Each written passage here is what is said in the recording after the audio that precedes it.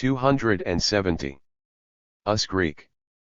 The gods were not almighty, Omsk 1 and, although they were superior to most people in terms of strength and insight.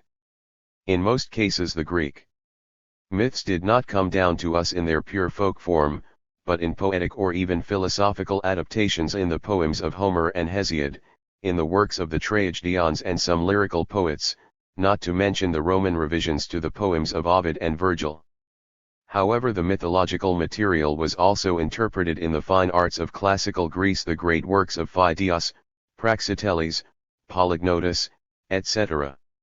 The historians and geographers, Pausanias and to some extent Herodotus, conveyed the myths in a form similar to folklore. Greek mythology had a significant influence on the development of art and literature in antiquity. At the same time, art and literature had a profound impact on mythology, humanizing and glorifying mythological personages. The cult forms of the Greeks were relatively simple. The most common aspect of cult was sacrificial offerings. The amount and degree of complexity of the offerings varied greatly. The most simple and common form of sacrifice was libation, the sprinkling of a glass of wine on the ground or into a fire as food for the gods or in their honor. Also offered up to the gods were grain, fruits, oil, etc. A more complicated and expensive form was the offering up of animals, sometimes in large quantity. The amount depended on the importance of the occasion and the goal. On the most important and festive occasions 100 animals were sacrificed. Myths indicate that human beings were sacrificed in earliest times, although this is debatable. The nature of the sacrifices also depended on who was the object of worship. Usually white animals were sacrificed to the Olympian gods, and black ones for those of the underworld. Black animals were burned whole and buried in the ground. Gifts for the deceased were also poured on the ground or dug into it. Sacrifices to heroes were burned. The meat of animals sacrificed to the Olympian gods was eaten by the participants of the rites. Other elements of the cult were the laying of wreaths on altars, the adornment of statues of the gods, the washing of such statues, festive processions, the singing of sacred hymns and prayers, and sometimes religious dances. The 27.1. Rites were always carried out according to strict rules established in every area. Public cult was regarded as a matter of state importance. Rites in honor of the patron communal gods of cities were led by high state officials and were taken quite seriously. The most important of these rituals became national festivities. Such were the big and small Panathenaean festivals in Athens, the Hermia Games held in Pheneus in honor of Hermes, etc. Priests also participated in these ceremonies. In addition to the public cult, which was led by state officials and priests, there was the private cult carried out in homes. These rituals were modest and led by the heads of families and clans. The priesthood in Greece did not constitute a special corporation, let alone a closed estate. Priests were simply attached to temples devoted to different gods. They were responsible for the daily cult, for making regular sacrifices, for adorning the statues of the god, for doing the ritual washing, etc. Some priests engaged in divination, prophecy, and healing.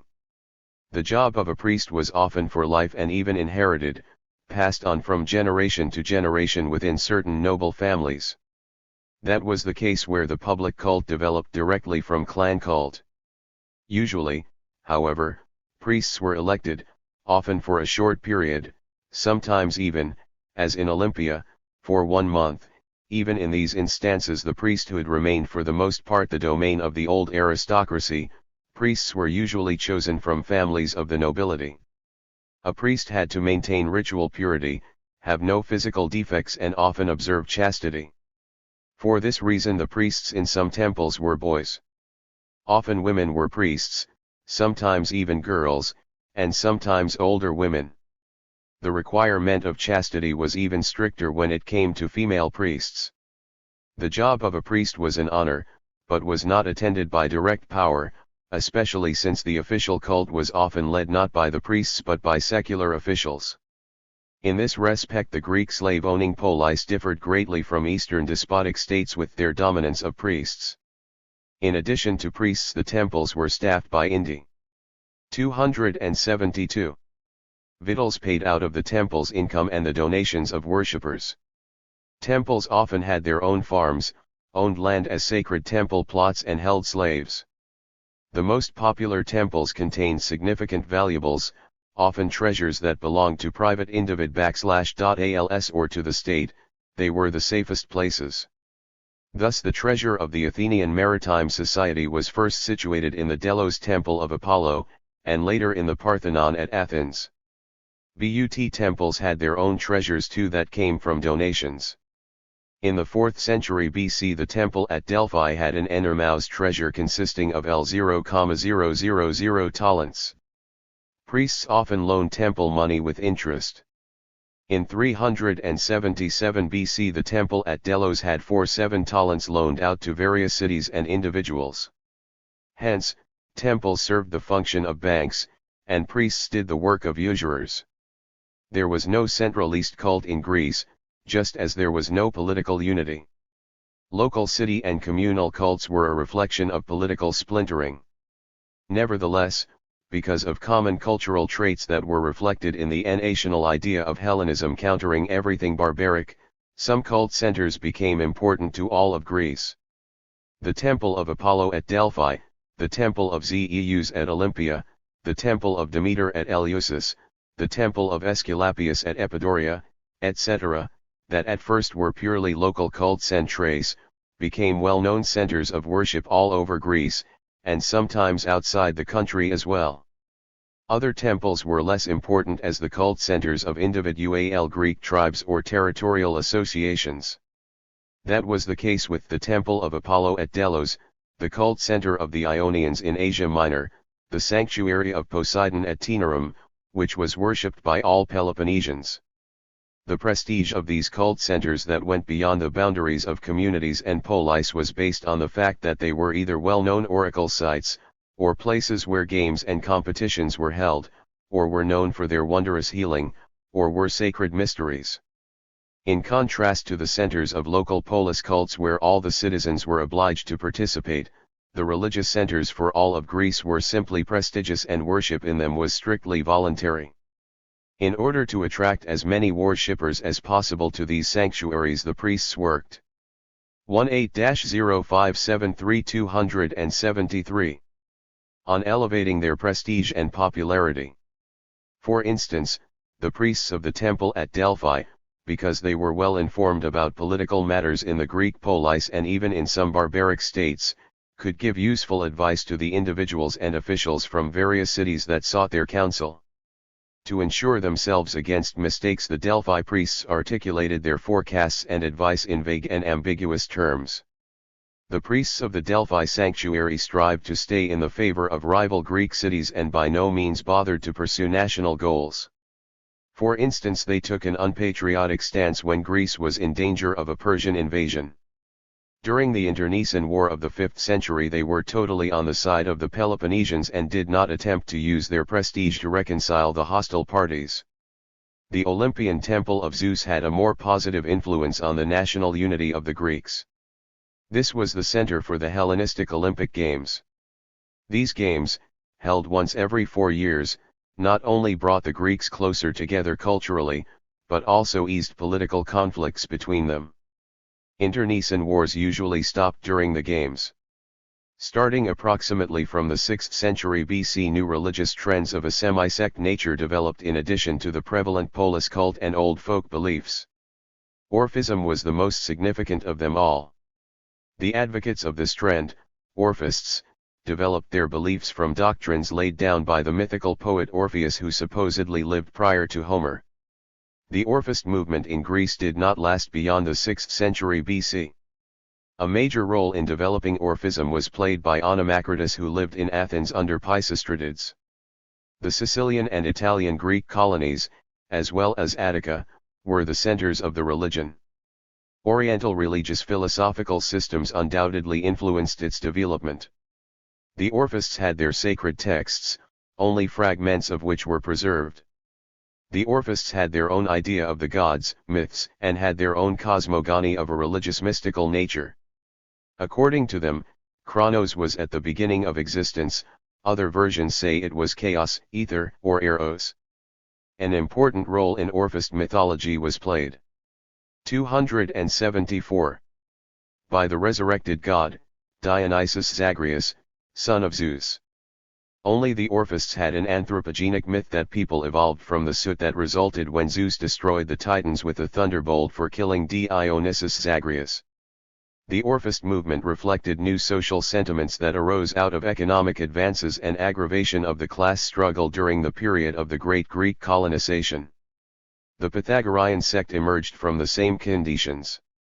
It was something like Orphism and reached its summit in the Great Hellas period in the 6th and 5th centuries BC. It played an important political role there since the Pythagoreans were not only a religious sect but also a philosophical school and political party representing the aristocracy. The religion was marked by mysticism, belief in the transmigration of the soul, worship of the sun and fire. Orphism had an impact on the development of the Eleusinian mysteries of Demeter. The cult of Demeter, at first purely agricultural and controlled by the local Eupatridian clans, gained nearly national significance from the 6th and 5th centuries BC. The festivities in honor of Demeter involved all the people of Attica.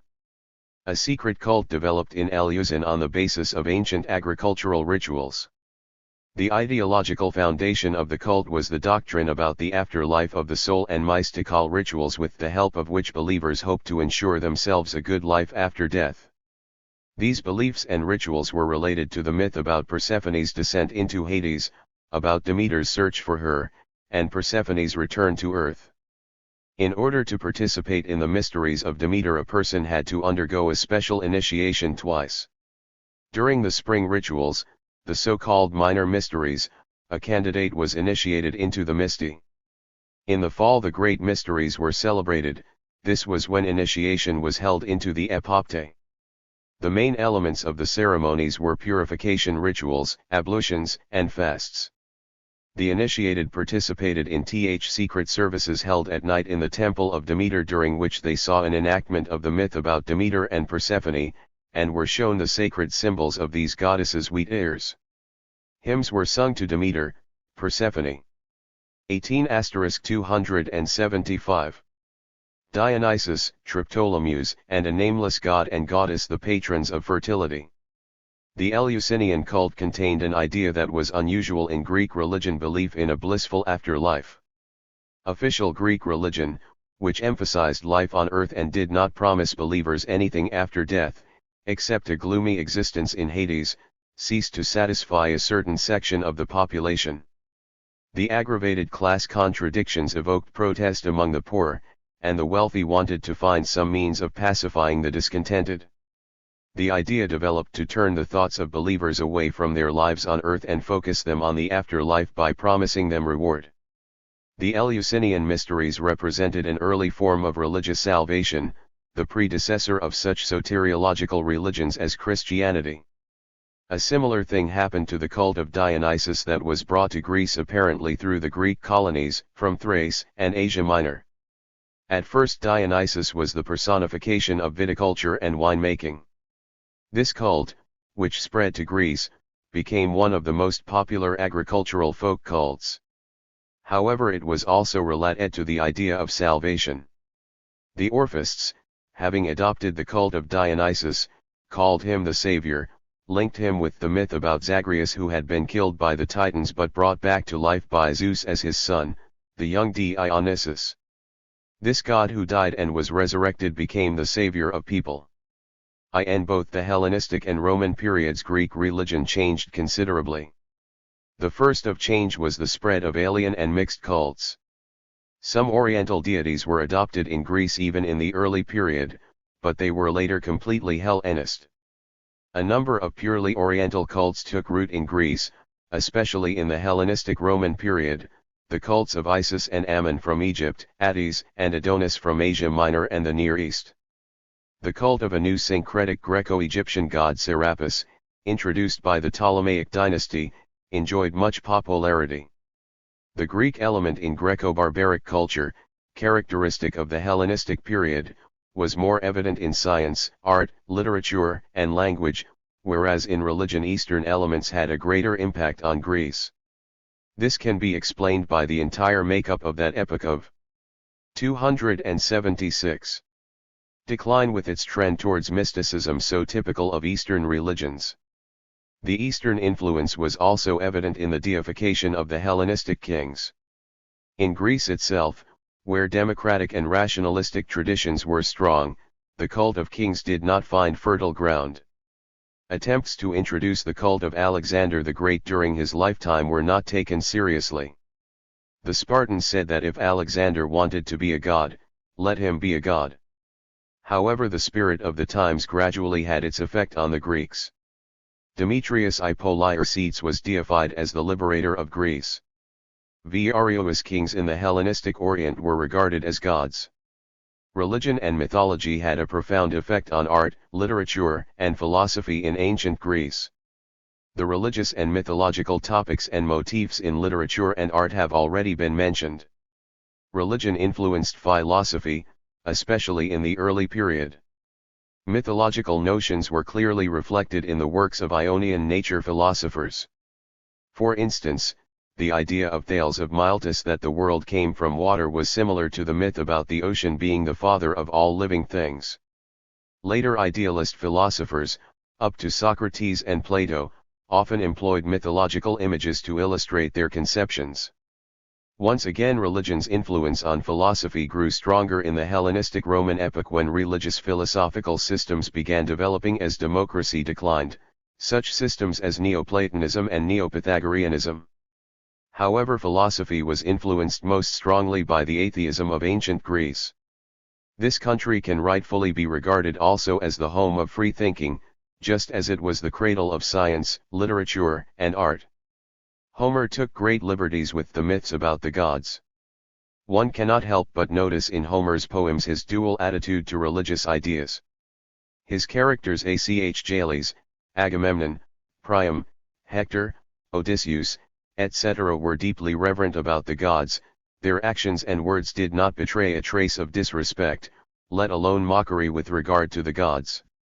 However, when the author spoke in the first person about the gods, about their qualities and conduct, he showed very little religious belief. He pointed out the disreputable and silly aspects of the nature of 277.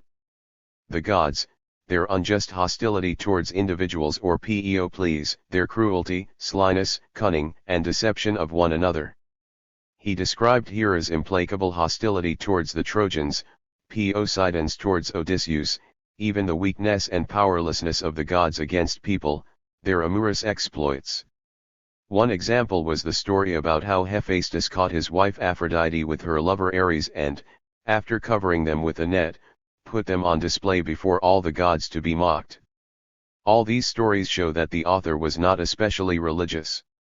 It is no wonder devout Greeks regard Homer as practically an atheist, and Plato planned in his ideal state to ban the reading of Homer because it was amoral. Apparently the people among the clan tribal aristocracy for whom the poems were composed and sung were critical of the gods and the myths about them as early as the 9th to the 8th centuries BC. Free thinking further developed in the classical period. The tragedy by Aeschylus Prometheus Bound, in which Zeus is portrayed as a brutal and unjust tyrant in contrast to the noble friend of man Prometheus, was essentially anti-religious. In the tragedies by Euripides the gods were also depicted quite unfavorably.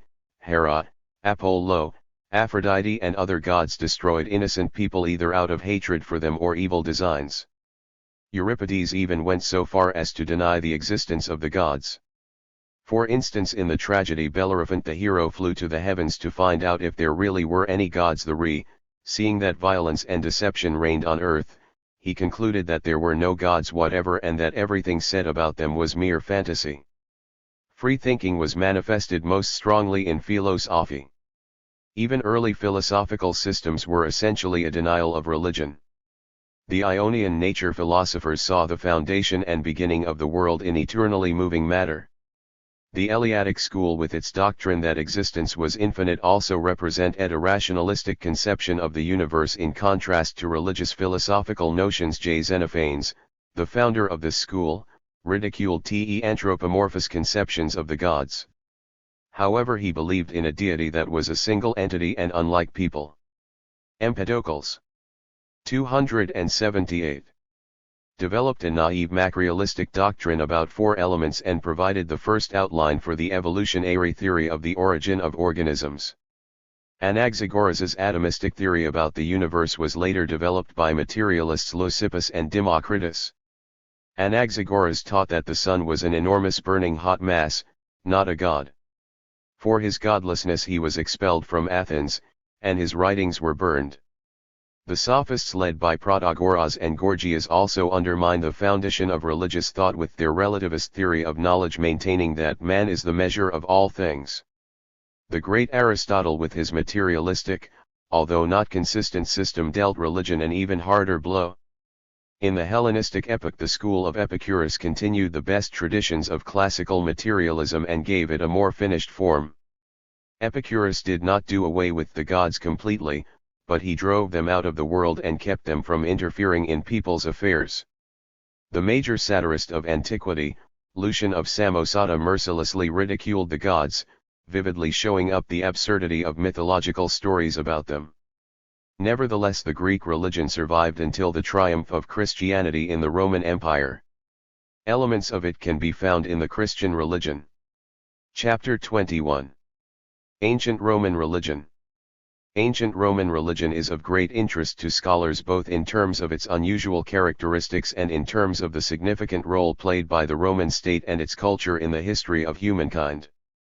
The religion of the Romans, despite some traits it had in common with the Greek religion, partially as a result of similar historical conditions and partially because of direct influence, was considerably different.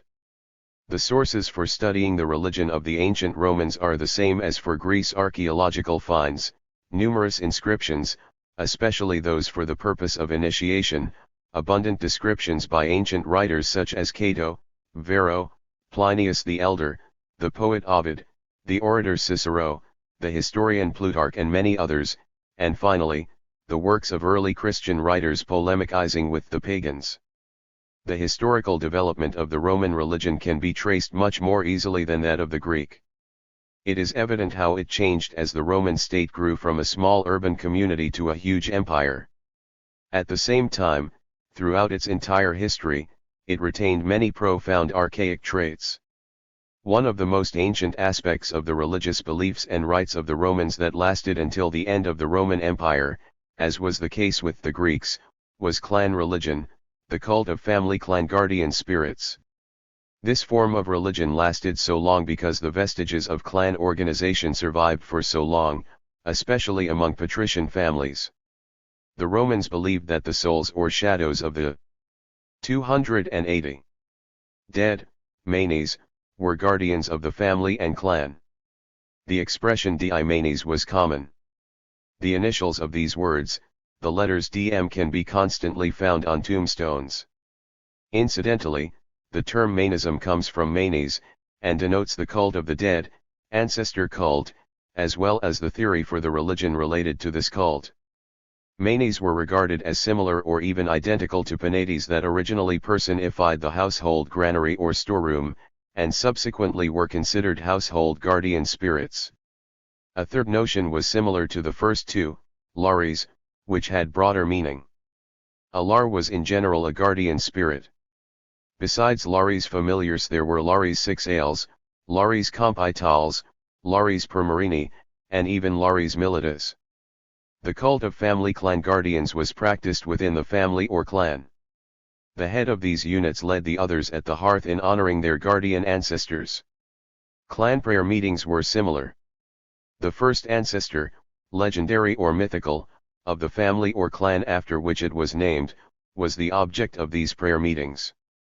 Thus the Claudius clan paid honor to its first ancestor Clausius, the Caecilia to Caeculus, the Julia to Julius, etc. As the ancient clan organization developed into one that was state-based, the transition was made from clan forms of the cult to broader ones. Some clan gods became objects of national cult. Some of these cults came to Rome from other places, just as the clans themselves. In their former homeland these gods may have had a different history, but they entered the Roman religion first as clan deities. The extraordinary longevity of the family clan cult among the Romans is evident from the fact that it continued until the total triumph of Christianity over the old religion, one of the last imperial orders against paganism. Lex Theodosius, banned family rights for the Lares and Penates. The family clan cult among the Romans was related to archaic fire worship. Penates were spirits of the house. 281. Hold hearth. But the fire cult also took on a national form in connection with the origin of the Roman community out of clan associations. The eternal flame in the communal sanctuary was personified in the form of the goddess Vesta, who was analogous to the Greek Hestia. In both cases the personification of fire in female form could be regarded as a survival of matriarchal society. Vesta was not depicted in anthropomorphous form, her symbol continued to be a natural flame burning eternally in the temple. This was further proof of the deep archaic roots of the fire cult among Romans. The elements of totemism in the Roman religion were much less evident than in the religions of most other peoples. Of totemic origin was the worship of the Capitoline she-wolf and the legend about the she-wolf that suckled Romulus and Remus, the twins who founded Rome. However, the common belief is that the Romans borrowed this legend, along with other religious notions, from the Etruscans. But it is possible that the Italic tribes also held totemic beliefs. The Umbrian Sabellic documents about tribal migration after the Etruscan invasion claim that the migration of one tribe was led by a bull and that in the new homeland he founded Bovianum, city of the bull. Another tribe, the ancestors of the Piacentese tribe, was led by a magpie. A third group, the ancestors of the Herpiners, was led by a wolf. It is hard to doubt the totemic origin of these legends. However, clearer traces of totemism in Roman religion have not been found. Although the Romans were strict about observing the rituals of family clan religion, their ideas about an afterlife were quite vague.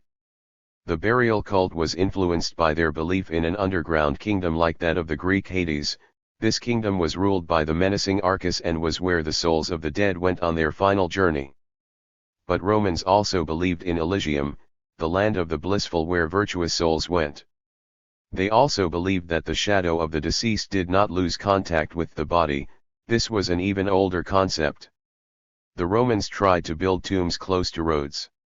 Such tombs contained numerous inscriptions. They indicated that the Romans were sure that the dead maintained contact with the living. The inscriptions often appealed to the living on behalf of the deceased to remember him. 282. Kindly, to bring him small offerings, etc.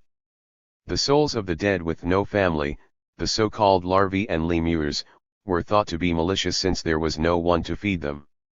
To appease or drive away these souls, every May the people held special rites called lemuria. Agricultural and pastoral rites and beliefs were also among the most ancient in the Roman religion. In contrast to clan cult forms, which were primarily carried out in patrician families and in cities, the agricultural pastoral cults were celebrated by plebeians and in agricultural areas. However, there was not a sharp distinction between them because there was not a really clear division in ancient Rome between town and countryside. Agricultural beliefs and rites played a prominent role in Roman religion. This is evidenced by the fact that many of the most important deities in the Roman pantheon, which subsequently took on diverse functions, had originally been related to agricultural and pastoral cults. For instance, Mars, regarded in the classical period as the god of war, had originally been the patron deity of agriculture and pastoralism, the god of spring and fertilization.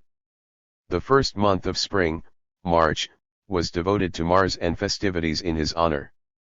Faunus was the guardian of livestock, the god of shepherds.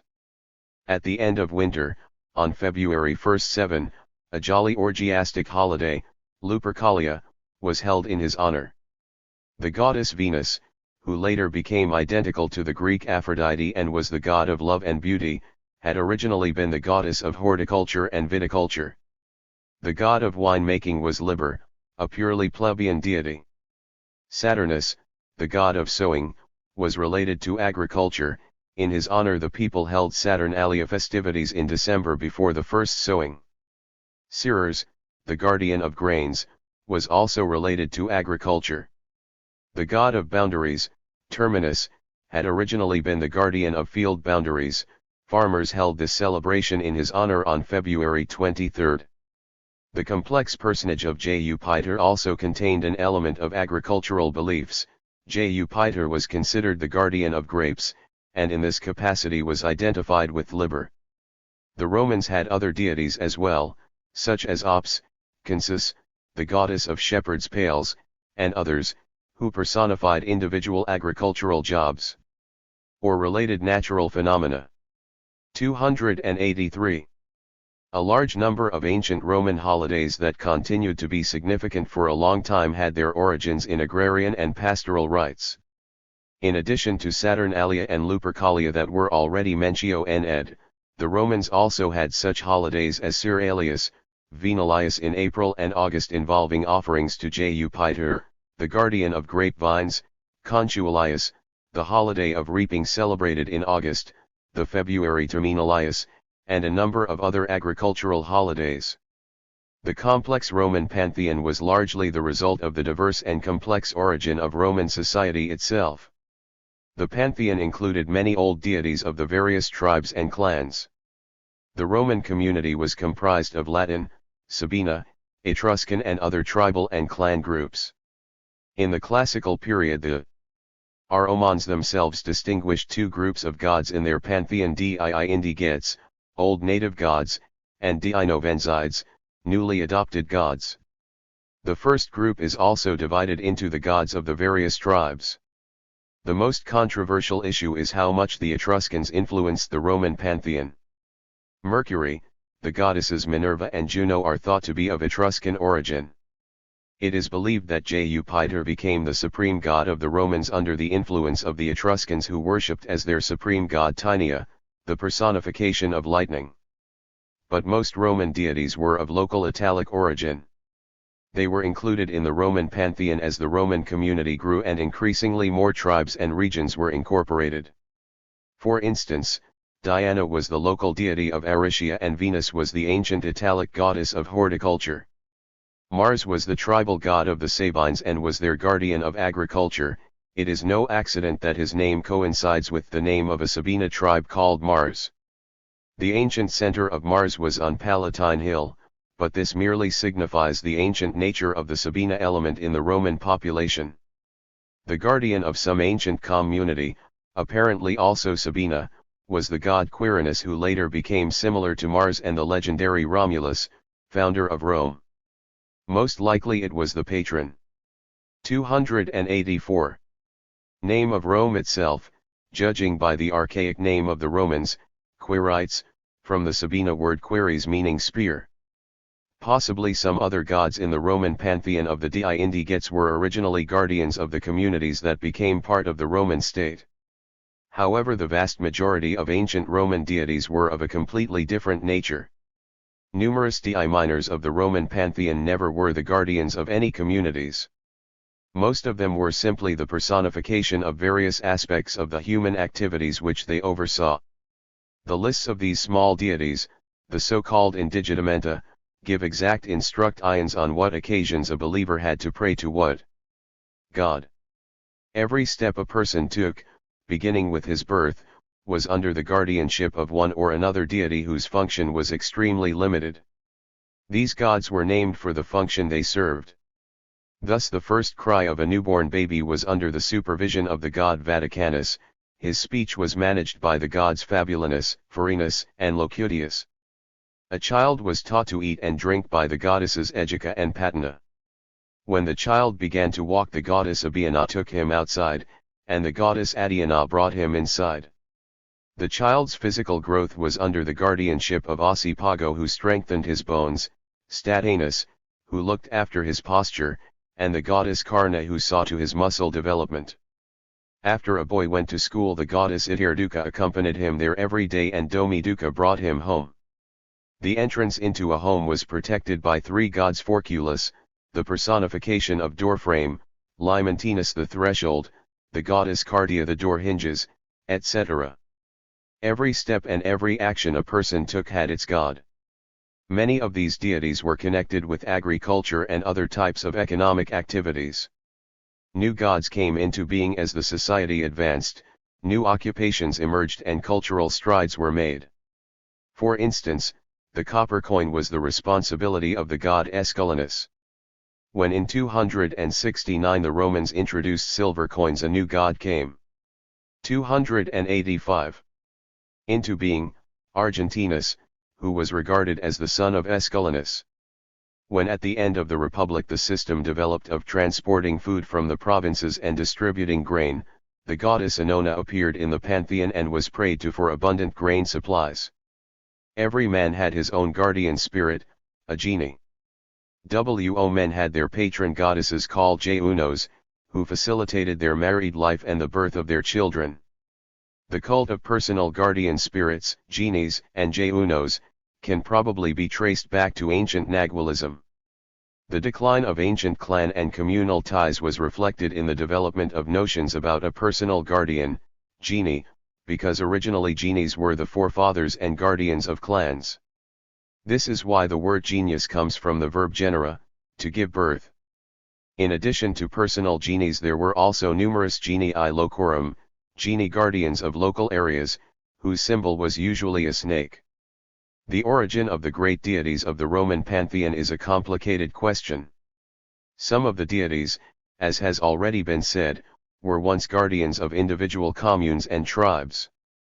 But most were largely the direct personification of separate abstract concepts that were related to social and state affairs. Romans worshipped such gods as Pax, Spes, Viritus, Justitia, Fortuna, etc. These purely abstract names contained very few characteristics of living personal images and even less mythology. However, temples were built in their honor in Rome, and people brought them offerings. The Romans demonstrated little mythological fantasy and barely gave their gods anthropomorphous characteristics. This was why many deities were not of a particular sex, or were of both sexes, giving rise to double gods and goddesses by the same name: Liber Libera, Faunus Fauna, Pomonus Pomona, Dion Diana, and Pales. The priests sometimes did not know the sex of their deities. In such cases they appealed to them in this form: Civ Deus, Civ Dea. Such names as Bellona, goddess of war; Terminus, god of boundaries; Juno, goddess of the family and childbirth. 286. Who later was mythologically related under Greek influence to Jupiter as his wife, were practically the same as common nouns. Least clear and most complicated is the origin of Jupiter, the Romans' main god during the classical period.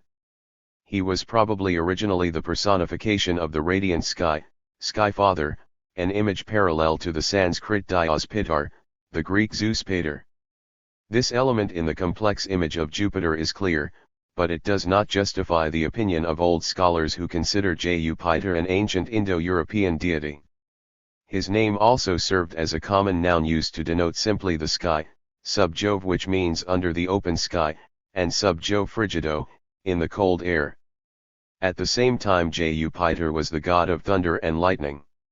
On the other hand, as was already mentioned, the Romans regarded Jupiter as the god of grapevines, identifying him with Liber. Furthermore, Jupiter was also considered the god of hospitality, morality, and family life, the same as Zeus. Perhaps the Romans first worshipped an uncertain number of Jupiters as the manifestation of some impersonal force. According to legend, King Tarquinius constructed the temple of Jupiter on Capitoline Hill, and Jupiter Capitolinum began to be regarded as the city's guardian. Later he became the supreme guardian of the entire state and the national god of the Roman people. Mars was also a complex figure. His original image as a tribal god and guardian of agriculture gradually gave way to his later, more specialized function as the god of war. According to some scholars, this happened because Roman peasants gained their land by spears and swords, appropriating it from neighboring peoples, the god of fields became the god of war. Later Mars was equated with the Greek Ares. No matter what the origin of individual gods, their cult became typical of those in ancient societies, the worship of patron gods of the polis. Like Greek and Eastern gods, the gods of Rome were regarded as guardians of the state. The most ancient gods of the Roman state were Jupiter, Mars, and Quirinus, that first had represented the three tribes of the people that 287 comprised the state. Later these three gods were rejected by another three, Jupiter, Juno and Minerva. Still later the tendency was to create a pantheon like that of the Greek Olympian pantheon, apparently under Greek influence. The poet Ennius mentioned 12 main gods of Rome: Juno, Vesta, Minerva, Cirrha, Diana, Venus, Mars, Mercurius, Jupiter, Neptunus, Vulcanus, and Apollo. Varro, a writer in the 1st century, mentioned another 8: Janus, Saturnus, Genius, Sol Divinus, Arcus, Liberpater, Terra Mater, and Luna. Hence the prevalent and official religion in Rome during the classical period was the cult of polis gods, as was the case in the Greek republics. One of the major scholars of ancient Roman religion, George Wissowa, has proposed dividing the gods in the Roman pantheon according to their epoch and place of origin. The first Roman gods were Janus, Jupiter, Mars, Quirinus, Vesta, Penates, Lares, Genii, Juno, Saturnus, Neptunus, Vulcanus, and others. The newcomer gods of Italic origin were Diana, Minerva, Fortuna, Castor, and Pollux, Hercules, Venus, and others. The newcomer gods of Greek origin were Apollo, Ceres, Liber, Libera, Mercurius, Aesculapius, etc. The newly created deities were the personifications of abstract concepts: valor, freedom, health, victory, hope, loyalty, etc. In addition to notions about the gods and other personal supernatural beings in the Roman religion, the Romans held on to the archaic concept of an impersonal supernatural force, numen. This word, from the verb nuere, denoted a mysterious and powerful potency characteristic mainly of the gods, and of some people. Later the Romans referred to numen imperatorium. The idea of numen was similar to the mana of Oceania. This word was used in the personal meaning instead of the concept of God. Just as the personages of the Roman gods were rather dull, so too was the cult of the gods. Roman religion, at least the official religion, did not contain any kind of mysticism, nor did it strive for intimate contact with the 288 gods. The cult amounted to carrying out to the letter the various rites, offerings, and statement of legalized formulas. No deviations from the rules were allowed, either in actions or in appeals to the gods. The prayer formulas themselves were a precise and detailed enumeration of what the supplicant was proposing to the deity, and the benefits that he was expecting. In order to prevent any confusion, the words of the prayer were backed up by gestures. When the person talked about the earth, he was supposed to touch it with his hand. When he mentioned the name of Jupiter, he was supposed to raise his hands to the sky. When he talked about himself, the supplicant pounded his chest. It was especially important to pronounce the name of the god correctly, or the prayer was useless. However, the strict formalism in performing rites was combined with the interesting art of deceiving the gods by making offerings at a minimal expense. For instance, instead of sacrificing the proscribed number of heads of cattle or people, the Romans would offer up to the gods the same number of garlic cloves. While carrying out their obligations to the gods punctually, the Romans didn't want to give them anything extra. A major role in the Roman religion and in social and political affairs was played by the system of divination and augury. Before every important social event, before the beginning of a war, campaign, battle, signing of peace, erection of a building, the Romans always asked for direction from the gods. The most common divination was done by observing the flight of birds, the pecking of sacred chickens, and the form of lightning. The Romans adopted from the Etruscans the system of divination by the entrails of a sacrificed animal haruspices. Until the very end of the Republic, Etruscans were regarded as the best at haruspices. Also very important, was the skill of interpreting various signs, most often in the form of one or another unusual natural phenomenon. All such phenomena were usually regarded as bad omens. In contrast to manticage, magic was not widely practiced in Roman religion, at just in the official state cult. Strictly. Lu 57J28L. Reverent to their gods, the Romans expected from them assistance and patronage on all necessary occasions, and relied only rarely on arbitrary magic. 1. In the early period Tliramans did not have portrayals of gods, statues, or idols. This was also a manifestation of the purely rational, unemotional, and unpoetic nature of the Roman religion. Various objects, probably simple fetishes of the past, served as the material symbols of individual deities. Mars was symbolized by a spear, and Jupiter by a rock.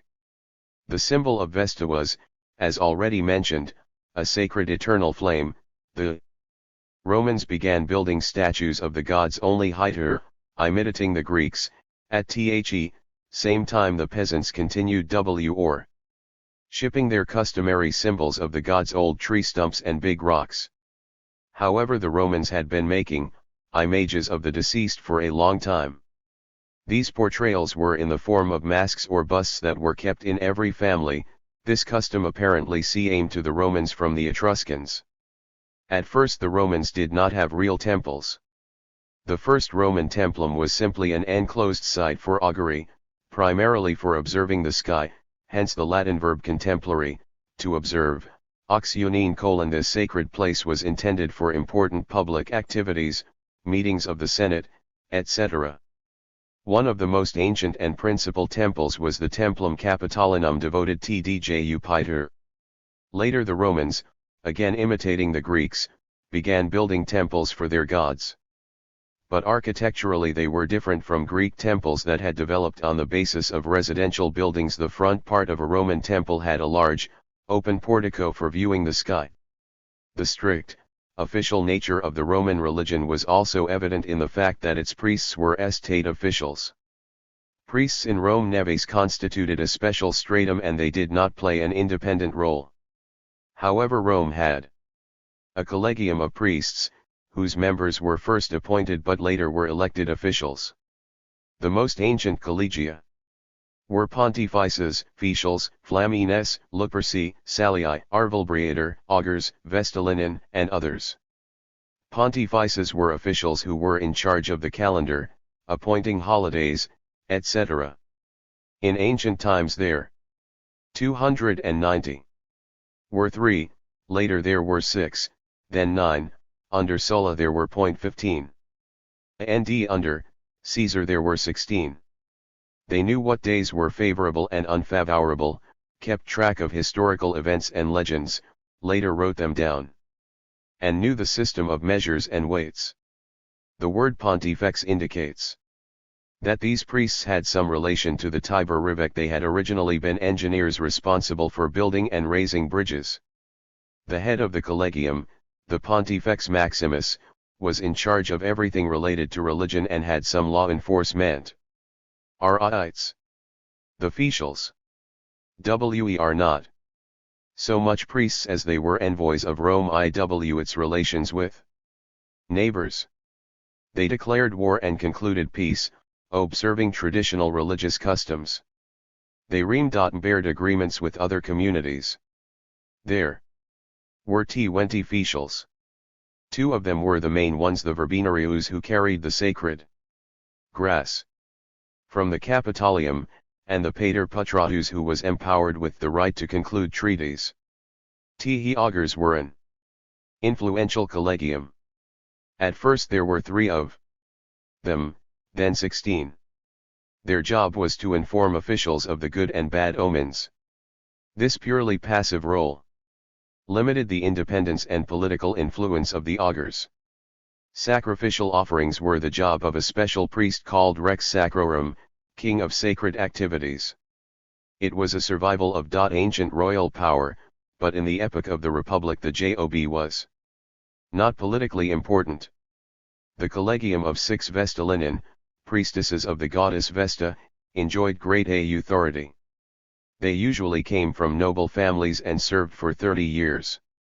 They took strict vows of chastity. Any violation of the vow was punished brutally. The woman was buried alive.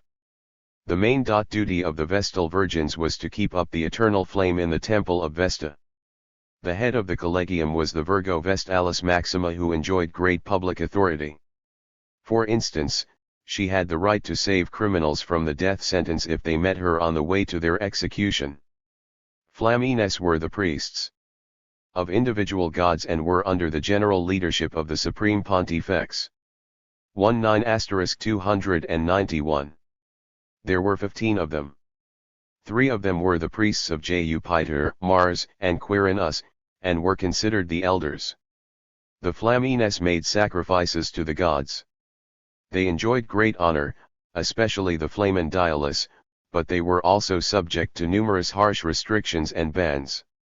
For instance, the priest of Jupiter was not allowed to ride horseback, take an oath, go outside with his head uncovered, touch raw meat, goats, ivy, beans, etc.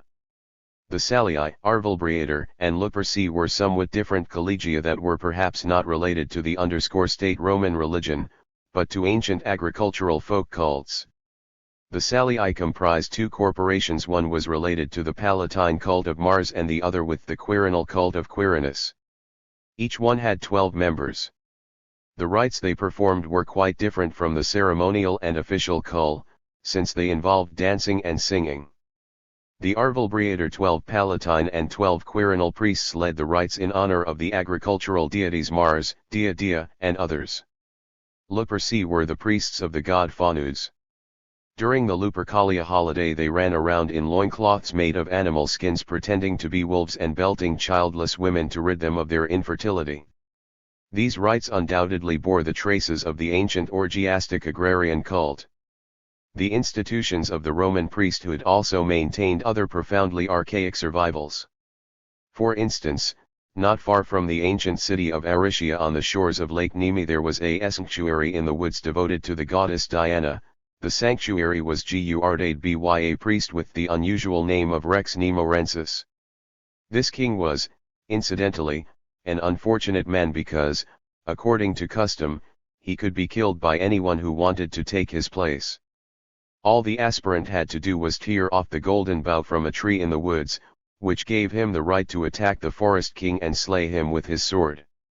That is why the priest continually guarded this tree with his sword ready, never knowing a moment's rest. Few people wanted this honorable but dangerous position. They were usually runaway slaves who had nothing to lose.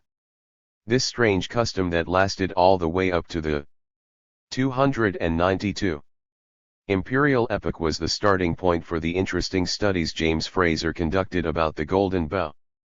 On the basis of an enormous amount of material collected in 12 volumes, Fraser tried to discover which elements formed the tradition of such an unusual practice for replacing the priest of the Nemeus Diane and what the custom actually involved and the related beliefs. Fraser established that this was a set of profoundly ancient beliefs related to personifying the spirit of plant life.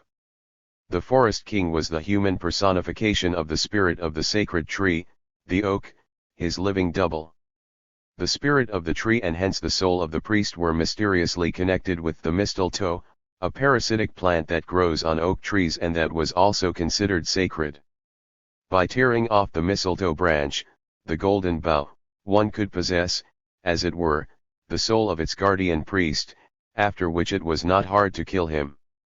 The act of slaughter in this way was a survival of ancient human sacrifices connected with the agrarian cult of fertility. The most important collegia of priests in Rome were controlled completely by the patricians who were full-fledged citizens.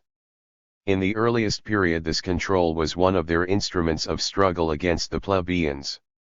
The plebeians naturally strived to become priests, especially the pontifices.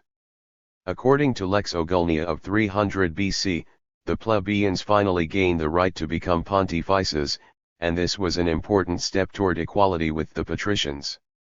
Afterwards the patricians held only some of the jobs of priests that no longer wielded much political weight, the positions of elder flamines, upper C, SA/2, augurs and vestalinon. In a later period the struggle for greater democracy led to the adoption of another law in 104b. C. That provided for election by the people of pontifices and augurs. The law was abolished during the Sulla reaction, but was reinstated during the consulship of Cicero. The priests and their organizations were not at all isolated from public affairs. They, like any other officials, were ordinary citizens. The only difference was that they held their positions for life. It was also possible to be 293 involved in public affairs at the same time, and sometimes the position of priest was purely honorary. When Tiberius Gracchus was a young man he was elected to the augurs, the same as Cicero was later. Julius Caesar was a flamen of Jupiter from the age of 13, and at the age of 37 he was elected the supreme pontifex. Later this position was held by Lepidus, and after his death, by Octavian Augustus. The successors of Augustus maintained control over various magistrates, including the supreme pontifex. It is interesting to examine the question of religion and the class system in Rome. Like all other religions of ancient peoples, the religion of Rome counterposed the Roman community to the outside world. The gods of Rome were the guardians of the state in its struggle with enemies. This principle also operated within the commune. The plebeians originally did participate in the official cult. They did not have the right to resort to auspicia. On this basis the patricians refused the plebeians the right to hold public office. When the plebeians gained equal rights, inequality in general did not disappear but became more deeply entrenched. With the development of slavery, religion became a form of countering the slave owners to the slaves. The slaves, who were from other countries, for this reason alone were kept away from the cult. The slaves had no human rights, their labor and time belonged to their masters, so clearly their masters would not approve of the slaves spending their time on cult activities. Only during ancient agricultural holiday of Saturnalia were social distinctions ignored. Slaves not only participated in the festivities, but according to ancient custom they were allowed to eat and drink at the table with their master, and he even served them. The profound archaism of this custom was that communal clan customs were revived during Saturnalia. Slaves, freed Slaves and the poor in Rome not only had their own special kind of class morality distinct from that of the slave-owning nobility, but their religious beliefs differed as well from the official Roman religion. For instance, for a long time they had the plebeian trinity of agricultural deities of Cere, Liber and Libera, who countered the ancient patrician trinity of Jupiter. 294. Mars and Quirinus. After the plebeians were given equal rights with patricians, or these plebeian gods were also adopted into the state pantheon, the masses honored their beloved gods, especially Bonadia, Priapus, even more so Silvanus, as well as other deities of the common folk that practically had no place in the official state called the little people. Saw these gods as their defenders against the strong, the guardians of their small plots of land and their poor household goods. The Roman pantheon grew, as the estate expanded, incorporating and Mon areas, first in Italy, then in other countries. In this sense the impact of the Greeks was especially important. It was evident even in the earliest period. And came through the Greek colonies on the west coast of Italy, Cumae and Neapolis. That is when the Romans adopted the Greek gods Apollo and Heracles, and some others. At that same time the Romans followed the example of the Greeks and Etruscans and began building temples and creating statues to the gods. That same ancient period marked the beginning of the legend about the Sibylline books, which supposedly led to Rome's borrowing of Greek rituals. The Greek religion began having a strong influence on Rome after the Tarentine War and the annexation of the Greek colonies by southern Italy, and was even stronger after Rome conquered Greece proper. Submitting to the obvious cultural superiority of the Greeks, the Romans borrowed the rich and diverse Greek mythology, adapting it to their dull and lifeless gods. These gods became closer to and identical with the Greek gods. Jupiter became the same as Zeus, Juno like Hera, Minerva like Athena, Diana like Artemis, Mars like Ares, Venus like Aphrodite, etc. The Greco-Roman syncretic pantheon began to develop, and worshippers gradually stopped distinguishing the national origin of the gods. It was another matter when it came to borrowing Eastern cults. These cults were quite different from the Roman religion, having evolved in different social and political circumstances. They were steeped in mysticism and ideas about retribution the world beyond, therefore the Roman government and aristocracy had strong 295 reservations. The cults, unlike the Greek religion, could not organically become part of the official Roman cult. The old, conservative Roman patricians held on to their ancient gods and regarded with arrogance and suspicion the various religious innovations from the barbarians. However, the masses, the poor urban population and the slaves eagerly worshipped Isis, Anubis, Serapis of Egypt and the various gods of Syria and Asia Minor. They saw them as their saviors, whereas the official Roman gods offered them nothing. The cults of the Eastern gods were often orgiastic. However, this was condemned and even banned by the Roman authorities. In 186 BC a Senate decree was adopted against Bacchanalia, in which the worshippers of the Thracian Phrygian god of wine engaged in various extravagant and disreputable activities. One Senate brought to trial as many as 7,000 participants of these orgies, and over half of the accused were executed. Despite these harsh prohibitive measures, the Eastern cults continued steadily to penetrate Rome. This was indirectly manifested as the Roman community turned into the center of the great Mediterranean multinational empire. It became especially clear in the late period, during the decline of ancient Rome, when the cults of Mithras, Isis, Attis, and Christ became widely popular throughout the entire empire. Another change in the Roman religion was connected with the transition from a republic to a principate, and later to a dominate. The monarchy that emerged out of the crisis of the slave-owning republic required religious sanction. The first, although slight signs of a cult of imperial power were evident even under Sulla, who was considered the favorite of the gods. But genuine deification of the emperors began with Julius Caesar. He was the first to be given official divine honors upon his death. Octavian, having taken the name Augustus, meaning the Holy One, was regarded as a god after his death, and a temple was built in his honor. When Caligula was still alive, he declared himself a god and even ordered that a replica of his own head replace those on the statues of the Greek gods. The 296 official cult of the genius of the emperor. He was quite skeptical about religion and did not believe in the gods.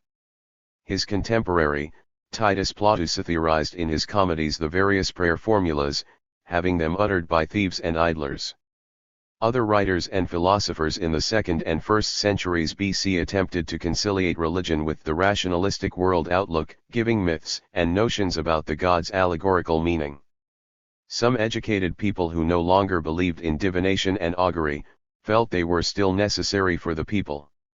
For instance, Cicero, who was able to combine his free thinking with the conscientious performance of his job as an augur, said that to keep from thinking about auspicia, they had to be preserved in order not to offend the masses.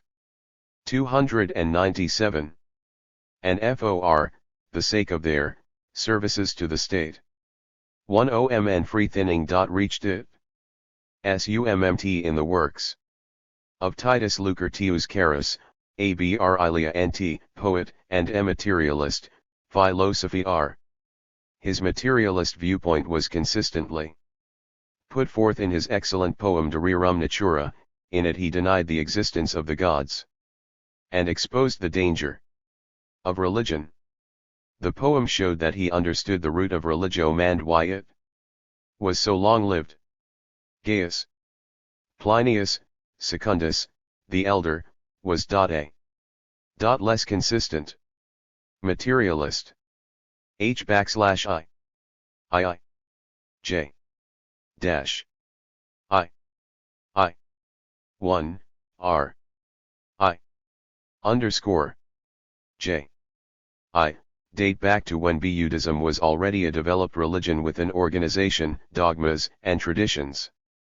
All that is known about the early history of Buddhism, before the epoch of Ashoka, has come from later Buddhist writings. These legends, written in different periods, gradually came to constitute an enormous body of Buddhist religious scriptures. The most valuable writings for historians are the earliest works, the Tipitaka, a collection of Buddhist 31 religious, canonical literature, written in the Pali language and preserved mainly in Sri Lanka. Written in the 1st centuries BC, the Tipitaka is comprised of 3 parts: Vinayapitaka, a collection of the ancient canonical rules of Buddhist communities; Suttapitaka, a collection of the conversations and proverbs of Buddha; Abhidhamma-pitaka, a discussion of metaphysics. Later Buddhist scriptures in Sanskrit, Chinese, Tibetan, Khmer and Japanese were much more extensive, but of less historical value. The most ancient Buddhist legends tell about the founder of the religion, Buddha, as a historical person who lived around the 6th or 5th centuries BC in the northern part of India and taught his doctrines there. Later, purely fictional legends spoke of Buddha as a great deity and talked about the miracles related to his birth and life, and about his previous incarnations. According to Tipitaka, the founder of the religion was the son of the king of a small Northind state. He came from the tribe of Sakya and was born in a town at the foot of the Himalaya mountains. His name was Siddhartha. Later he became known as Gautama and Sakyamuni. The legends refer to him most often as Tathagata, Bhagavad, Jaina, etc. Siddhartha's father, King Suddhodana, surrounded his son from childhood with extraordinary luxury and carefully protected him from anything that could make him sad. The young prince never saw anything that was miserable, harsh, or ugly. He never even suspected the existence of suffering, need, illness, feebleness, and death. Siddhartha never went outside his beautiful palace and garden, spending all his time in pleasure, at feasts and festivities. He married the woman he loved who bore him a son. This is why he reacted so strongly to his first acquaintance with crude reality. According to a later legend, 4 encounters had a major spiritual impact on the prince. First he saw a sick man, an old man, and a dead man ready to be buried. For the first time Siddhartha learned that illness, old age, and death were the lot of all people.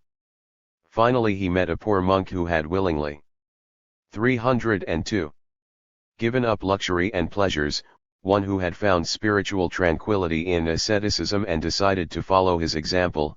1. Siddhartha secretly left his palace and family. Having renounced wealth and power, he became a hermit. Siddhartha spent seven years in the woods doing penance, punishing his body according to the custom of religious fanatics in those days in order to attain spiritual peace and to understand the truth. But neither the strictest fasting, nor the most terrible self-punishment brought the young man satisfaction. He realized that this was not the one right way to salvation. Finally, after a long and tormenting period of contemplation, Gautama found the truth. According to legend, one night when Gautama was sitting under the peepal tree, deep in thought, he suddenly achieved enlightenment. He saw the truth. From that moment on Siddhartha one became Buddha, i.e., the enlightened. Gautama arrived at the conclusion that BTIIH extremes : a life full of pleasures one and lust and a life of voluntary misery were equally far from the correct path. The first kind of life was base, nihilist to the spirit, unworthy and insignificant, the second D was dismal, unworthy and D insignificant. Tli right way was in the middle. It was the way of deep contemplation in order to understand the truth, the way leading to tranquility and enlightenment ohhe spirit. Having found the true path, Gathitum abiyu da bigari to proselytize, first in the Rizapatan Park near the town of Varanasi, then in the towns and villages of North East India. He began collecting disciples and followers, their numbers continually growing. Gautama sent some of them to preach all over India, and wandered with others himself, spreading his doctrine. That is how Buddha spent the rest of his life, 40 years according to legend. By the end of his life there were colonies of his followers in many areas, mainly in the kingdoms of Northeast India. After New York years of wandering, Buddha died, and his body was cremated by his disciples according to Indian custom. Those were the ancient legends about the beginning of Buddhism. In contrast to later legends that were filled 303 with incredible details, these contained nothing supernatural. Literary embellishments were added to the aforementioned legend, and therefore it would be a mistake to believe every word. But it is also wrong to go to the other extreme, like the advocates of the mythological school, who totally deny the historical foundation of the legend about Buddha and only see him as a purely mythological personage, that of the sun god. Right are the scholars who admit that the founder of Buddhism was a historical figure, but still maintain that we know almost nothing about his life, that the numerous legends about it are unreliable, and partially composed according to standard patterns. However, whatever is told in these legends corresponds entirely to TLTE way of life in those days in North India.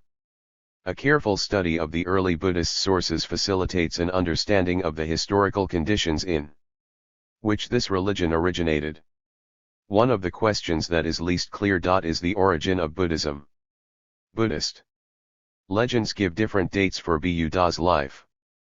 The cell from the south say Buddha lived around the 6th century BC, the OL.es in the north give the fantastic figure of 2420 BC. The relatively more reliable tradition of southern Buddhism enables us to we can hypothetically establish the date of Buddha's death as being c. 490 BC. Thus he lived in the second half of the 6th and early 5th centuries BC. Consequently the founder of the Buddhist religion was a contemporary of Confucius. Buddhism developed in the conditions of a fierce class struggle in the North Indian principalities, for instance, in Magadha in the 6th and 5th centuries BC. CL's contradictions there reached the extreme. The luxurious and soft life of the wealthy slave owners, Brahmanas, Kshatriyas. And the princes contrasted with the poverty of the slaves, serfs, and lower castes. Rivalry and struggle for power existed. But and the upper castes, the Brahmanas and Kshatriyas. Military dynasties evolved out. 304 of the Kshatriyas and supplanted the power of the Brahmana nobility. All of this gave rise to a crisis of the traditional world outlook. People began to question the caste system that had supposedly been devised by the great Brahma himself. Asceticism and wandering monasticism became widespread and reflected dissatisfaction with the existing system even among many who belonged to the upper castes. This situation gave rise to heretic doctrines, sects, and even atheistic philosophical systems, such as Charvaka. One of the new beliefs that reflected the general discontent, uncertainty, and desperation was Buddhism. The original content of Buddhist world outlook is barely evident under the later editions. At one time it was not so much a religious system as it was a philosophical ethical one. The foundation of early Buddhist thought consisted of the so-called Four Noble Truths which were discovered by the enlightenment of Gautama Buddha and which he declared in his first proselytizing. These four truths were the teaching about misery, the cause of misery, that this cause can be eliminated, and that misery can be ended by following the correct path. According to Buddha, life itself was constant misery. Birth was misery, Old age was misery, illness was misery, an arranged marriage was misery, separation from one's beloved was misery, and the inability to achieve a desired goal was also misery. The cause of this suffering was attachment to life, the craving for existence. To end misery, it was necessary to get rid of this craving by stifling all desire. A person had to suppress in himself any aspiration for existence, any desire, passion, attachment to anything. How could this be achieved? This was taught in the last of the Four Noble Truths. It spoke of the Noble Eightfold Path leading to the end of suffering, the right mode of seeing things, right thinking, right speech, right action, right mode of living, right effort in every mode of being, right mindfulness, right meditation. A person would ultimately reach perfection by following this Noble Eightfold Path. He became an arhat and attained nirvana. And nirvana was the final, ideal state towards which a sage strived. 2 UU 57. 305. But what was nirvana? Although this concept was central to all Buddhist philosophy, it was not precisely defined. Thus Buddhist scriptures contain different definitions. According to some, nirvana was complete destruction, total non-existence.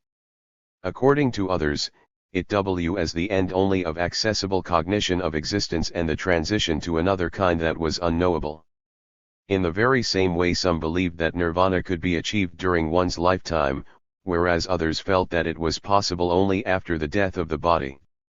Whatever the case, nirvana signified the end of the cycle of reincarnation, and according to traditional Indian thinking that was adopted by the Buddhists, it constituted the lot of all living things. The Buddhists called this eternal cycle of reincarnation samsara. It irreversibly led any living creature from one transmigration to another through constant suffering. Death did not rid a person of the misery of existence because it was followed by a new birth. The only person who could emerge from this torturous cycle of samsara was one who through a long series of transmigrations achieved the state of arhat, a holy ascetic who had understood the truth. A living being could, as the Brahmanas also claimed, be transformed not only into human form, but also into any other as well. It could be reborn as an animal, plant, evil spirit, or deity. But the highest form of transmigration was to be born as a human being, since the transition to the ideal state of nirvana could be achieved only from this state. The Buddhists maintain that Buddha himself, before his birth as Siddhartha Gautama, underwent a long series of reincarnations. He lived on earth as a member of various castes and professions, and in the sky as one or another deity, including Brahma himself. But he was the first person to achieve enlightenment, and therefore he would not have to undergo a new birth. The death of Buddha was the direct attainment of nirvana. That is why the Buddhists usually do not speak about the death of the founder of their religion, but about his attaining nirvana. The only way to attain arhatship, and through it nirvana, was, according to early Buddhism, a person's own conscious efforts and observance of the Noble Eightfold Path. No one and nothing could save a person, rid him 306 of the torturous samsara and lead him to nirvana if he did not strive for this himself. Man could not rely on gods. Buddha did not deny the existence of gods, but he taught that the gods could not liberate man from the misery of existence, for they, too, were not exempt from suffering and the law of samsara. Therefore Buddha, a man having reached enlightenment, stood above the gods. Buddha himself did not save people, did not lead them from misery of samsara, did not lead them into nirvana. He could only tell people the truth, show them the right way, but each person had to follow that path completely alone. Consequently, the focus of early Buddhist teaching was in the area of morality, norms of conduct. Through contemplation and mediation a person could reach the truth, find the right path of salvation and, by following the precepts of the sacred teaching, achieve perfection. The moral commandments of early Buddhism were primarily a list of actions that a follower of Buddha had to avoid. There were 5 basic commandments for all to follow. 1 should not kill any living being, take someone else's property, touch another man's wife, lie, or drink wine. For anyone who wanted to reach perfection, these 5 prohibitions developed into a whole system of much stricter rules.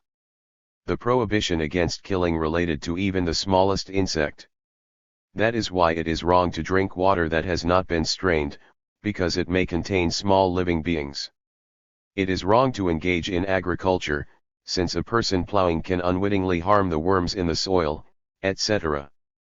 The ban on violating marital vows was extended to the point of total chastity. The ban against taking someone else's property was replaced by the requirement to renounce any kind of property.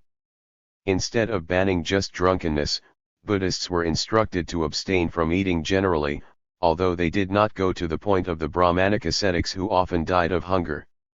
Buddhists were also told to reject any kind of comfort, pleasure, or luxury. In short, the moral dictates of Buddhism required a monastic lifestyle, a renunciation of worldly pursuits and asceticism. One of the important precepts of Buddhism is love for and charity to all living things. Buddhism instructs against making any distinctions between them, and is 20*307. Equally well disposed to good and evil, to people and animals. Special attachment to any individual is strongly condemned. However, the Buddhists' love for living beings is not an active love, but rather a passive, well-wishing sentiment, non-resistance to evil, forgiveness of insults. A follower of Buddha must never repay evil with evil, because this does not eliminate, but increases hostility and suffering. It is even wrong to defend others from violence, avenge an injustice or punish a murderer. A follower of Buddha is supposed to take a serene, patient, and unemotional approach to evil, avoiding only involvement in evil. The cognitive aspect of early Buddhist philosophy was far less important than the ethical. Buddha himself did not pay much attention to purely metaphysical questions, believing that what was most important was to preach the right path in life. One story about a precept of Buddha's offers a vivid comparison. A handful of leaves is less than the leaves in the woods, just as part of the truth revealed by Buddha to his disciples is less than the truth that he understood himself but did not feel he should teach others because it would be useless to them. Buddha made another interesting comparison. If a person who was wounded by a poison arrow wallow instead of treating himself asked questions about the enemy who wounded him, what tribe or caste he was from and who his father and mother were, he would die of the injury before he got to the doctor. For the same reason, a person seeking salvation from the evil of the world should not ask useless questions about the essence of the world, its origin, etc., but seek the appointed path of virtue. That is why many, even the most important questions of Buddhist philosophy, remain unclear. That is the case with the Buddhist teaching about a person's mental state. Buddhism denies the unity of person's soul, and all the more so its immortality. The foundation of a person's psyche is not his soul, but individual dharma.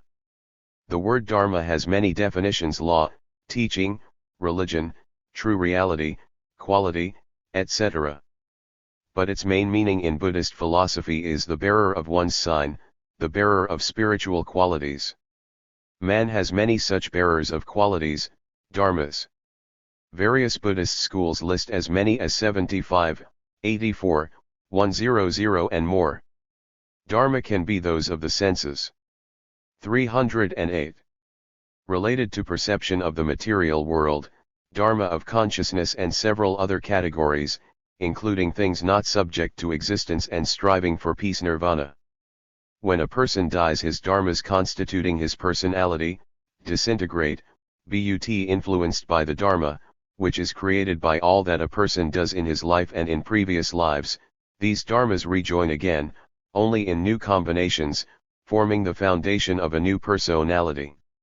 That is how the eternal cycle of dharmas operates, this torturous wheel of existence that a person cannot free himself from without following the ways of Buddha. Even in the early period, the notion about the cycle of dharmas underwent a metaphysical revision in the doctrine of the 12 nidanas, where all the links, beginning with the first nidana and ending with the last, strictly follow one after another. The doctrine of dharmas constitutes the foundation of the foundations of Buddhist philosophy. LT contains, although in naive and mystical form, the clear elements of dialectics. The dogma of early Buddhism is sometimes called religion without God, atheist religion. This is not really correct, but there is some element of truth to it. Buddha did not deny the existence of Brahmanic gods, but he believed they were powerless to help man. The only way man could be saved from the misery of existence was through his own efforts. On first sight, this teaching is an appeal to manifesting independent will and action, but actually Buddha understood salvation simply as a passive exit from life. A person could free himself from the suffering of existence only by rejecting existence itself. The strict morality of early Buddhism required its followers to lead the lives of monks. Indeed, the early Buddhist communities were brotherhoods of impoverished monks and female celibates. They could be joined by people from different castes, with the exception of slaves, soldiers, criminals, debtors, and individuals whose parents were opposed. The rules of the community were strict. No one 309 could have any property except for simple clothing that was yellow. They lived on charity, ate once a day before the sunset, and took vows of chastity. But not all the followers of Buddha could or would agree to such deprivations. Most of them preferred to live a secular life. Such Buddhists, called Upasaka, if they were men, and Upasika, if they were women, only had to observe the minimum 5 restrictions and make donations to the monastic community. Buddhist doctrine not only allowed for such followers of Buddha, but they were even necessary for Buddhist communities, since they could not have survived otherwise. After all, Buddhist monks did not work and could only live on charity. The new religion was widely successful in India. It met the needs and desires of various sections of the population. For urban classes, the Kshatriyas, and others, Buddhism was a weapon of struggle against the Brahmanic aristocracy and its privileges, and against caste discrimination. For the oppressed masses, who saw no way out of their poverty and distress, Buddhist teaching showed some kind of alternative, even if it was deceptive. The Brahmanic religion did not provide such a way because the Brahmanas arrogantly despised the people. Incidentally, members of the lower castes, who entered Buddhist monastic communities, gained certain human rights. There they were treated as equals. Therefore the fact alone that Buddhist teaching was oriented to the people, to the ordinary folk that Brahmanism ignored, was enough to attract them to the new teaching. This teaching did not require any expensive sacrifices, complex or burdensome rituals. Furthermore, Gautama Buddha and his disciples taught the people in conversational language, not in the archaic language of the ancient Vedic hymns. Good organization of the monastic communities also facilitated the extensive spread of Buddhist doctrine. The members were subject to strict discipline and obedience to their elders. The Brahmanas desperately resisted the new religion, but they were powerless before it, because their influence on the masses was so weak. As was already mentioned, Brahmanism was able to rearm itself only gradual and 310. Assume the offensive against Buddhism. But in its fight against the Brahmanic religion, Buddhism also underwent changes. In the 3rd century BC, in the state of Magadha, covering a large part of India, Buddhism became the dominant religion. There the influence of the Brahmanas was weakened by the policies of the Kshatriya dynasty. Particularly the kings of the Maurya dynasty, who had come from a lower caste and ruled the state after the Greco-Macedonian conquerors were ousted, became supporters of Buddhism. They did not want to and could not base their power on the Brahmanic aristocracy. Buddhist communities, because they did not recognize caste differences, provided much stronger support for the Maurya kings, especially since they had a big influence on the people. For the large Central East state of the Mauryas, Buddhism was also convenient because it was not connected with local and tribal cults. The Buddhist communities themselves were based on strict discipline and a single leadership.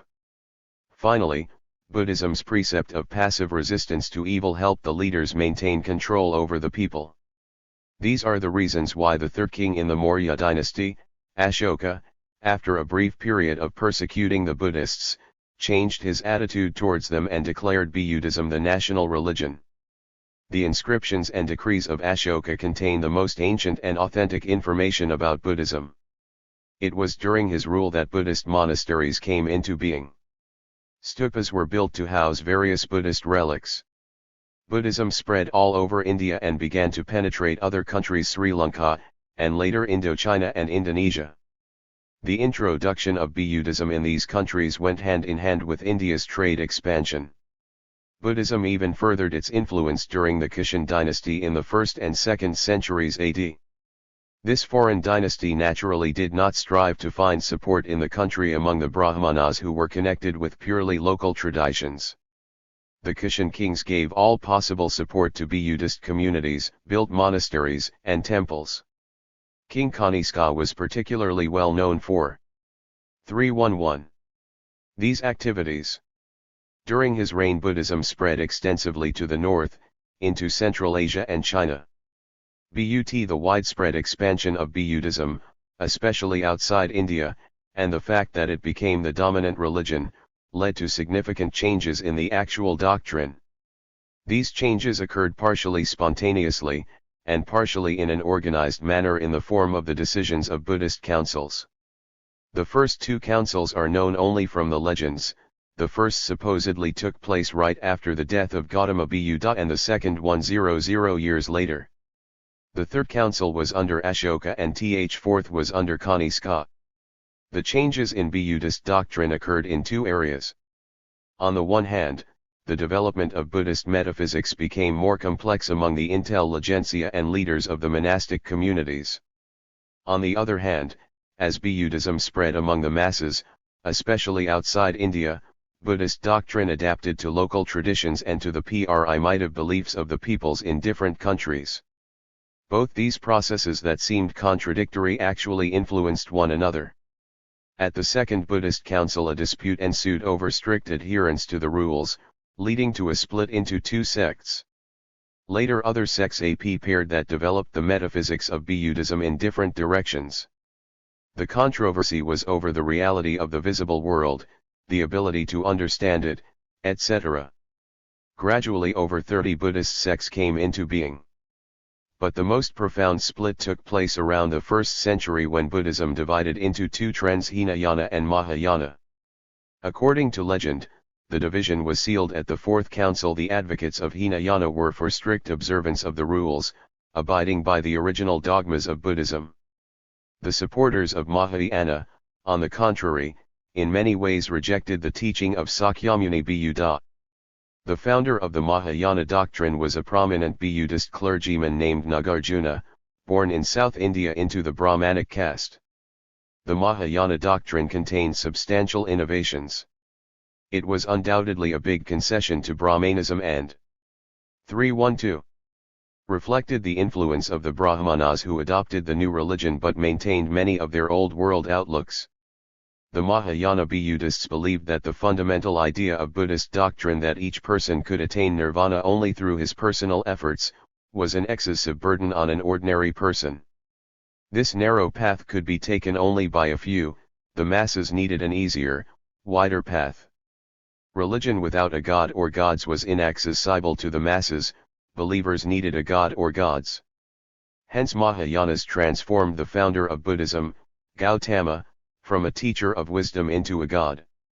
Gradually the cult of Buddha developed. The Mahayanas believed that Gautama Buddha was one of many Buddhas. Among these Buddhas were also Brahmanic gods, and subsequently the gods of other countries where Buddhism was accepted. The pantheon of Buddhism also increased as new arhats came from within the religion. Gradually the number of Buddhas increased considerably. It is believed that there are 995 Buddhas who are universal leaders, and 35 Buddhas who purify people of their sins, etc. Northern Buddhist monasteries today often house the images of 1,000 Buddhas. The Buddhas that are most worshipped are Sakyamuni, the founder of the doctrine, Maitreya, the Buddha of the coming world order, Vajrapani, the last of 1,000 Buddhas, Manjusri, the wise one, Adi Buddha, the creator of the world, Amitabha, the mystical sovereign of paradise. In addition to Buddhas, the Mahayanas worshipped bodhisattvas. A bodhisattva is a being that attains perfection by overcoming the craving for existence and deserves to attain nirvana but chooses to remain on earth for a while to save other beings. Consequently, a bodhisattva is a potential Buddha. Of all the bodhisattvas, the Buddhists particularly revere Avalokitesvara. Another important innovation introduced by the Mahayanas in Buddhist doctrine was that people who were not monks could also attain nirvana. Nagarjuna was the first to teach that nirvana was accessible not only to monks. But these concessions were insufficient. The actual ideal of nirvana, attractive to sophisticated philosophers and disillusioned intellectuals, was not very clear to the 313 masses. They needed something more appealing.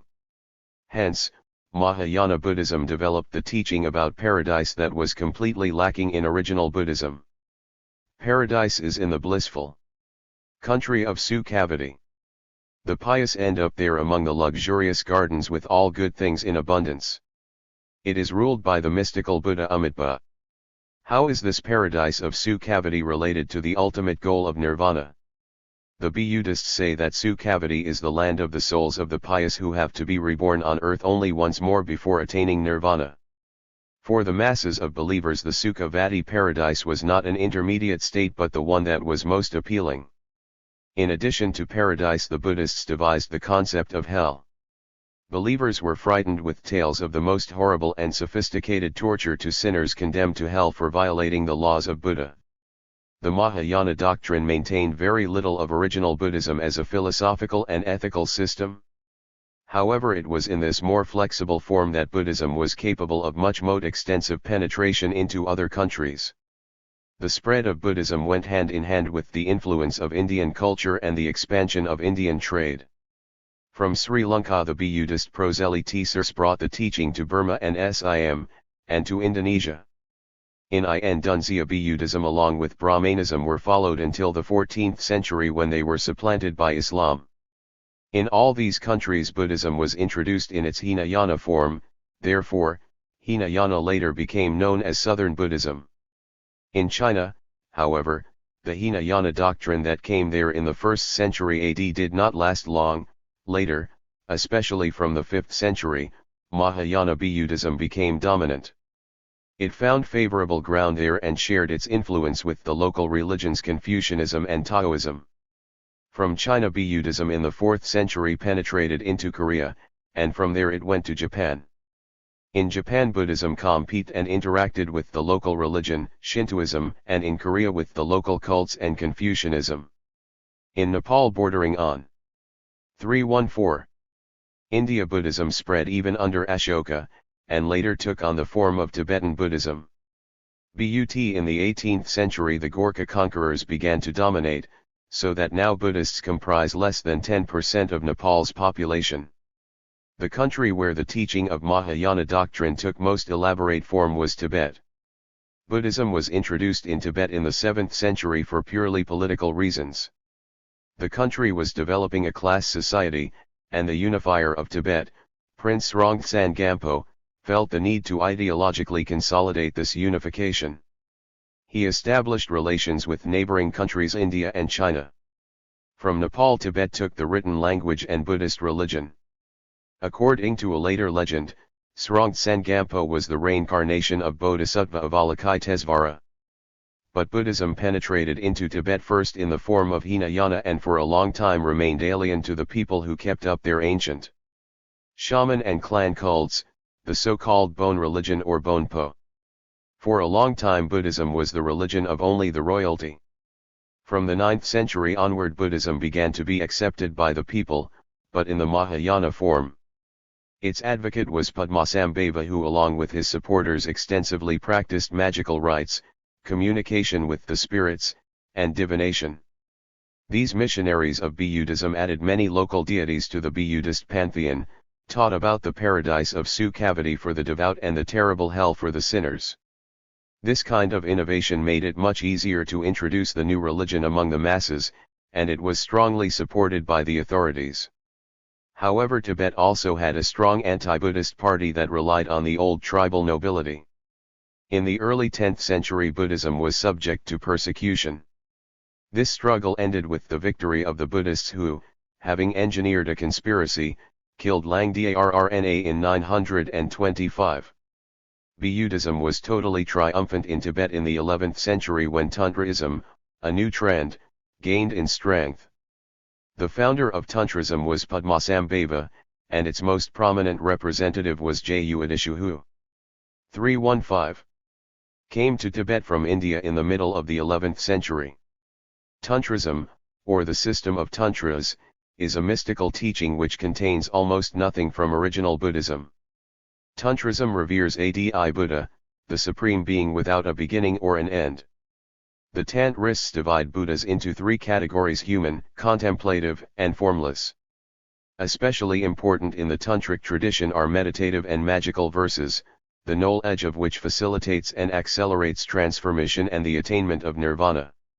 Instead of a long chain of transformations, a person can attain nirvana by reciting one short mysterious verse, dharani. Thus the focus switches from a person's independent efforts to the magical actions of sages, experts in the Tantras. That is how Buddhism degenerated from a philosophical system into common sorcery. In the 11th and 12th centuries, Tibet was filled with Buddhist monasteries where numerous monks resided. In Tibetan they were called lamas. Religious books were translated from Sanskrit into the Tibetan language. Mongolian conquerors, especially Kublai Khan, did everything to support Buddhism in Tibet. The head of the most influential monastery, Phagpa Lama, became the emperor's regent. China's Ming dynasty that reigned between 1368 and 1644, although it continued to support the Buddhist religion in Tibet, conducted a splintering policy in the country in order to weaken it, and prevented some monasteries from becoming stronger with the help of others.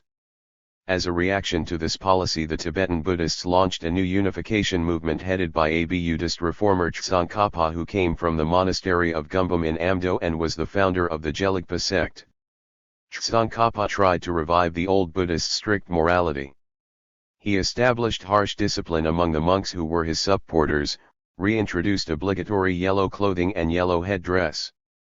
New cult forms were introduced: festive services, extravagant ceremonies, and religious holidays in which musical instruments, bells, gonfalons, etc., were 316 used. Some scholars feel that this reform was partially influenced by Catholicism. The main reform was the establishment of a strict hierarchy in the Buddhist clerical organization.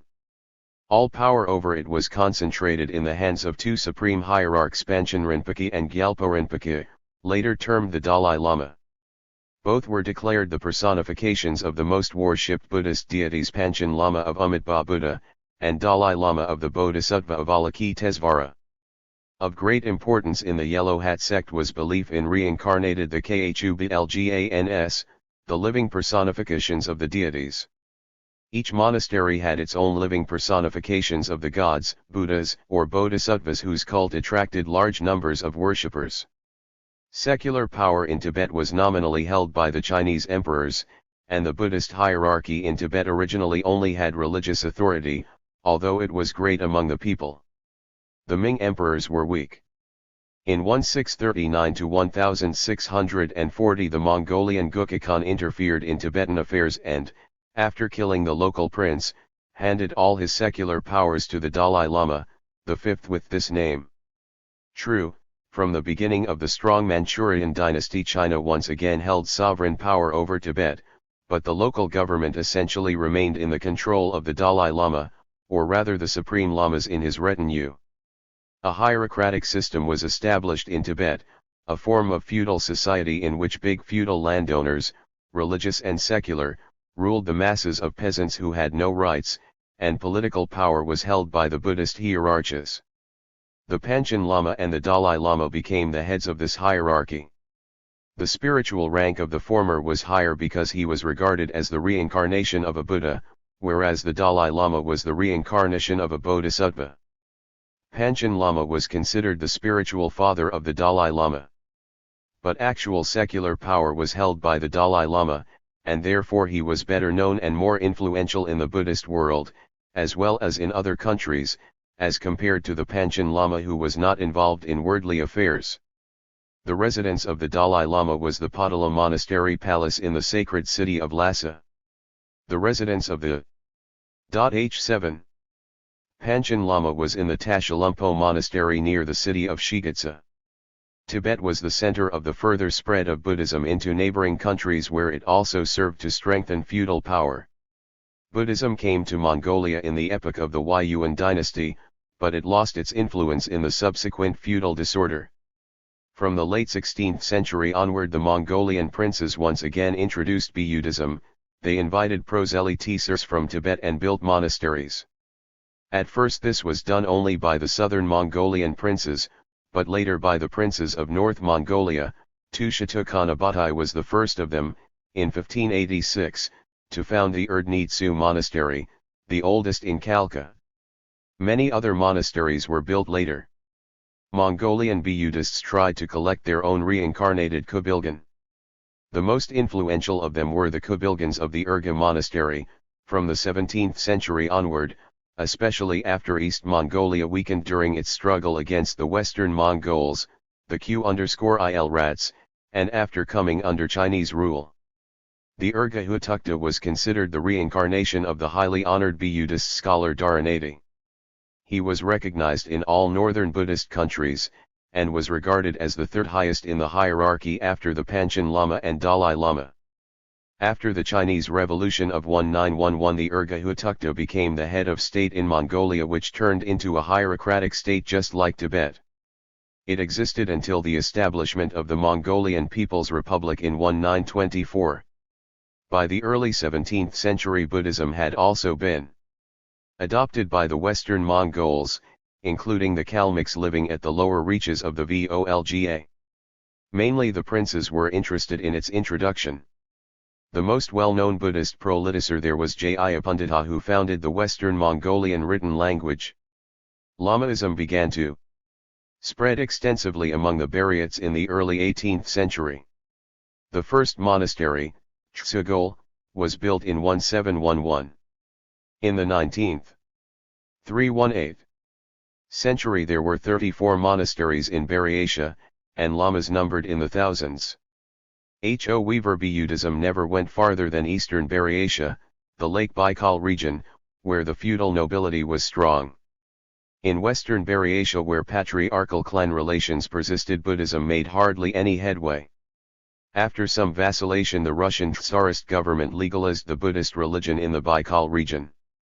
In order to weaken Buryatia's ties with Mongolia and Tibet, in 1764 Catherine the Great instituted the title of Supreme Lama, Bandito Kambo Lama. In 1809 the largest monastery Gasinuzerskyi Datsan became his residence and center of control over the Buddhist region in Russia. Later, in 1853, Russia adopted regulations regarding the Buddhist clergy. Of the Turkic peoples, Lamaism was adopted only by the Tuvanians. It came to Tuva from Tibet and Mongolia in the 18th century, and by the early 20th century it was rather widespread. The area had over 20 monasteries and over 3,000 lamas. However, Buddhism did not supplant ancient shaman beliefs in Tuva, where many shamans continued their practice. Tibet is the center of all northern Buddhism.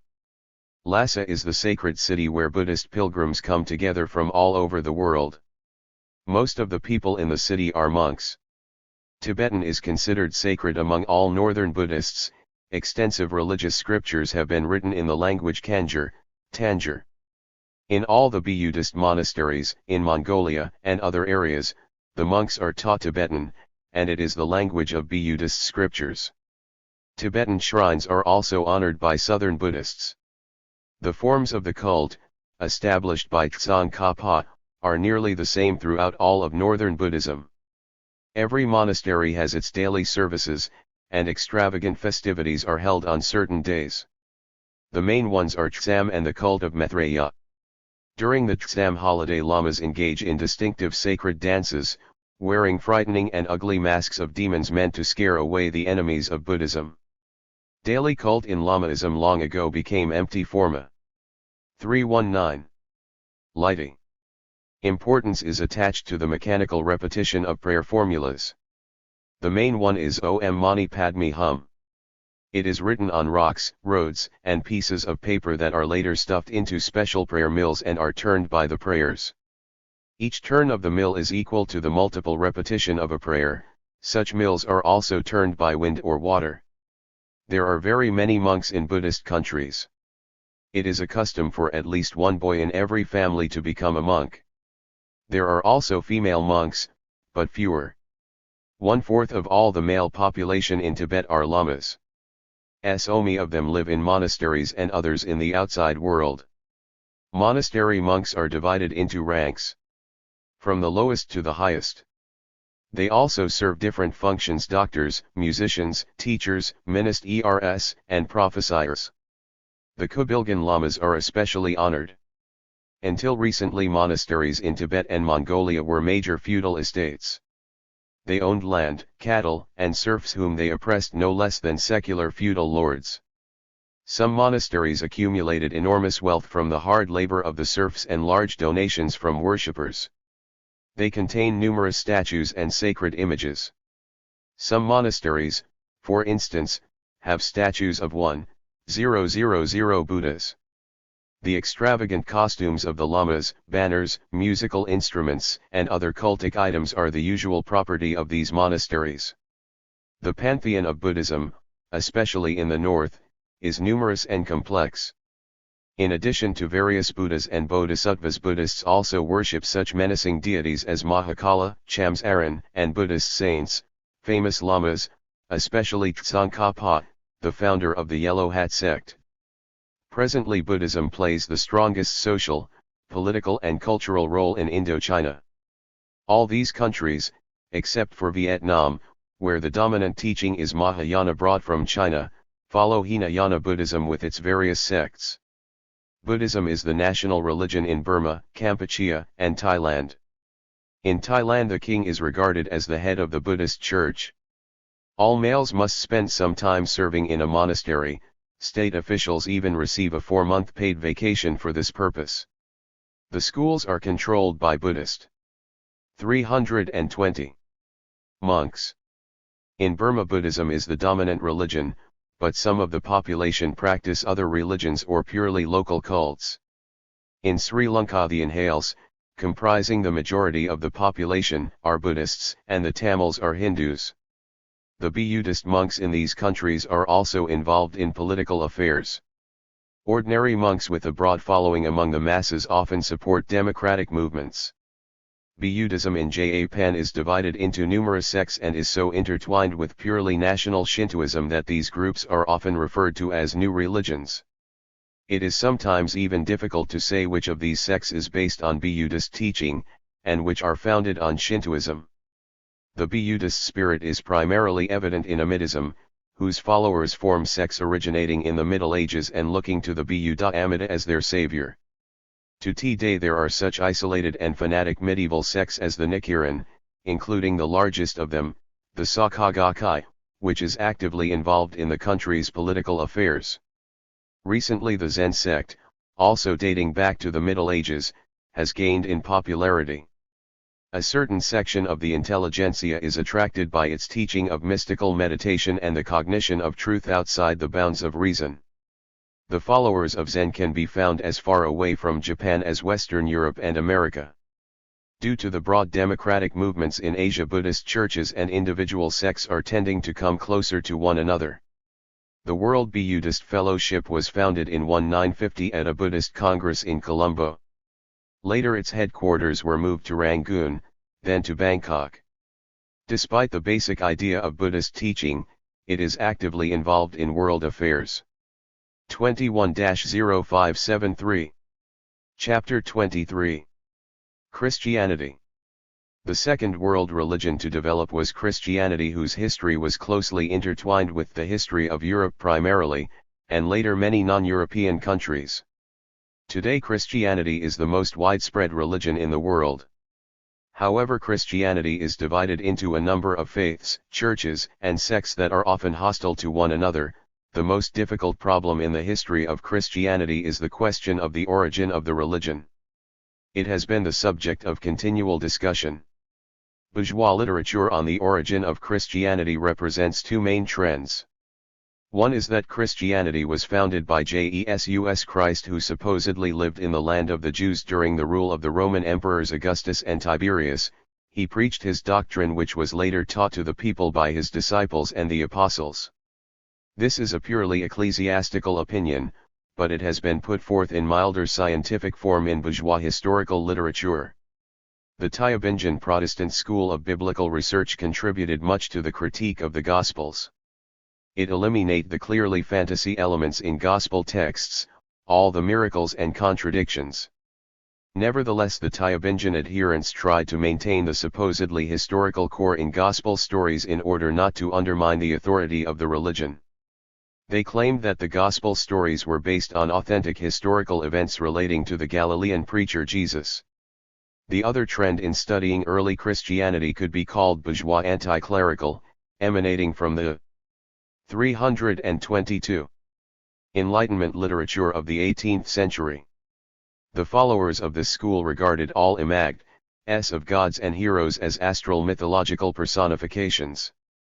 This is how they regarded Jesus Christ, whom they thought of also as a sun god. In the middle of the 19th century, when improved studies were made of the religion of the ancient world with their cults of great gods of nature, dying and resurrecting gods of plant life, free-thinking scholars began to see numerous similarities between Christianity and ancient Eastern cults. They concluded that the image of Christ was a combination of ancient Eastern gods Osiris, Mitra, Dionysus, and others, and to some extent, ancient Jewish prophets in whom they also saw astral mythological motifs. Hence their conclusion that there was nothing original about Christianity, that it was simply a repetition of ancient astral and other myths of Jewish, Egyptian, Syrian, and other origin. Scholars of this trend denied that Jesus Christ was a historical figure. A number of scholars of early Christianity, combating superstitions, attempted to defend the ideas of abstractism. Like representatives of the Tübingen school, the free-thinking scholars studied Christianity only in terms of the interaction of purely religious ideas, without looking at the historical conditions in which Christianity arose. While fighting against the clerical thesis of the special, exceptional nature of Christianity, the followers of the mythological school went to the other extreme and saw nothing at all new in Christianity. They regarded it as the mechanical displayment of long-known ideas. Marxist science has taken a fundamentally correct approach. This position was stated in the works of Friedrich Engels, Erunobc and Early Christianity, Das Buch der Offenbarung and zur Geschichte des Christentums. Engels was the first to analyze so thoroughly the historical conditions in which Christianity developed and its social roots. The sources for studying early Christianity can be divided into two main groups, Christian and non-Christian. Christian sources can also be put into three categories: the canonical books of the New Testament, the non-canonical compositions, apocryphs, etc., and the works of the apologists and other early Christian writers. 323. The canonical New Testament books consist of the following compositions: 1. The four Gospels: the Gospel according to St. Matthew, the Gospel according to St. Mark, the Gospel according to St. Luke, and the Gospel according to St. John. They are stories about the life or earth of the founder of Christianity, Jesus Christ, and his teachings, miracles, death, and resurrection. In terms of content, the first three Gospels have some information that coincides and some that does not. Because of the similarities in these three Gospels, they are usually termed synoptic. The Gospel according to St. John is considerably different. 2. The Acts of the Apostles, attributed to Apostle Luke. It tells about the activities of the first proselytes of Christianity. 3. The Epistles of the Apostles, their letters to various Christian communities, including 14 letters attributed to Apostle Paul, and 7 to other apostles. 4. Apocalypse, or the revelation of St. John the Divine. That is the opinion of the Church regarding the authorship of these works. The Church believes that although they were written by people, they were inspired by the Holy Ghost, and therefore every word is the absolute truth.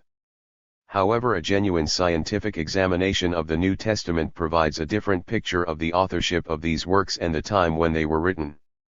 A careful study shows that Revelation was the first to be written, apparently in 68 and 69, right after the death of Nero. Consequently, it was written when the Jews of Palestine were in rebellion against Rome. This work reflects the hatred towards the oppressors who were fated to meet a destructive end. It contains no trace of the Christian principle of forgiveness and tolerance. The author of Revelation could not have been the author of the fourth Gospel, which is filled with the exact opposite spirit. From Revelation we learn that 324. During the 60s there were already several Christian communities.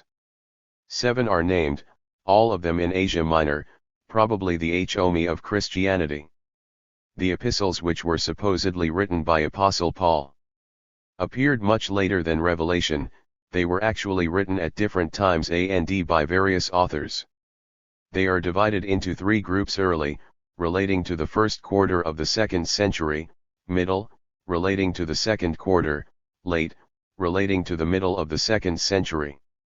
The ideology of the late epistles is much different from the early ones. The 7 other epistles attributed to the other apostles are similar to one another in content and the time when they were written, and they are much different from Paul's epistles. They were composed apparently around the middle of the 2nd century. The Gospels, regarded by the Church as the earliest works, actually were not written before the middle of the 2nd century, and by authors who did not know much about the country and epoch about which they were writing. The Gospels contain numerous geographical and historical mistakes. They mention animals and plants that did not exist in those days in Palestine or that did not exist anywhere. They also mix up events and individuals in different times. In many cases the Gospels sharply contradict one another. For instance, the Gospels according to St. Matthew and St. Luke trace Jesus's genealogy from King David, and according to St. Matthew the genealogy included 28 generations, whereas St. Luke cites 42. St. Matthew maintains that the paternal grandfather of Jesus was Jacob, but St. Luke says it was Elijah. According to St. Matthew, the parents of Christ lived in the Judean city of Bethlehem. After the birth of their child they fled to Egypt in order to save him from King Herod's order to kill all the infants. When King Herod died, the family moved from Egypt to the Galilean city of Nazareth. According to St. Luke, the parents of 325 Jesus had always lived in Nazareth, but they were in Bethlehem when the baby was born. Herod during the census, afterwards they returned to Nazareth. The Gospels contain many such discrepancies. The Gospel stories are filled with many miracles and fantastic events, the healing of people with incurable illnesses and congenital blindness, the resurrection of the dead, the walking on water, etc. Apparently the Gospels were revised many times. Numerous inserts were made that often contradicted earlier parts. Therefore it is extremely difficult to use the Gospels as a historical source. As for the Acts of the Apostles, they are recognized as one of the later compositions written no earlier than the middle of the 2nd century. Another category of early Christian documents are non-canonical writings. Although they are not rejected by the Church, they are not considered inspired by God. They include the apocryphic Gospels, of which there were many, but most of them were not preserved and are sometimes known only by their titles. The most important of the non-canonical writings that were preserved are the Gospel of Nicodemus, the Book of James, the Gospel of the Birth of Mary, History of Joseph the Carpenter, Acts of the Apostles, Shepherd, the Teaching of the 12 Apostles. All of them are the small remains of a vast early Christian literature, most of which was destroyed by the Christians themselves during the fierce struggles between churches and sects. Some of the non-canonical literature is of great interest, since it was written earlier than most of the canonical texts. For instance, the Teaching of the 12 Apostles, dating back to the first half of the 2nd century, reflects the early stage in the history of Christian communities. The third and most reliable category of Christian sources is the literature written by the apologists and fathers of the Church. They are valuable because we know more or less who wrote them and when. They help us date canonical literature as well. These works include the writings of Justin the philosopher or Saint Justin the martyr, St. Irenaeus, who was the 326 first to mention the 4 canonical Gospels and even tried to prove why there were 4, no less or no more, Tertullian of Carthage, Origen who wrote the 6 books against Celsus, Clement of Alexandria, Eusebius of Caesarea, the first historian of the Christian Church. Archaeological finds are among early Christian sources, burials, inscriptions, etc. But none of them date back earlier than the 2nd century. In recent decades several new important finds have been made. In Egypt, in 1946, archaeologists found many Coptic language papyruses from the 3rd and 4th centuries, mainly the writings of the Gnostics of an early Christian sect. Among these papyruses are the Gospel of St. Thomas, and the Gospel of Philip the Evangelist, similar in content to the canonical books. The manuscripts found in Khirbet Qumran relate to the Essenes sect. They also shed additional light on early Christianity. More finds have also been made in Rome and near Jerusalem. Those are the Christian sources. As for information obtained from pagan writers, it is scarce and dubious, especially when it comes to the earliest period. After the triumph of Christianity in the early 4th century, church writers began adding inserts to the compositions of the classical authors in order to make the gospel stories appear authentic. Literary forgeries in those days were not frowned upon.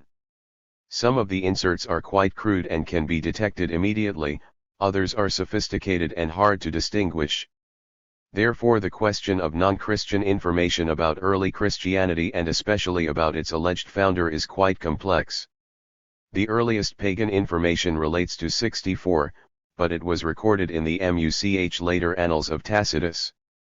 Tacitus describes Nero's brutal executions of the Christians, having accused them of setting fire to Rome. The text contains the sentence, Christus, from Whpm the name had its origin, suffered the extreme penalty during the reign of Tiberius at the hands of 327 of our procurators, Pontius Pilate, and a most mischievous superstition, thus checked for the moment, again broke out not only in Judea, the first source of the evil, but even in Rome, where all things hideous and shameful from every part of the world find their center and become popular. Scholars interpret this piece in different ways. Some believe it was a later insert added by a Christian editor. The argument in favor of this supposition is that Tacitus previously did not mention Pilate, a mere provincial official, so it is unlikely that he would suddenly talk about him there. Other authors believe that a Christian editor would not have Tacitus say such disrespectful things about the new religion. Another source of information is in the Antiquities of the Jews by Josephus Flavius.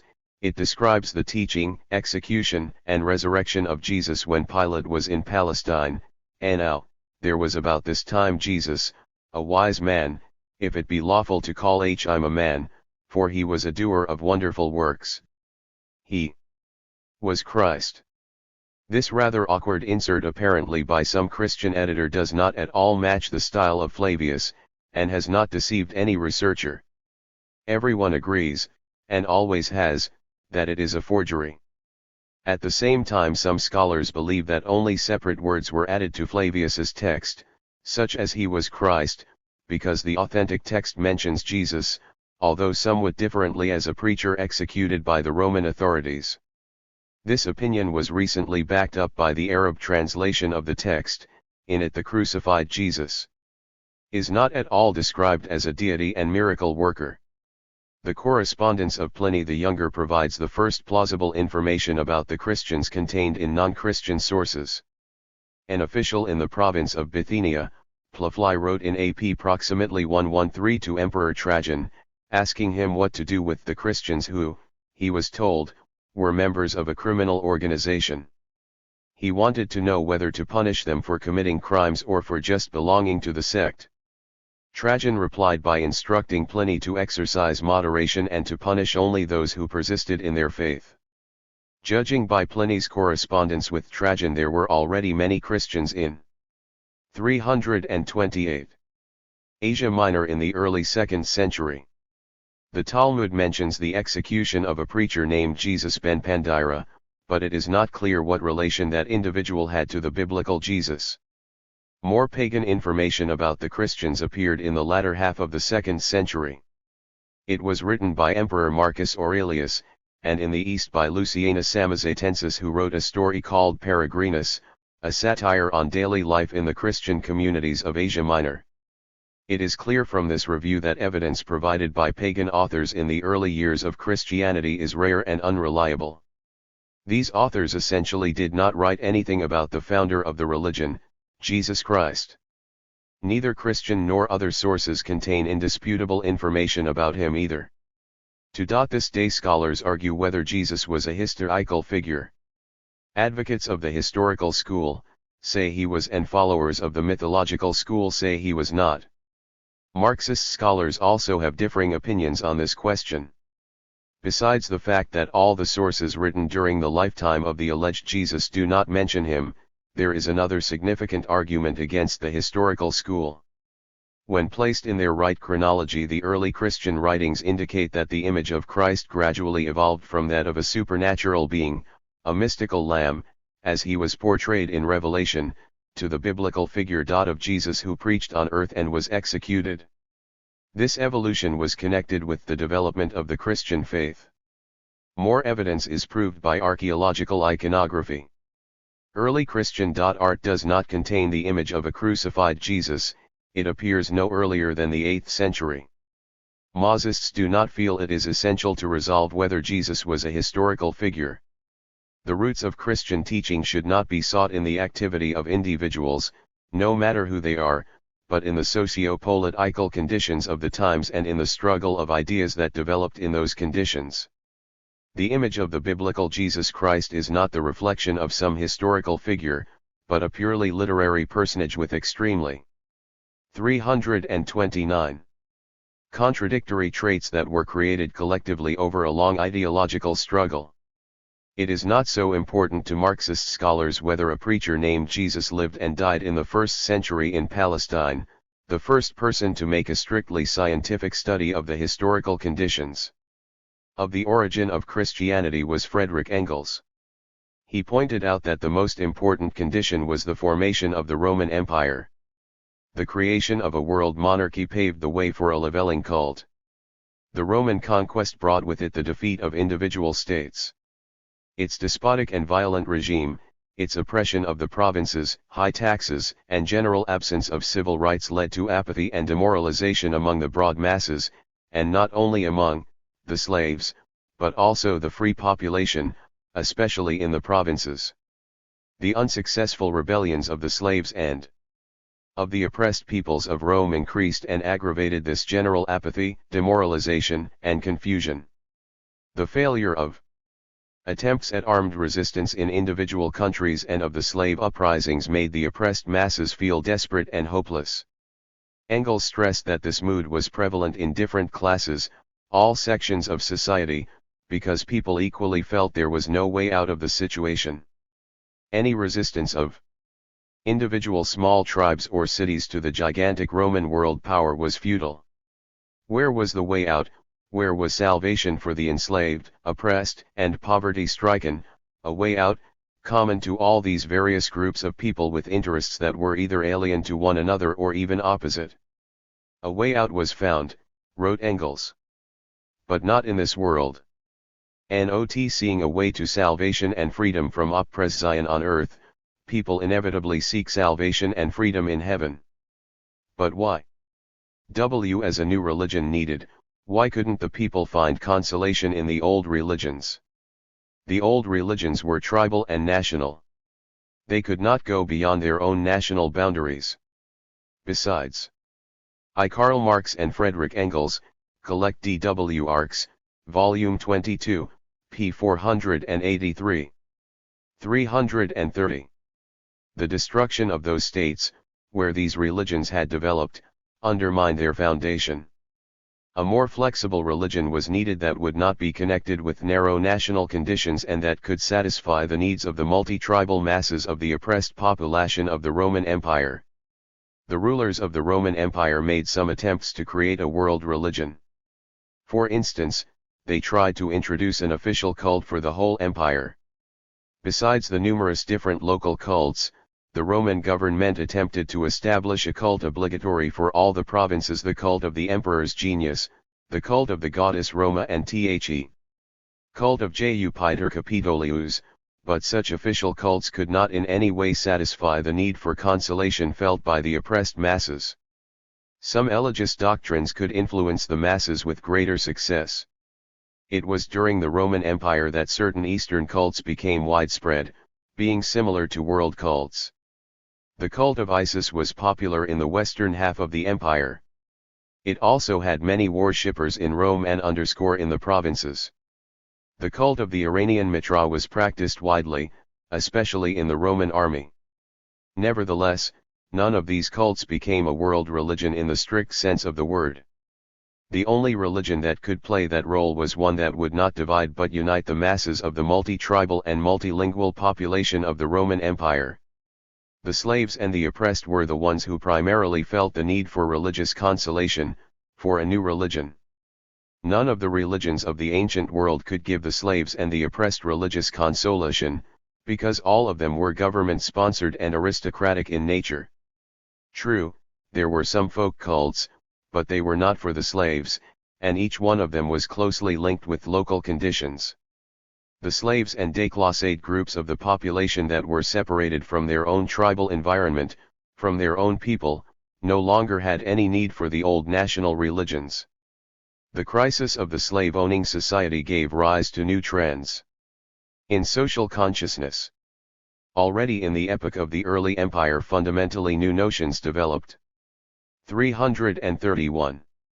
Along with the aristocratic ideology that showed disdain for poverty, slavery, and manual labor. These new ideas involved respect for the little man with his modest requirements and interests, including the slave and his human dignity. This new view was reflected in epitaphs and other inscriptions, and literary works, the satires of Melritius and Juvenalis, and the philosophy of the Stoics. Thus early Christianity was the religion of the slaves and the oppressed. The new religion grew out of Judean sectarianism. In Judaism in both Palestine and the diaspora in the 1st and 2nd centuries there were a number of sects, some of them were faiths based on belief in the coming of the Messiah, the Savior. For the Jews, who more than any other people suffered from foreign domination, this belief was the cornerstone of their religion, especially in certain sects. Some trends in the Jewish religion, for instance, the Zealots, saw the Messiah as a warrior hero who, sword in hand, would free the people from the Roman yoke. This hope grew especially during the First Judean War and the Second Judean Rebellion. However, the defeat of these rebellions, the first and the second, gave way to another trend: belief in the coming of a spiritual Messiah. That was the teaching of the Essenes, who lived in monastic communities in secluded parts of Palestine. They led an ascetic life, preached celibacy, communal ownership, and did not permit slavery. They regarded the Messiah as a teacher of justice. In every other way the Essenes adhered strictly to Judean principles. Much less known was the sect of the Nazarenes, which was closest to burgeoning Christianity. The JEWS had long called the Nazarenes people who devoted themselves to God either temporarily or for their whole lives. The members of the sect did not cut their hair, did not drink wine, did not touch the dead, etc. Jesus is portrayed in the Gospels as such a Nazarene. Nazarene is used often in the Gospels as a title applied to Jesus. Some believe that the legend about Jesus having come from Nazareth was created later to explain this title. His followers are also often referred to as Nazarenes. For instance, Apostle Paul was accused of being a ringleader of the sect of the Nazarenes. In the Quran, the followers of Jesus. 332. Christ are constantly referred to as N-as-R-N-S. That was probably the original name given to the sect of Jesus's followers. Most often his followers called themselves simply believers, brethren, etc. In the beginning only their opponents referred to them as Christians, which was actually used as a derogatory term. It was only from the latter half of the 2nd century onward that the believers of the new faith began calling themselves Christians. The social and ethnic origin of Christianity can also be determined more precisely.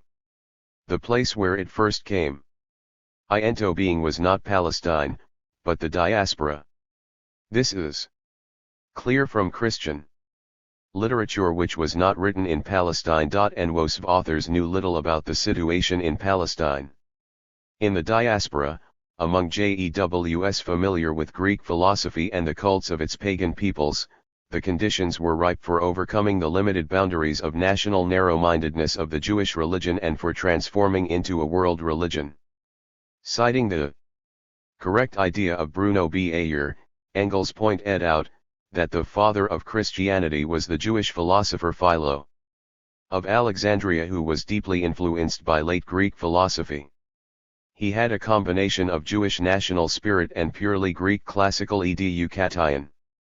Philo interpreted as allegories the biblical stories about the creation of man, the fall, etc. He adhered to the Judean, strictly monotheistic teaching about God, but he also believed there was a holy mediator between God and the material world, the divine Logos. This was a common idea in Greek idealist philosophy. The divine Logos, Son ol God, became the central figure in Christianity. Jesus Christ. An examination of Revelation, the first Christian writing, which is permeated with the spirit of militant Judaism and sharply contrasts all later Christian literature, shows clearly that Christianity grew out of one of the Judean sects. It does not contain any of the basic Christian dogmas. Evolution says nothing about the Trinity of God, the Holy Ghost, and what is most important, none of the latter Christian ethics: tolerance, humility, forgiveness. On the contrary, it is filled with hatred for the oppressors of the Jewish people. Revelation does not reflect any of the cosmopolitanism typical of later Christian literature. 333. Later Christianity preserved many Jewish elements. The founder of the religion, Jesus Christ, depicted as a Jew, the site of the biblical events, the Jewish country Palestine. All the characters in the Bible were Jews. The Bible, the sacred Jewish scriptures, is included in the Christian canon as God-inspired. The Jewish God Yahweh was adapted by Christianity as the Father. The basic dogmas of the Jewish religion, the notion of the creation of the world and man by God, are part of Christian doctrine. Individual Jewish rites were included in Christian cult, primarily Easter. Some purely Judean rites were practiced for a long time in Christian communities, including the celebration of the Sabbath and the custom of circumcision, which was obligatory for all Christians at first but gradually abandoned. Thus, in the first stage of its development, Christianity was merely one of the Judean sects, in the strict sense of the word. However, by the late 1st century Jewish elements were adopted in Christian communities. This was facilitated by the circumstance that various trends developed in pagan cults that became similar in spirit to the messianic sects of Judaism. Eastern cults had images of savior gods whose worship was widespread, a species ally among the oppressed classes. We know of numerous cults of savior gods in Egypt, Babylonia, Syria, and later in Greece. They were Osiris, Tammuz, Adonis, Attis, Dionysus. They were also the gods of nature and the personifications of the spirit of plant life, but among the masses they enjoyed special reverence as gods that one could appeal to for salvation.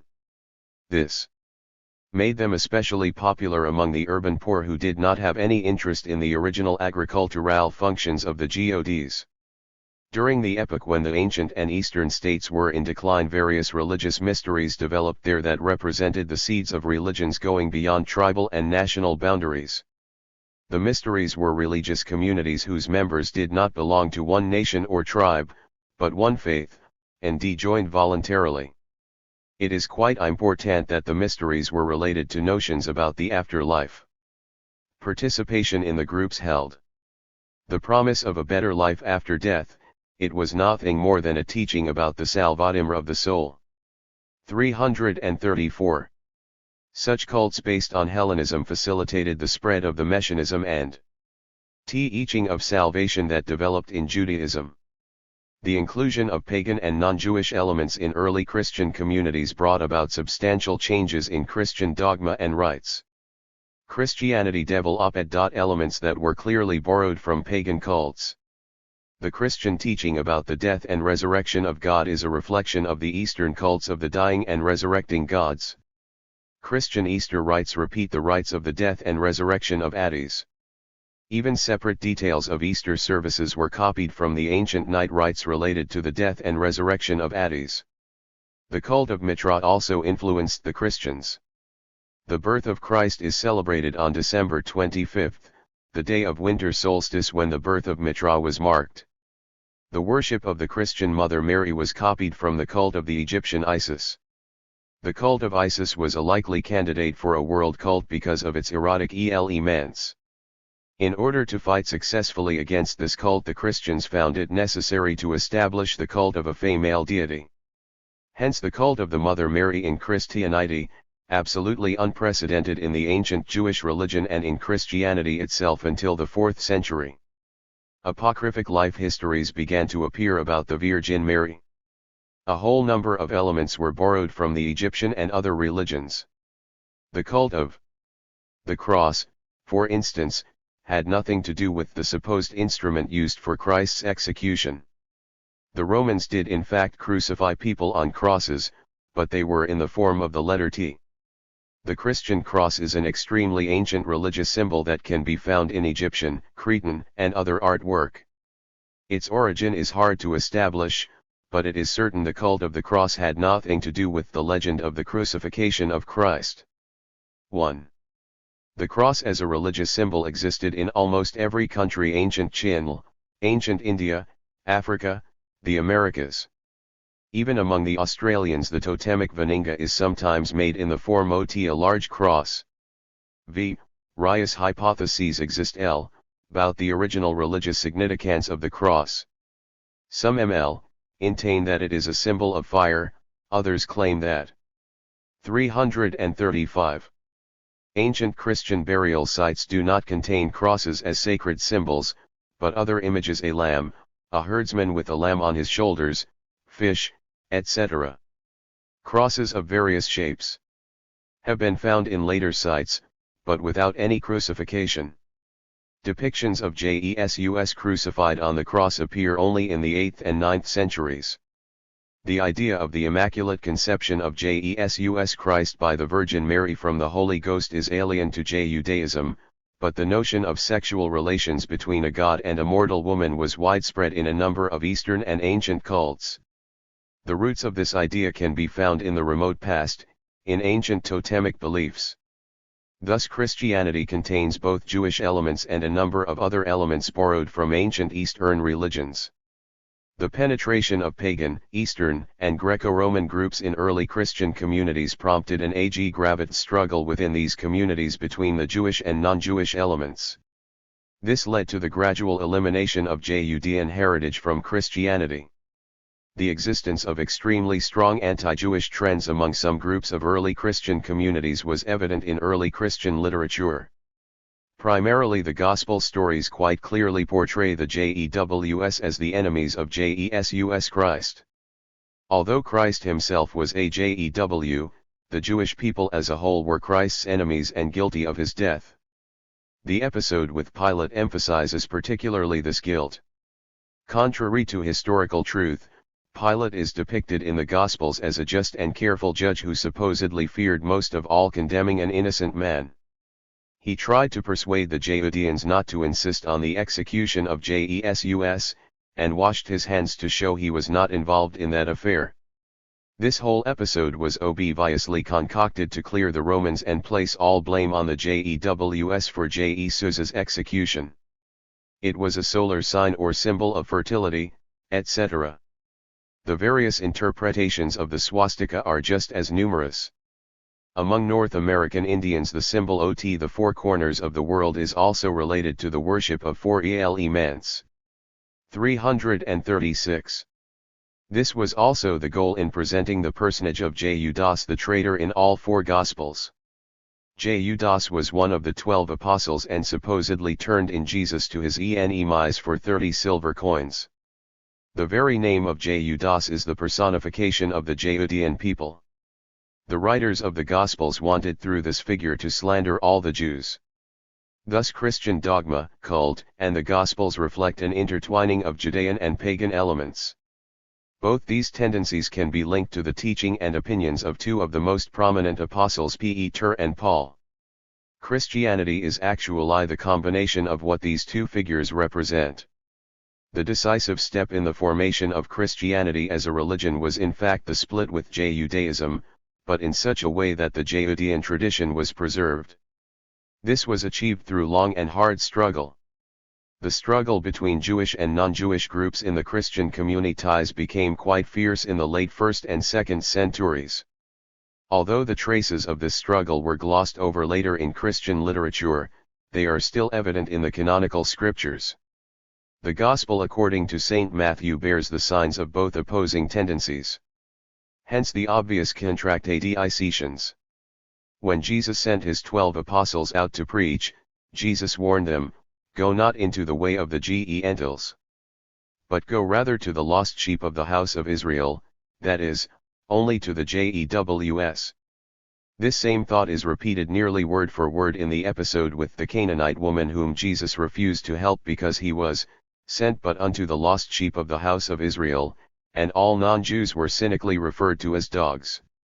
But in the same Gospel Jesus shows preference for a centurion over the Judeans. At the end of the Gospel Jesus sends his apostles to teach all nations. Early Christianity was a combination of Judean and pagan beliefs. But it would be wrong to ignore the new elements in Christianity. As Engels said, Christianity marked a new stage in the development of religion. 22-0573-337. What was new was primarily the central idea of Christianity as a whole, the idea of sin, and the other side of the same idea, the idea of salvation.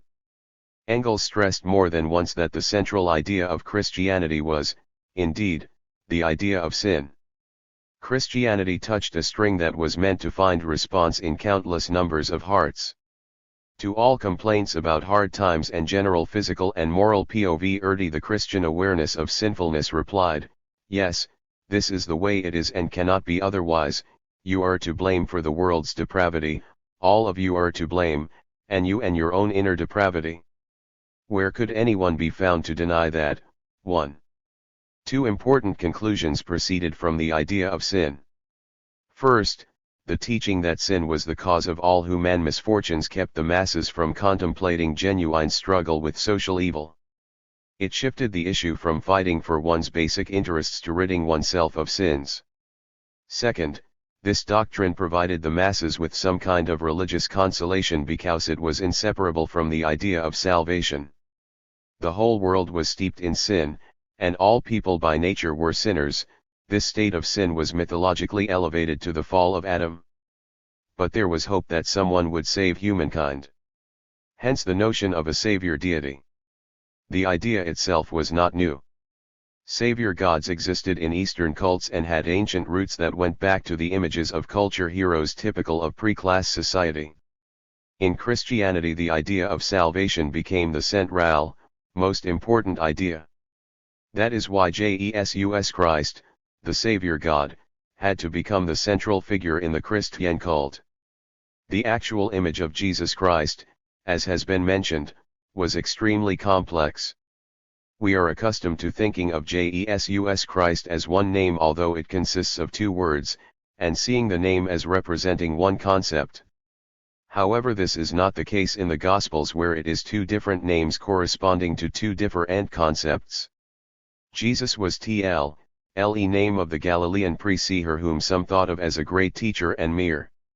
1 Karl Marx and Friedrich Engels, Collected Works, Volume 19, p. 314. 338. Akel worker, and others thought of as a fraud. Christ was the Greek translation of the Jewish word Messiah. In the Gospels both names are almost never used together and the name Christ is used rarely. According to the Gospel story, Jesus never told anyone that he was the awaited Christ, or the Messiah. Even his closest disciples were not certain that their teacher was Christ. Only one of them, Peter Simon, in answer to Jesus's question, "But whom say ye that I am?" replied, "Thou art the Christ." For such perception Jesus immediately appointed him the head of the future church. However, the Gospel says that Jesus strictly forbade his disciples to tell anyone that he was Jesus the Christ. The masses did not want to believe that Jesus was Christ. They said about Jesus, "Howbeit we know this man whence he is, but when the Christ cometh, no one knoweth whence he is." Later, at the trial, when Jesus replied in the affirmative to the direct question from the priests, "Art thou the Christ?" his answer was considered sufficient evidence of his guilt because he called himself Christ, that is, the Messiah. The whole point of the Gospel stories was to persuade the reader that the Galilean preacher Jesus, about whose great deeds there was much talk, was the expected Messiah, Christ. In this way the Gospel teaching about the Messiah was considerably different from the earlier messianic and apocalyptic works in which the Messiah was depicted not at all as a modest preacher with no place to call his own, but as a menacing sovereign, judge, or as a mystical, divine lamb.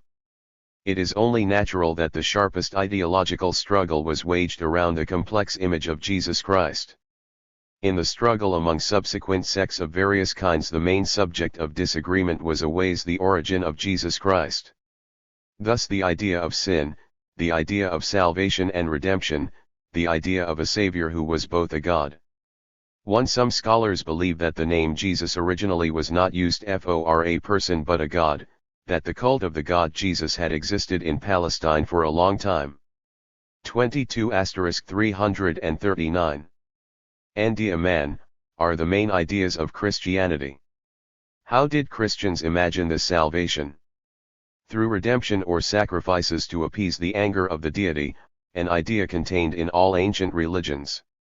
Thus it became one of the central ideas in Christianity.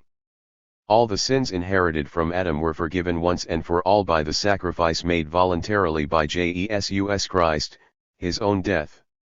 This rid humankind of its sin. It was enough to believe in Jesus Christ, to follow his teaching in order to ensure salvation.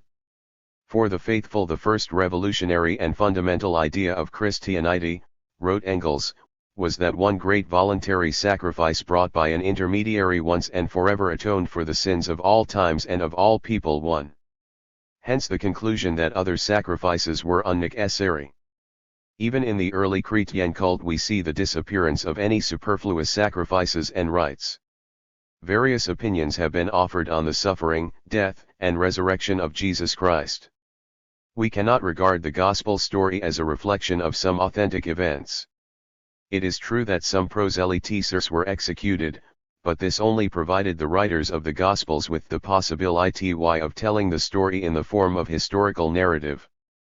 On the other hand, one can hardly imagine this event as it has been presented by the advocates of the mythological school, as a mythological story of some divine phenomena. After closely examining the Gospel story about the suffering of Christ, one has the strange impression that the story was not a literary work, but a drama that was later added to the text. It is as if we are seeing the staging of some ritual, and the Gospel narrative is the libretto for this action. Such mystery plays of suffering and resurrection existed in ancient Egypt, Greece, and in the cult of Attis.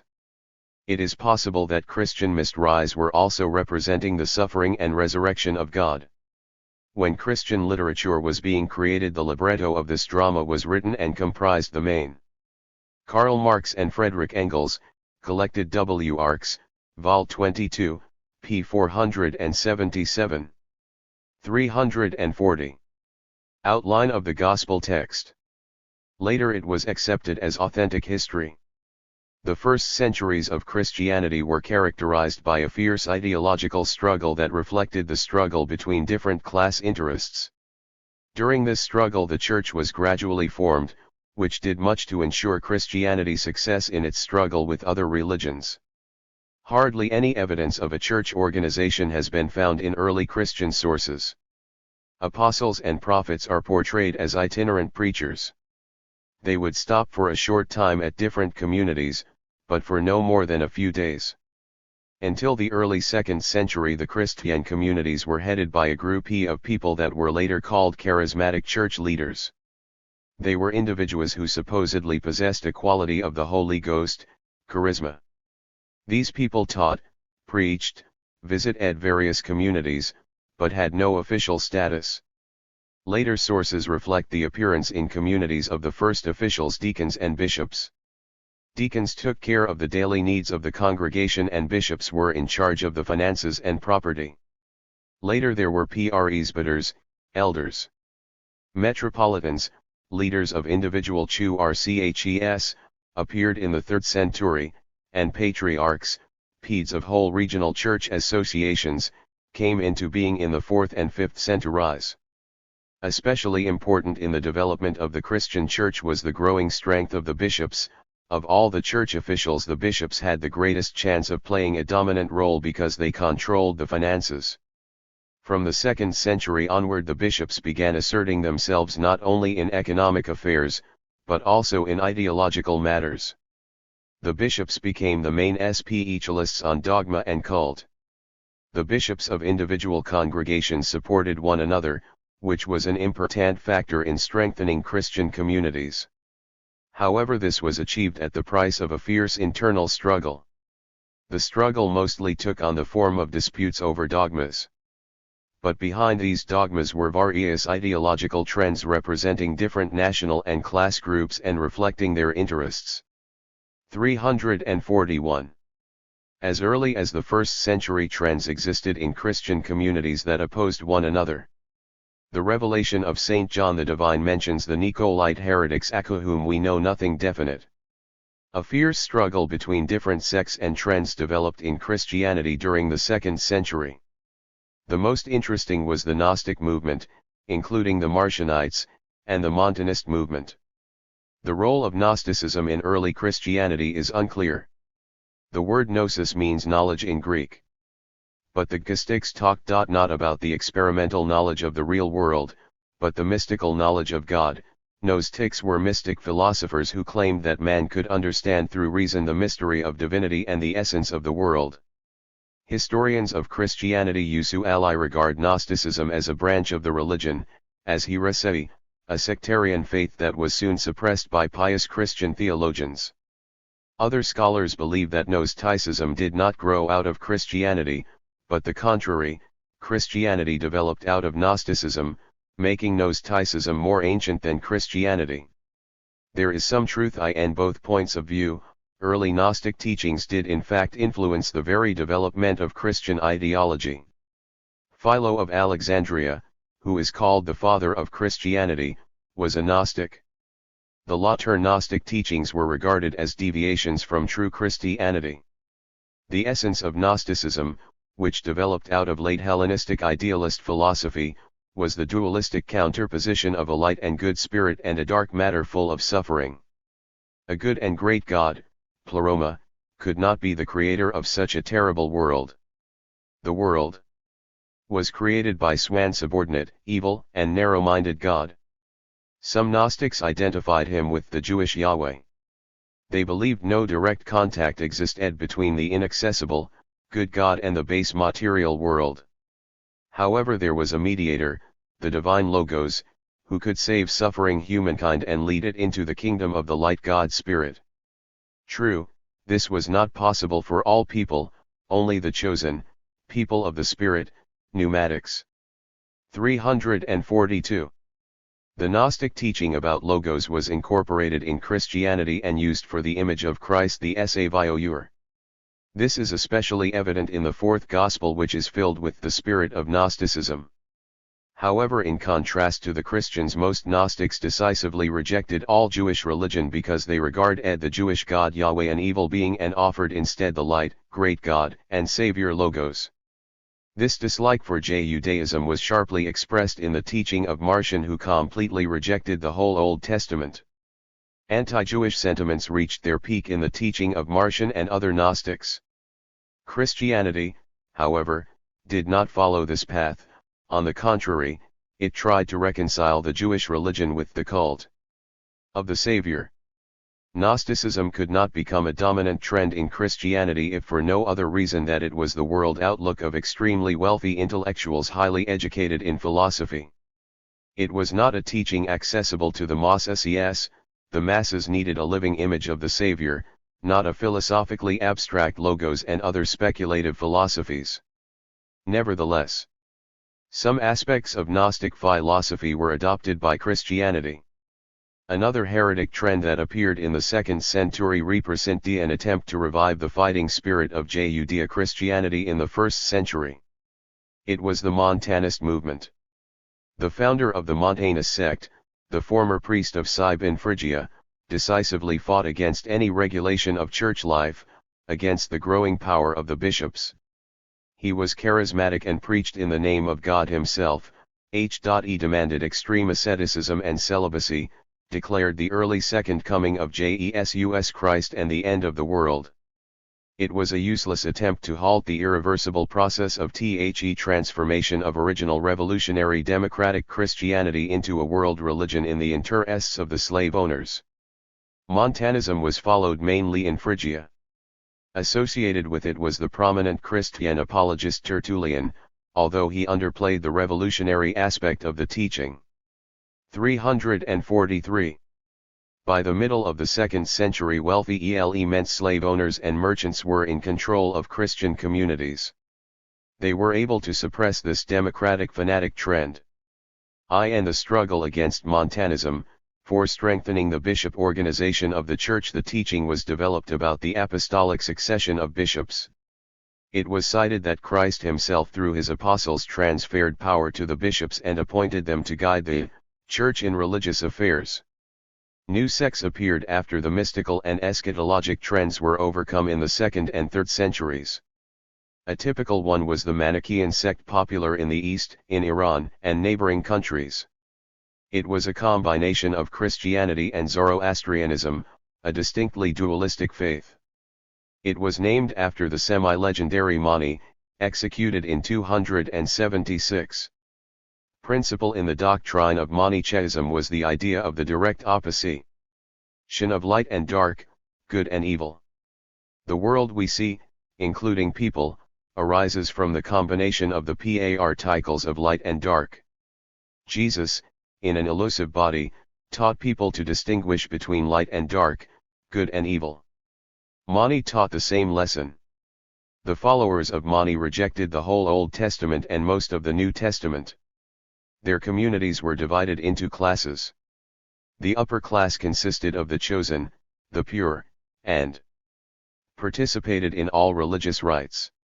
Others could take part in only some. After Christianity became a state religion, the Manichaean sect was suppressed, but its ideas were later revived in the medieval Paulician and Bogomil sects. They also became clearly class-oriented.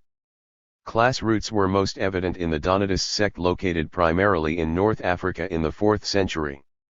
The Donatists rebelled against any compromises with the government, and did not recognize bishops and priests whose conduct was not exemplary, even in their personal lives.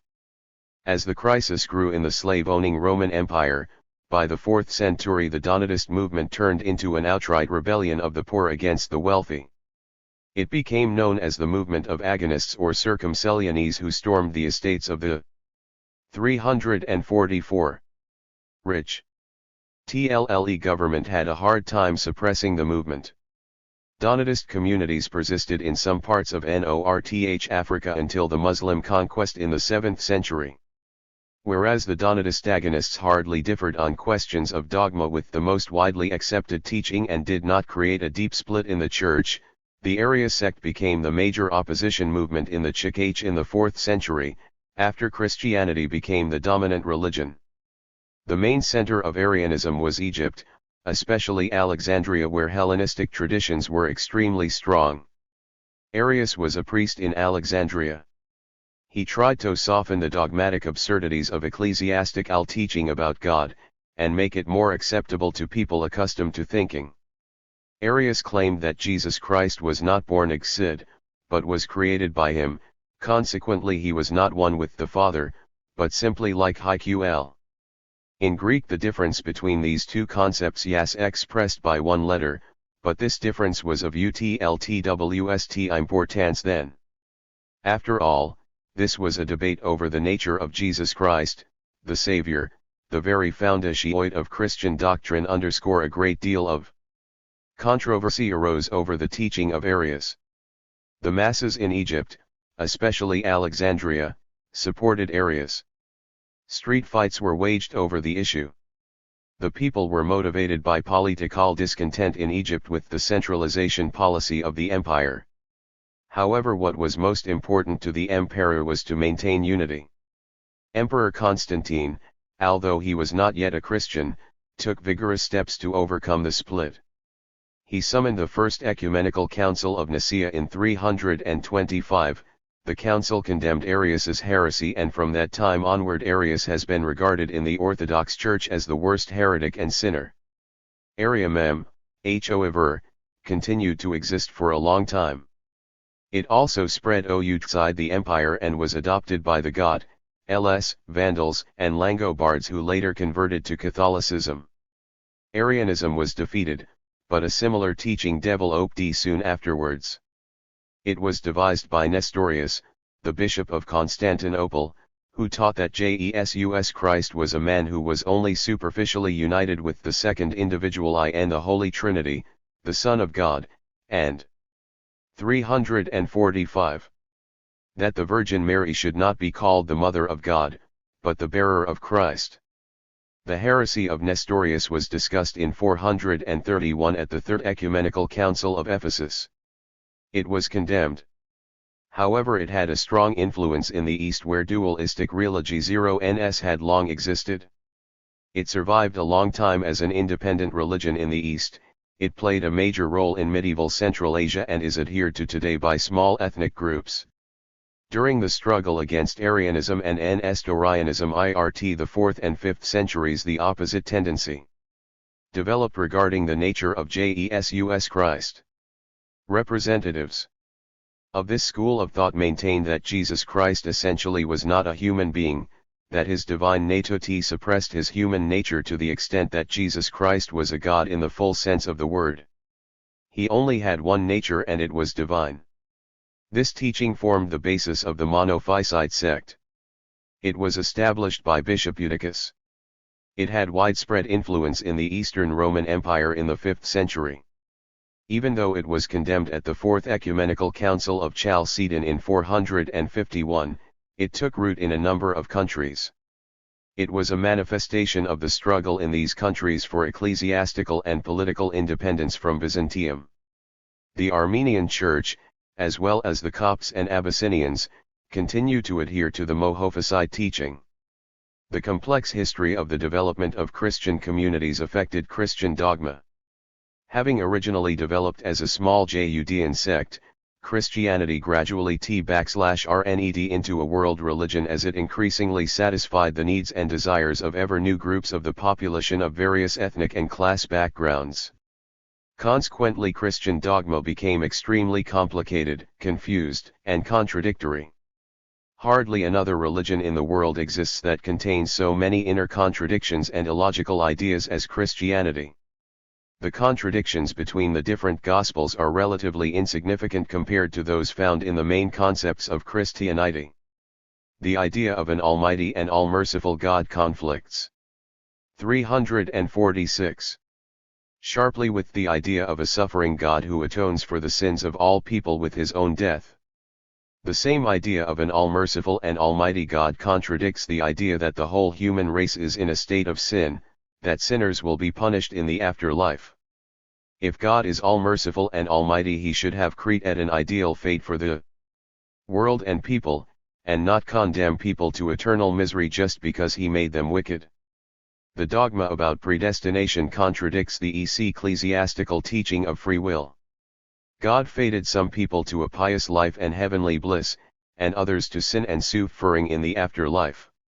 At the same time, according to Christian teaching, man has free will and can choose the path of good deeds or the path of sin. God either awards people or punishes them for this. Christian theologians try to resolve this contradiction in different ways, but all of them fail equally. The Christian concept of the Holy Trinity is obviously illogical. CLJ. Ian say that God is one, but at the same time three of them: the Father, the Son, and the Holy Ghost. The Father sends his Son to earth, and the Son is born there from the Holy Ghost and a woman. On earth the Son continually tells people that he is only carrying out the will of his Father, not his own. He prays to his Father, asking him for the strength to withstand his terrible execution, and even asks him to save him from this execution.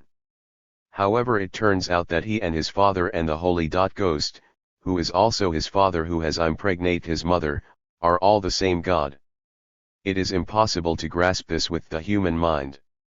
The explanation of this confusion is simply that the integral parts of the Holy Trinity come from different sources. The Father is the Jewish Yahweh Sabaoth, the Son is the Savior Messiah, the Holy Ghost is the Pleroma, the abstract divine being of the Gnostics who placed this being far above the Jewish God Yahweh and even counterposed him.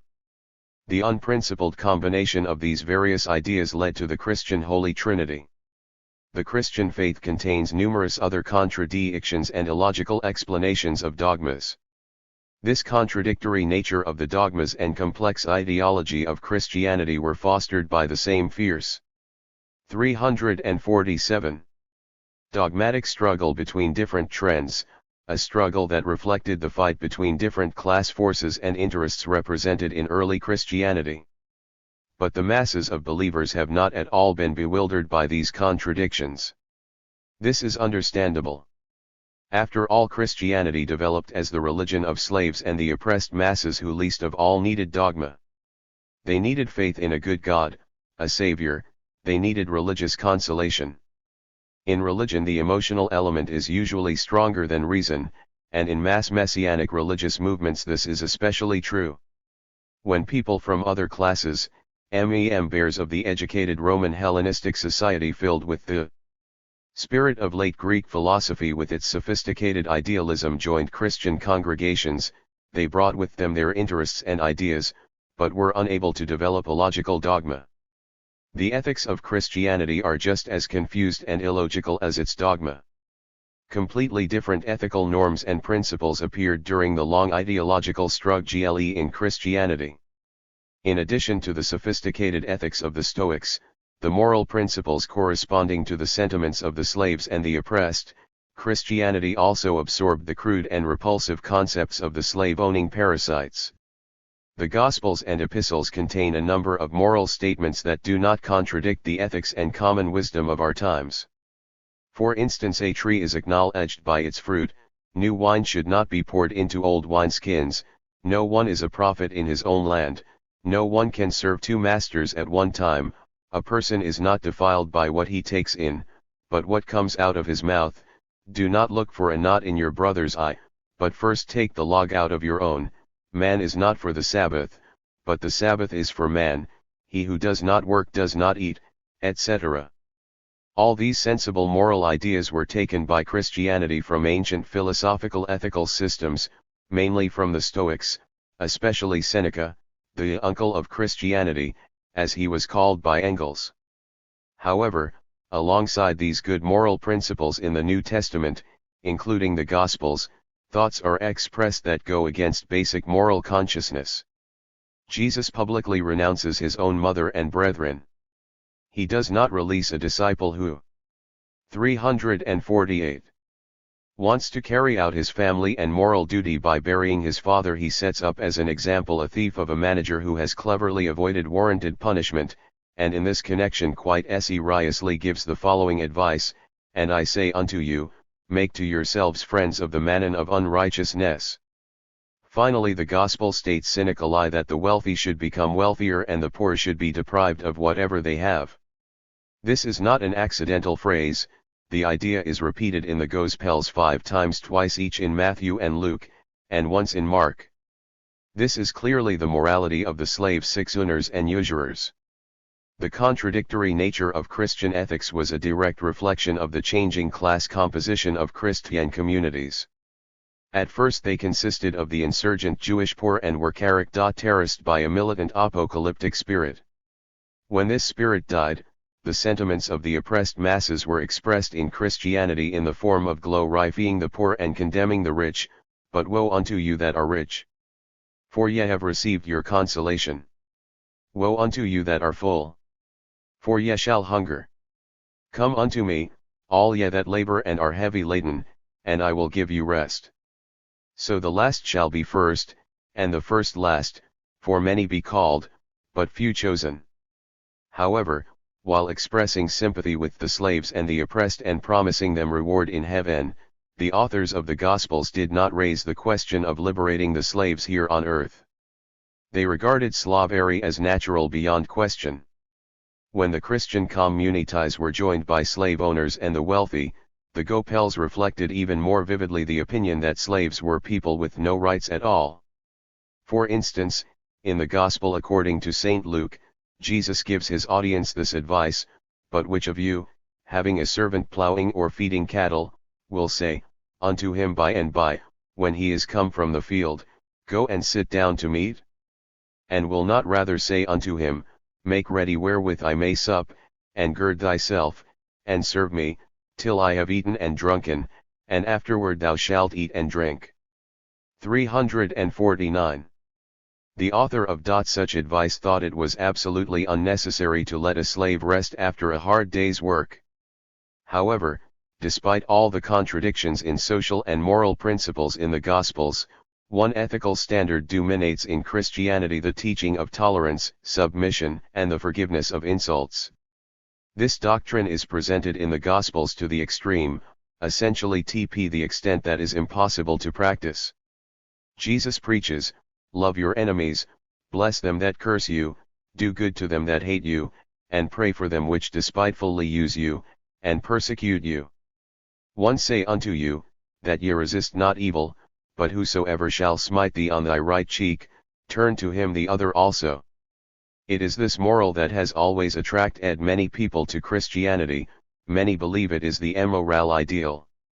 However, it must be said, first, that except for a handful of individuals, Christians have never really practiced this principle.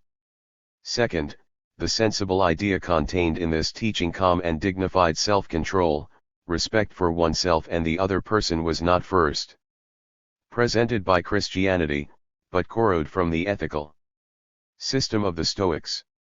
Third, in the context of the concrete conditions of a slave-owning society, this gospel teaching was essentially in defense of the system. Although the appeal to forgive insults was made to all people, it is quite clear that it applied primarily to the slaves and the oppressed who were cursed by their oppressors, and not the opposite. The Christian teaching of submission and forgiveness, right from the beginning, was for the benefit of the exploiters. The struggle between sects helped unite the communities and strengthen the organizational forms of the Christian Church. Christian rituals and Christian cult became more complex in the course of this struggle. Early Christian cult was extremely simple, rituals were almost non-existent. A simple style of communication between people, the absence of rites that could divide them, were the conditions that ensured Christianity greater popularity than other cults. One of the revolutionary aspects of Christianity was that it abolished ancient religious rituals that divided people, and thus became a world religion. Original Christian rituals were limited to 350 occasional gatherings, feasts in memory of the founder of the teaching. The participants in these feasts ate bread and read the scriptures. They were gatherings of love, agape. When the adherents of other cults joined Christian congregations, they brought with them various elements of ancient rites. The main role in Christian ritual is played by mysteries, cultic activities whose aim is to win God's blessings. The oldest and most important Christian mysteries are baptism and communion. The mystery of communion, during we believers receive bread and wine, the body and blood of Christ, is simply a modified version of an ancient ritual that apparently evolved from totemism and was especially developed in agricultural religions. During this ritual believers killed and ate the patron god of plant life in the form of his one man or animal substitute. The cults of Mitra, Attis and other Eastern gods involved the ceremony of receiving bread and wine. This sacred food and drink was apparently considered the embodiment of God. The ritual of RCEI_IG the Eucharist in the Mitra_CULT was adapted by Christianity almost without any changes. In Christianity, however, it combined with the ancient Jewish Passover ritual of killing a lamb. The founder of Christianity, having sacrificed himself, was portrayed as a lamb. That is how the rituals of the Christian Easter arose. The feast of receiving the Eucharist once a year was turned into a weekly communion in which worshippers at services would eat the body and blood of God who had sacrificed himself. The mystery of baptism appeared after communion and was also borrowed from other cults. Ritual purification with water goes back to ancient initiation rites. Initiation into secret associations and into mysteries in ancient East.Rn religions was always attended by ritual purification. Rites of acceptance into secret cults were regarded as a second birth. Ritual bathing was used in Eleusinian mysteries, in the mysteries of Dionysus and Isis. It played an even more prominent role in the ritua_ls of the Manda sect. The Mandaeist ritual of baptism with water, together with the image of the legendary John the Baptist, was apparently borrowed directly by Christian communities.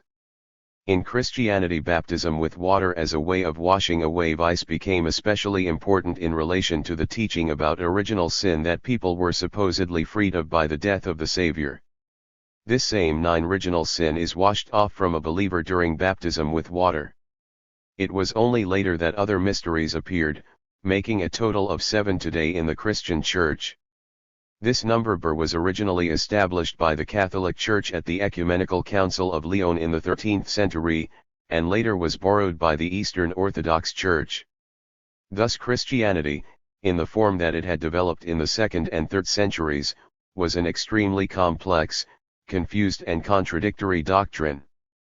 It had enormous difficulty maintaining unity which was merely superficial. It was a combination of Judean teaching about the oneness of God Almighty, the Judean idea of the Messiah Savior that had been transformed into a SPI ritual Savior and merged with the images of agricultural dying and resurrecting gods, the Gnostic teaching of the opposition between the spirit and matter and the divine medium between them Logos, the Mazdaist eschatology and belief in a future kingdom of bliss for the devout, the Mazdaist notion of the spirit of evil, the devil, the ancient Eastern worship of the goddess mother. Christian doctrine adopted many other elements as well: the ancient burial cult with the attending belief in the afterlife of the soul, the shaman practice of exorcising evil spirits, magic healing methods, the ancient worship of genies relating to Nagualism and transformed in Christianity into guardian angels, etc., the survivals of ancient totemic rituals and notions. A significant circumstance that affected the development of early Christianity was the persecution of Christians. Christianity arose as a religion of the slaves and the oppressed, incorporating the spontaneous protest of the exploited masses against an unjust social system. Having gained popularity, the religion became dangerous. 352. And could not help but create concern and even hostile attitudes from the ruling classes. The persecution of Christian communities by the authorities was subsequently much exaggerated by the Christians themselves. Leaders of the Church were proud of the sacrifices made by the early Christians in defending their faith and praised the stoicism and heroism of the Christian martyrs. Church historians claim that there were 10 great persecutions, not counting the local and small ones.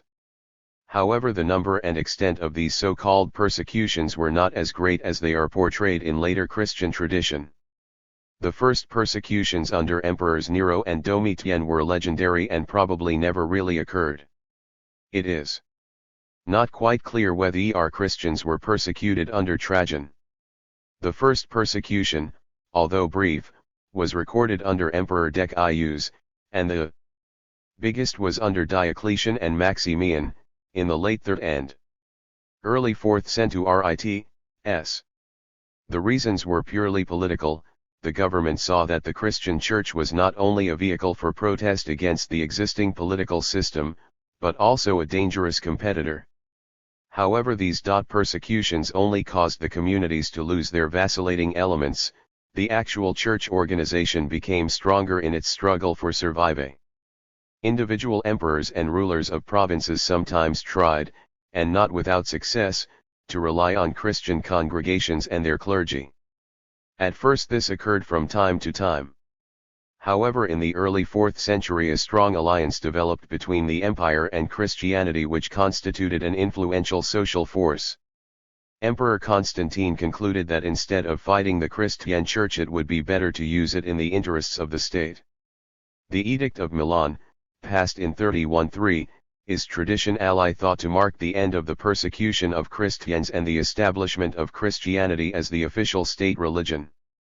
However, it has not been proved that such an edict ever existed.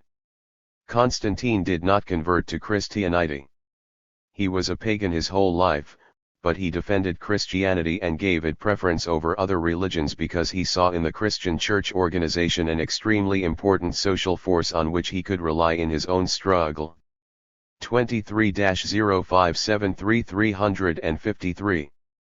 The alliance of the Christian Church with the state, beginning with the Edict of Milan, was further strengthened in the policies of the Eastern and Western Roman emperors who systematically supported the Church and enjoyed its reciprocal support. This change in the status of the Christian Church led to significant internal changes. The social composition of Christianity changed. Long before Christianity turned into the dominant religion, as early as the 3rd and even the 2nd centuries, in addition to slaves, Christian communities were joined by members of the ruling classes. The women in aristocratic families were particularly attracted to the Christian religion. The Christian Church was especially popular among aristocratic women of Rome. Approximate calculations made by scholars show that just before Christianity turned into a state religion it was not yet the most widespread religion. Even in large cities a relatively small part of the population, perhaps 1/5 or even less, belonged to Christian communities. When Christianity became a state religion, congregations grew. Middle-class sections of the population and the slave-owning class joined the new religion en masse. Afterwards Christianity ceased to be the religion of the slaves and the oppressed, and became a religion that helped the ruling classes control the people. Opposition to this transformation of Christianity's class orientation was expressed by democratic trends in the form of heretical movements from the Montanist to the Donatist, but all of them were suppressed by the Church, which had grown strong. However, the spread of Christianity was limited for a long time. In the western provinces it was strongest in the cities and weak in the countryside. The old, pagan beliefs continued to persist among the rural population. Hence the Latin word pagantals, literally meaning rural dweller, began to be used in the sense of heathen or non-Christian. In the Hellenistic East the non-Christians were referred to by the Greek term THIRD, literally meaning peoples, as opposed to Judeans. When Christianity became the dominant religion, a 354 special movement of monasticism developed. Christian congregations, having turned into powerful churches, ceased to serve as a refuge from the evils of the world. Membership in the Church no longer saved one from sin. Then the most fanatic Christians began leaving the world of sin into the desert to live secluded lives devoted to God. There they followed an ascetic lifestyle. The first monks and the first monastic living quarters appeared in Egypt. Saint Anthony and Saint Pachomius are regarded the first monks. Later monasteries came into being in other Christian countries. In the early Middle Ages monasteries were used as places of refuge during various invasions. They became wealthy from donations and gradually became a major economic force.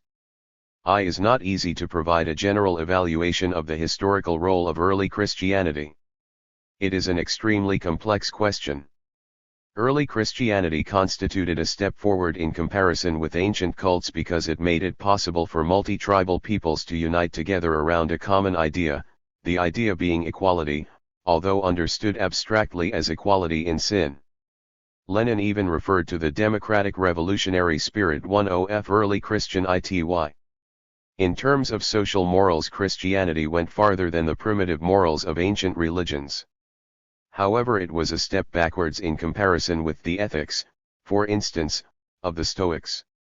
From a cultural point of view, the Christian faith, adapted so the masses could understand it, was of a much lower level than the culture of antiquity with its foundations of science, sophisticated philosophy, and superb works of art.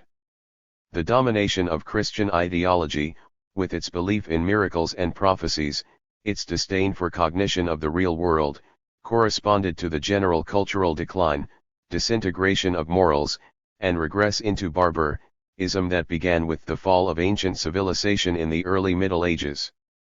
We know of many instances when crowds of ignorant fanatic Christians destroyed monuments of ancient culture, seeing in them the work of the devil, killed scientists and artists. In 415 in Alexandria, the center of He.1 vi. Lenin, The State and Revolution, Collected Works, Volume 25, Progress Publishers, Moscow, 1977, p. 425. 23*355. Lenistic education, wild Christian fanatics, provoked by monks and priests headed by Patriarch Kirill, destroyed and burned the famous library containing vast treasures of knowledge, and killed Hypatia, an outstanding woman scholar, the author of valuable works on mathematics, astronomy, and philosophy. The destruction of monuments of art and science in Rome by the West Goths in 410, and even more so, by the Vandals in 455, was motivated largely by religious fanaticism. These newly converted Christians manifested in this way their great religious fervor. Having become the state religion of the Roman Empire during its decline, Christianity spread, along with Greco-Roman culture, to the Germans and Slavs. In the 4th century the Goths and Vandals were christened, and in the late 5th century, the Franks. Between the 6th and 9th centuries Christianity gradually was adopted by more remote German tribes. Between the 9th and 10th centuries it was accepted by the Slavic peoples. By the 10th century nearly all of Europe was Christian. In the East Christianity had penetrated all the way to the Caucasus in the 4th century, but there it had a harder battle to wage against Zoroastrianism, and from the 7th century, with Islam that nearly blocked the further spread of Christianity into countries of the East. However, having penetrated to the pagan peoples of Europe, Christianity by no means destroyed local religions. On the contrary, it merged with them, incorporating local ritual traditions and mythological figures. That was how the religious syncretism evolved. Local gods merged with Christian saints whose names they maintained. Traditional folk rituals related primarily to the agricultural calendar were timed to coincide with the church calendar. The images of low mythology, various water nymphs, wood goblins, brownies, elves, trolls, etc. survived under their own names, but the church taught the people to think of them as evil forces. From the time of the great discoveries, the 15th, 356, and 16th centuries, Christian missionaries began taking the religion outside the Old World, using not only the cross, but fire and sword. By the early 20th century Christianity had become the most widespread religion. Affairs and relations within the Christian Church reflected the course of political history. The political and cultural division of the Roman Empire in the West and the East led to the gradual separation of the Church into the East and West. In the West, due to the decline and later the abolition of the emperor's power and the fall of the empire, the head of the Church, the bishop, or Rome, who was called the Pope, gained extraordinary authority. In the East, where the empire survived, the patriarchs of the church could not become so powerful. They did practically nothing to become independent of the emperors. During the iconoclast movement in Byzantium, the independence of the church was dealt a particularly heavy blow. In order to deprive it of any independence, the emperors banned the worship of icons and confiscated lands belonging to churches and monasteries. The worship of icons was later reinstituted, but the land was not returned to the church and its independence was undermined completely. That is precisely why the Eastern Patriarchs could not be under the Pope of Rome. The latter, however, increasingly persisted in gaining the primary position in the Christian world. The organizational and dogmatic disagreements between the Church of the East and the Church of the West, reflecting political struggle, gradually accumulated and finally led to the formal separation between the two churches in 1054. The main differences over dogma that continue to divide the two churches, the West and East, are the following: l. The dogma of the Catholic Church that the Holy Ghost comes from both the Father and the Son, in contrast to that of the Eastern Orthodox Church, which maintains that the Holy Ghost comes only from the Father. The leaders of both the Catholic and Orthodox Ch. 357. CHES have always regarded this disagreement as the most important and even the only irreconcilable one. 2. The Doctrine 11e of the Catholic Church about the services of the saints to God. These deeds comprise a kind of depository that the Church can do with as it pleases. 3. The practice of the absolution of sins that are sold by the Church as though from this sacred fund. 4. Also related to this is the Catholic teaching about purgatory, where the souls of sinners, burning in a fire, are purified so they can go to paradise. The term "these souls are in purgatory" can be reduced according to the prayers of the Church. 5. The teaching about the Immaculate Conception of the Virgin Mary, which originated in the 9th century and was elevated to a dogma in 1854. 6. The dogma that the Pope could never sin in matters of the faith, established in 1870. The rituals of the Catholic Church differ from those of the Orthodox: christening by sprinkling water on the individual instead of the Orthodox method of submersion, anointing adults instead of infants, giving the laity only bread in communion instead of both bread and wine, which are only for the clergy, the use of unleavened bread for communion, crossing oneself with 5 fingers, the use of Latin in services, etc.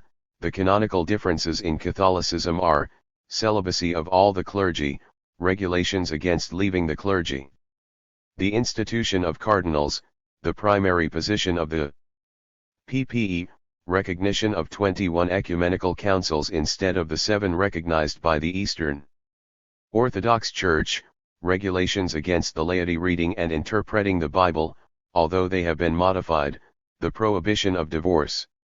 In most of these differences it is evident that the Catholic Church is a powerful organization that over the centuries has developed diverse, effective, and flexible ways of influencing believers and enjoys enormous political power in many countries.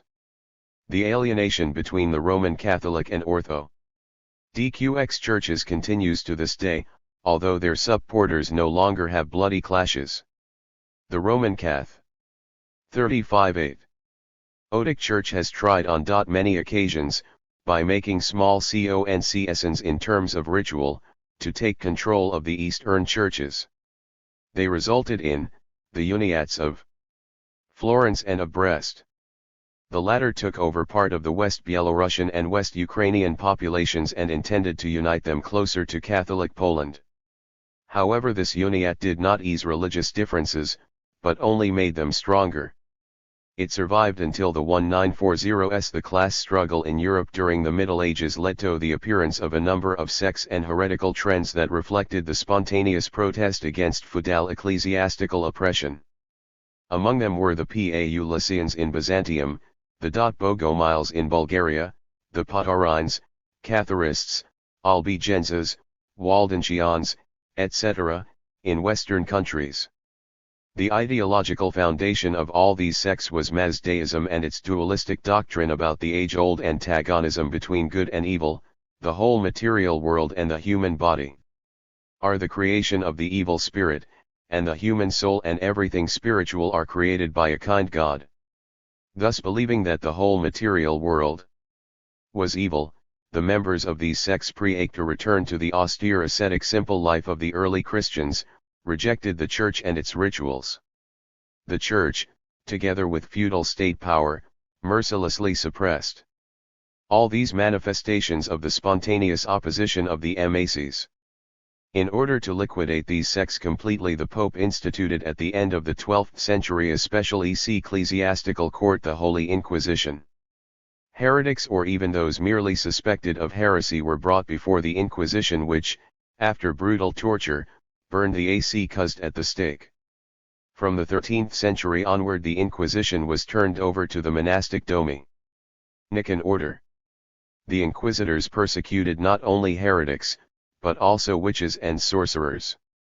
In 148-7 the Odius Malleus Maleficarum was published as a handbook for hunting and trying witches and other enemies of the Church.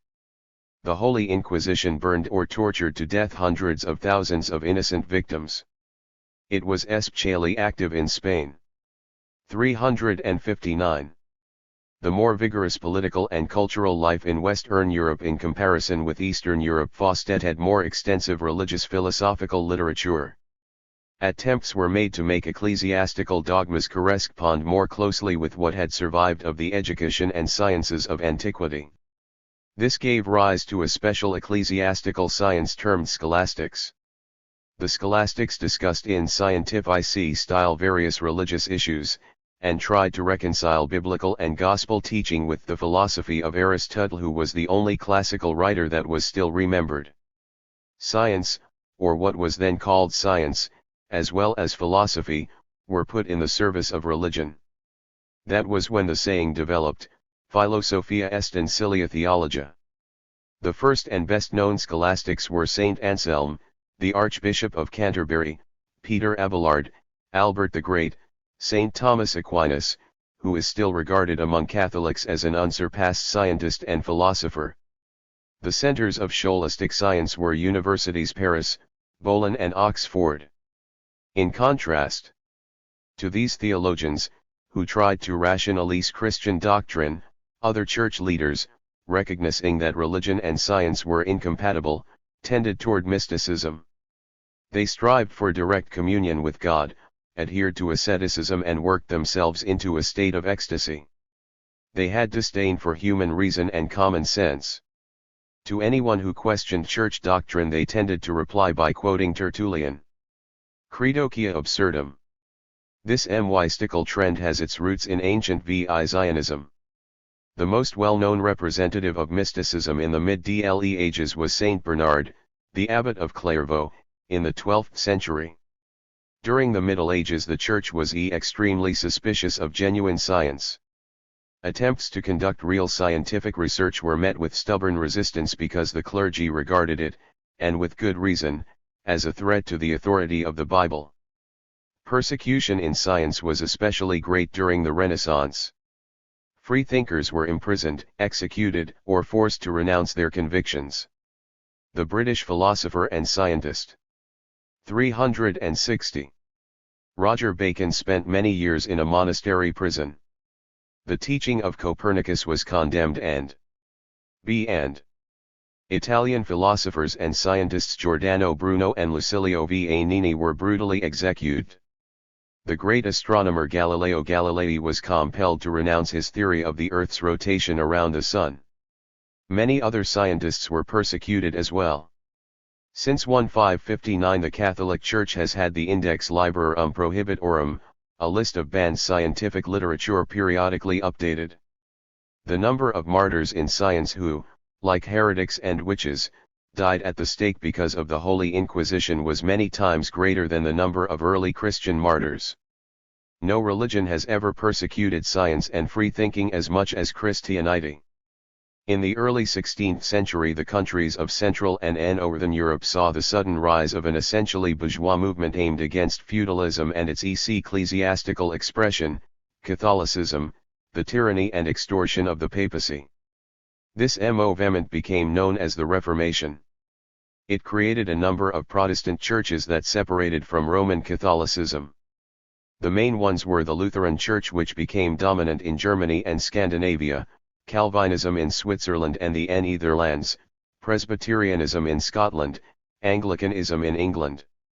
The doctrines of all Protestant churches differed from Catholicism, first, in their recognition of the Holy Scriptures as the only authority in religious affairs, and, in their recognition of the supremacy of faith, third, in their recognition of only two mysteries, baptism and communion, which are regarded as acts that are effective only if they are attended by faith, not automatic ally as the Catholics' belief. All these principles were aimed directly against the powerful apparatus of the feudal and centralist Catholic Church. Protestantism transferred the center of religious affairs from the church to the individual. Having destroyed the church organization and freed northern Europe from papal power, the Reformation transferred 36-1. Peace power into the hands of other forces. The Lutheran Church in Germany and Scandinavia handed it over to the princes and kings, Calvinism. In Switzerland and the Netherlands, to the republican bourgeoisie, the Episcopalian Church in England, to the centralist monarchy. The most consistent form of bourgeois Protestantism was Calvinism, with its strict ascetic spirit and gloomy fanaticism, and its teaching about predestination. Sects that separated from the Catholic Church during the Reformation and later Anabaptists, Bohemian, Brethren, etc. represented plebeian democratic movements. However, this did not prevent them, especially such Protestant sects as the Quakers, Methodists, Baptists, Mennonites and others, from subsequently facilitating the capitalist exploitation of the masses of believers. Protestantism from its outset splintered into a number of trends and church and still continues to divide into different sects. Catholicism, on the contrary, was and remains a strictly centralist religion. Only in 1870 a small group of Catholics, mainly in Switzerland and South Germany, broke away from the church because they refused to recognize the new dogma that the Pope was endless. These old Catholics made some democratic changes in the church leadership and simplified the rituals. In 1920 some of the Catholic clergy and believers in Czechoslovakia broke away from Rome, but for purely political reasons, because of the Vatican's hostility to the newly created state. An independent Czech Catholic Church was instituted. However, these splits affected only a minute part of the religious community of Catholics that number over 580 million around the world. Catholicism is practiced in most countries in southern and western Europe. JT is the clearly dominant religion in Portugal, Spain, Italy, Ireland, Belgium, Austria, Poland, nearly dominant in France, Hungary, Czechoslovakia, the northwestern parts of Yugoslavia, prevalent in the Federal Republic of Germany, northern Albania, Catholics exist in Switzerland and Britain. In the Soviet Union, Catholicism is still practiced among Lithuanians and East and Latvians. In the non-European countries, Catholicism is dominant in Latin America. There are many Catholics in the United States and Canada, and M1 have converted many to Catholicism in the various countries of Africa, Asia, and Oceania. The Greek Orthodox doctrine, with its roots in Byzantium, is widespread in Eastern and Southeastern Europe. It is still adhered to by Greeks, Bulgarians, Serbs, Montenegrins, a large number of Macedonians, and Romanians. In Russia, where Christianity was officially adopted in the 10th century, the Orthodox Church became dominant. The Orthodox faith was accepted by Russians, Belarusians, Ukrainians, Moldavians, Karelians, Komi, Mordvinians, a large number of Mari, Udmurts, and peoples of Siberia. In the Caucasus, the Georgians, some Ossetes, Abkhazians and other peoples joined the Orthodox Church. The Church ideologically supported the Tsarist monarchy and was virtually subordinate to it. The Moscow Metropolitans, who headed the Russian Orthodox Church, and from 1589 the Patriarchs, tried periodically to gain some independence from the state, but unsuccessfully. Peter the Great deprived the Church of even the appearance of independence by abolishing the Patriarchy and putting at the head of the Church the Holy Governing Synod consisting of hierarchs obedient to the Tsar. The Orthodox clergy became ordinary bureaucrats in Cossacks. The protest of the masses against feudal oppression sanctified by the Church periodically turned into movements against the official Church. Hence the medieval sects, such as the Strigalniki and Zhidovstvuyashchi. The same conditions gave rise to a widespread splintering movement in the middle of the 17th century, when large numbers of lower clergy and laity fought against the ecclesiastical policies of Patriarch Nikon, against his revision of liturgical books and other reforms. The differences between the Old Believers and the Iconites were not dogmas, but ritual details. The Old Believers insisted on making the sign of the cross with 2 instead of 3 fingers, sang Hallelujah not 3 but 2 times, spelled the name Jesus without 1 extra letter, etc. However, fanatic Old Believers fought passionately for these details, not fearing exile, execution, and self-immolation. 363. The Old Believers, however, did not remain united. They split into 2 main groups: the Popovtsi, who were supported by the wealthy and the merchants, and who had their own priests and recognized the Tsar, and the Bispopovtsi, represented by more radical elements, mainly peasants, who refused to have anything to do with the reformers, did not submit to government authority, regarded the Tsar and the dominant Church as antichrist and heretic. The government and the Russian Orthodox Church brutally persecute the Old Believers who hid in the woods of the Volga region, the North and Siberia. The Old Believer Church was declared legal only in 1905. From the 18th century onward, new sects developed in Russia, once again reflecting the discontent of the peasants and other sections of the population with oppression by feudal landowners, the autocracy, the police and the church. As early as the first half of the 18th century a sect appeared that renounced all official dogma, church ritual, etc. Instead of services, the Christovary held gatherings of ecstatic dancing, during which some of the dancers were struck by the Holy Ghost and made predictions in a state of trance. In the latter half of the 18th century a group of fanatics, Skopsi, split with the Christovary sect, demanding an end to all sinful desires of the flesh and consequently castrating all members. In addition to these mystical sects, rationalist ones were formed. Their founders attempted to interpret Christian doctrine in the spirit of reason.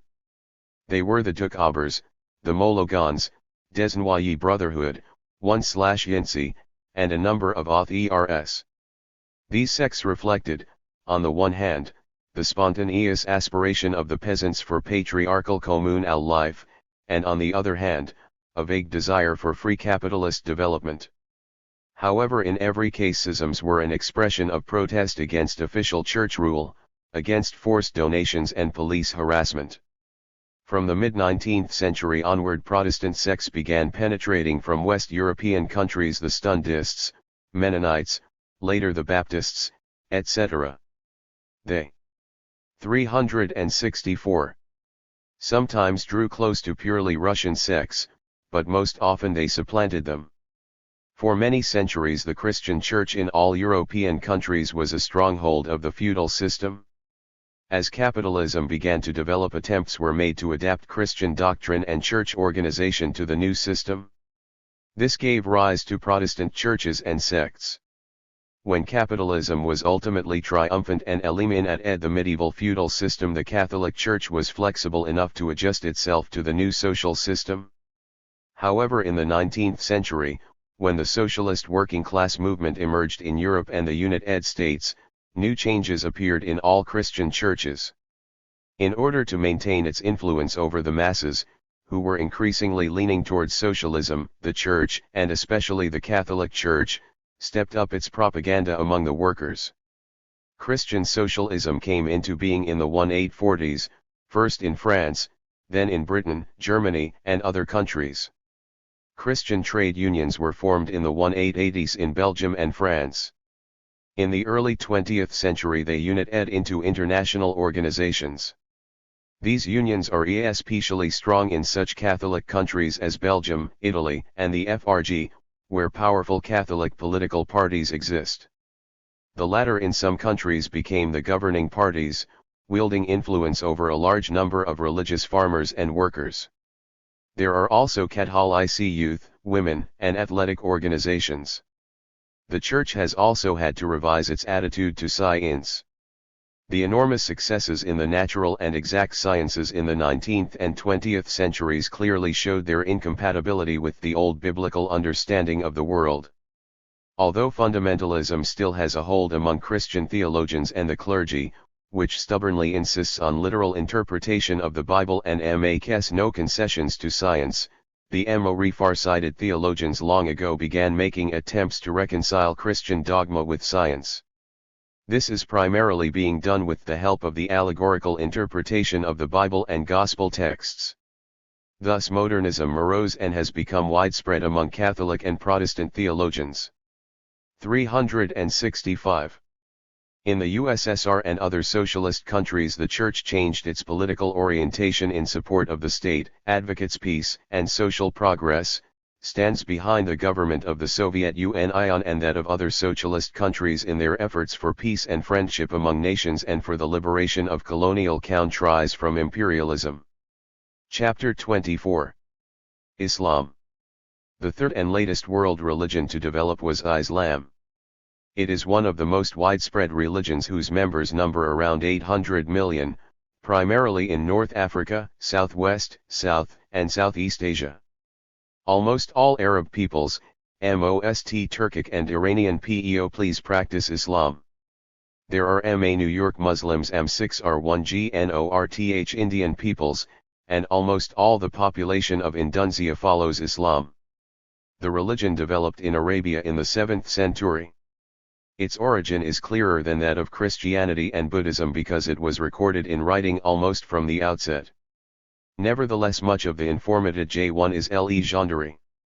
According to Muslim tradition, the founder of Islam was a prophet Muhammad, an Arab who lived in Mecca. Supposedly he learned a number of revelations from Allah, which are written in the Quran, and passed them on to others.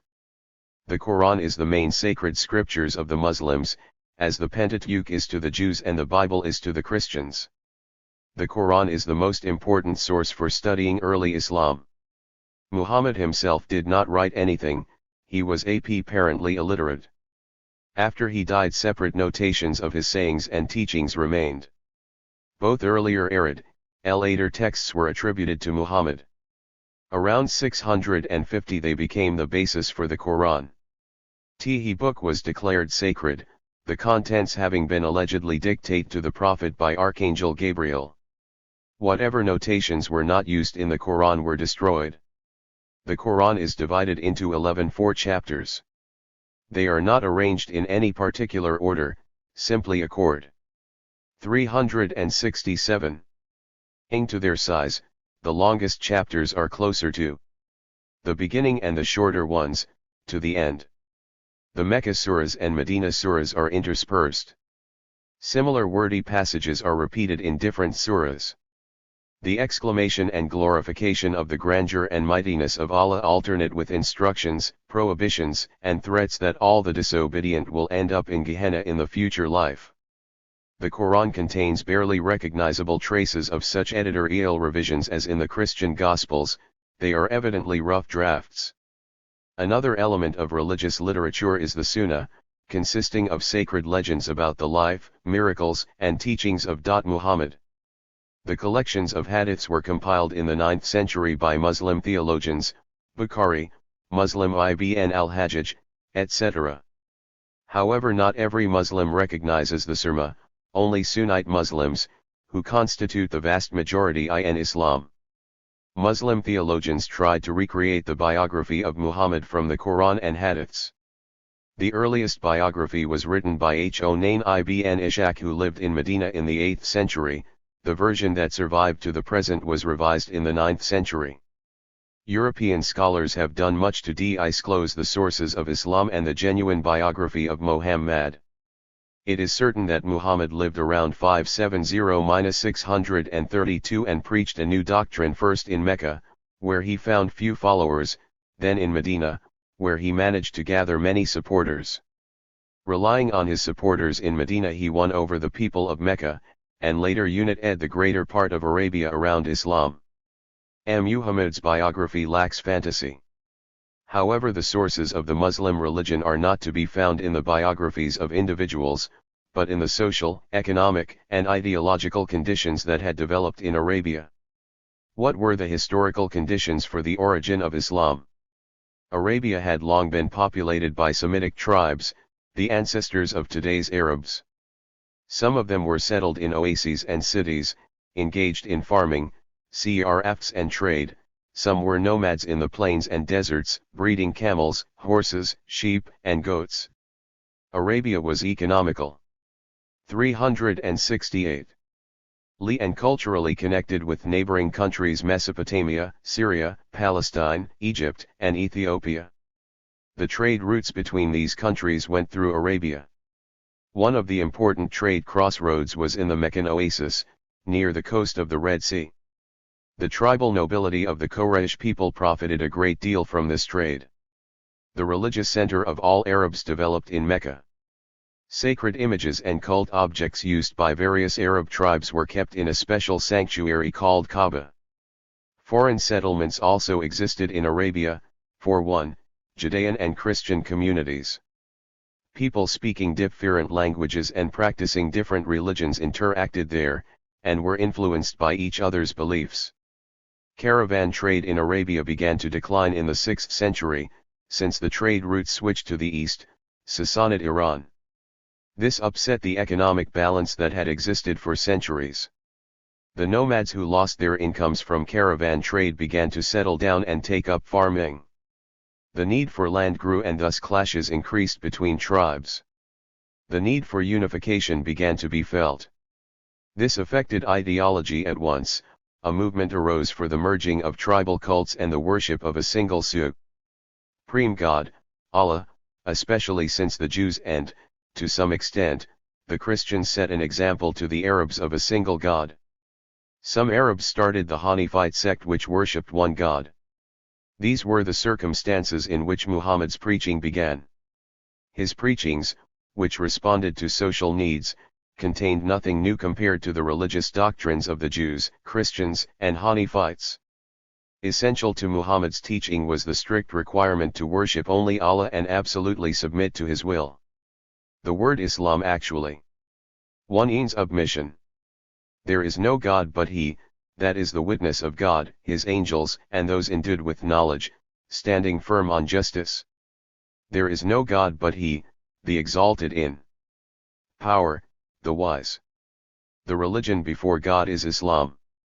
At first Muhammad's preaching was mistrusted, and even received with hostility, especially by the chiefs of his own Quraysh tribe. The merchant nobility feared that ceasing to practice the cult of old Arabic tribal gods would 24-0573-369 undermine Mecca as a religious and thus economic center. Muhammad and his followers were forced to flee Mecca. This flight in 622 is regarded by Muslims as the beginning of the Muslim era. Muhammad found more favorable conditions for his preaching in the agricultural oasis of Medina. The people of Medina competed with and were hostile to the Meccan aristocracy and were happy to fight against it. Muhammad was supported by several local tribes. He tried to rely even on Jewish communities. In 630, having recruited many advocates, Muhammad seized Mecca. The Meccan Quraysh leadership was compelled to adopt the new religion. However, they did not lose but gained from this move. With the unification of the Arabic tribes that adopted the new teaching one after another, the importance of Mecca as a national and religious center further increased. The Quraysh nobility that had originally been hostile to the Muslim movement finally recognized the benefit of not only belonging to, but leading the movement. Soviet scholars have disagreed about the social base and social roots of early Islam. Some believed that it was a movement of nomad Bedouins aimed against the cities and merchant nobility, and was basically a movement for land. Others felt that Muhammad's main social base was the agricultural poor of Medina, and that the nomads who joined the movement subsequently became its decisive militant force. Still others maintained that early Islam was a movement of middle and small merchants aimed against the Meccan merchant nobility. The opinion closest to the truth is, to my mind, that various social groups among the Arabs united around Islam. Engels wrote that Islam was a religion, on the one hand, intended for city dwellers engaged in commerce and crafts, and on the other hand, for nomad Bedouins. 1. The early Muslim movement reflected the interests and aspirations or nomad tribes suffering from economic crisis and comprising the military strength of Islam, the city dwellers who were Muhammad's first followers, and the merchants who led the movement. The new doctrine was not completely formulated by c. Friedrich Engels, Zur Geschichte der Christentums, in Karl Marx, Friedrich Engels, Werke, Band 22, Dietz Verlag, Berlin, 1974, p. 450. 370. The time Muhammad died in 632. Its main ideas can be gleaned from the Quran despite its chaotic nature. Later they were developed by Muslim theologians. Islam dogma is quite simple. A Muslim must firmly believe that there is only one God, Allah, that Muhammad was his prophet, that before him God sent other prophets, the biblical Adam, Noah, Abraham, Moses, and the Christian Jesus, but Muhammad was superior to them, that there are angels and evil spirits, jinns, that on doomsday the dead will be resurrected and all will be rewarded or punished according to their deeds, the pious will be sent to paradise, and the sinners and unfaithful will go to Gehenna, that divine predestination exists because Allah has decided each person's fate. Allah is depicted in the Quran as a being with purely human moral qualities, but to a superior degree. He is sometimes angry with people, sometimes forgiving, he loves some and hates others. Like the Judean and Christian gods, Allah, without any rational reason, destined some people to a pious life and future bliss, and others to lawless acts and misery in the afterlife. Nevertheless, in the Quran, as in the Gospels, Allah is often referred to as merciful and forgiving. Allah's most important quality is his infinite power and grandeur. Therefore, the most important dogmatic and moral instruction in the Quran is the demand for complete and unequivocal submission to Allah. The practical and ritual commandments of Islam are as simple as its dogma. They amount to the following: praying 5 times a day at special times, ablution before saying prayers and in other instances, after becoming dirty, paying taxes for the poor but virtually for the clergy, fasting annually throughout a whole month, pilgrimage to the holy city of Mecca, which a devout Muslim must do at least once in his life. All of these instructions, regardless of whether they are not too hard to carry out, can be modified in difficult circumstances. If water is not available for ablution, it can be substituted by sand or dust. Fasting is not necessary for the ill or travelers who can and should fast the same. 371. Number of days later. Incidentally, the Muslim fast, in contrast to that of the Christians, consists of total abstention from any food and drink from sunrise to sunset, but the rest of the time one can eat and drink whatever he wants and engage in any pleasures. The Muslims have a number of customs and prohibitions in common with the Jews, the circumcision of boys, however not in infancy like the Jews but between the ages of 7 and 10, a taboo on eating pork, the strict prohibition of portrayals of God as well as any living creature, a person or animal, to prevent idol worshipping. Muslims are also forbidden to drink wine, but this ban is not observed everywhere. One element of the Muslim religion is holy war for the faith. It is quite understandable if we remember that the Muslim movement itself developed from the Arabs' need to unite and seize new land. This is stated clearly in the Quran: 8 months out of the year it is necessary to fight against people who believe in many gods, infidels, to destroy them and seize their property. This is a vivid manifestation of fanaticism and intolerance of other religions, and is typical of Islam more than any other world religion. However, subsequently Muslim theologians and secular scholars have offered different interpretations of the commandment of jihad. Indeed, the Quran makes some distinction between the worshippers of various non-Muslim religions. The attitude is extremely hostile to those who worship several gods, the followers of tribal and polytheistic cults, who believe. Fight the unbelievers who gird you about, and let them find firmness in you, and know that God is with those who fear him. The Quran expresses respect for people who follow Judaism and Christianity. This is understandable since these religions were the basis for Islam, which simply went the route of simplification. However, the Quran says, "Fight those who believe not in God nor the last day, nor hold that forbidden which hath been forbidden by God and his apostle, that is, Jews and Christians." In practice, Islam makes no real distinction between the followers of different religions. All of them are regarded as infidels, jawers, and must either be destroyed or made to submit. The ethics of Islam are rather elementary. A good 372.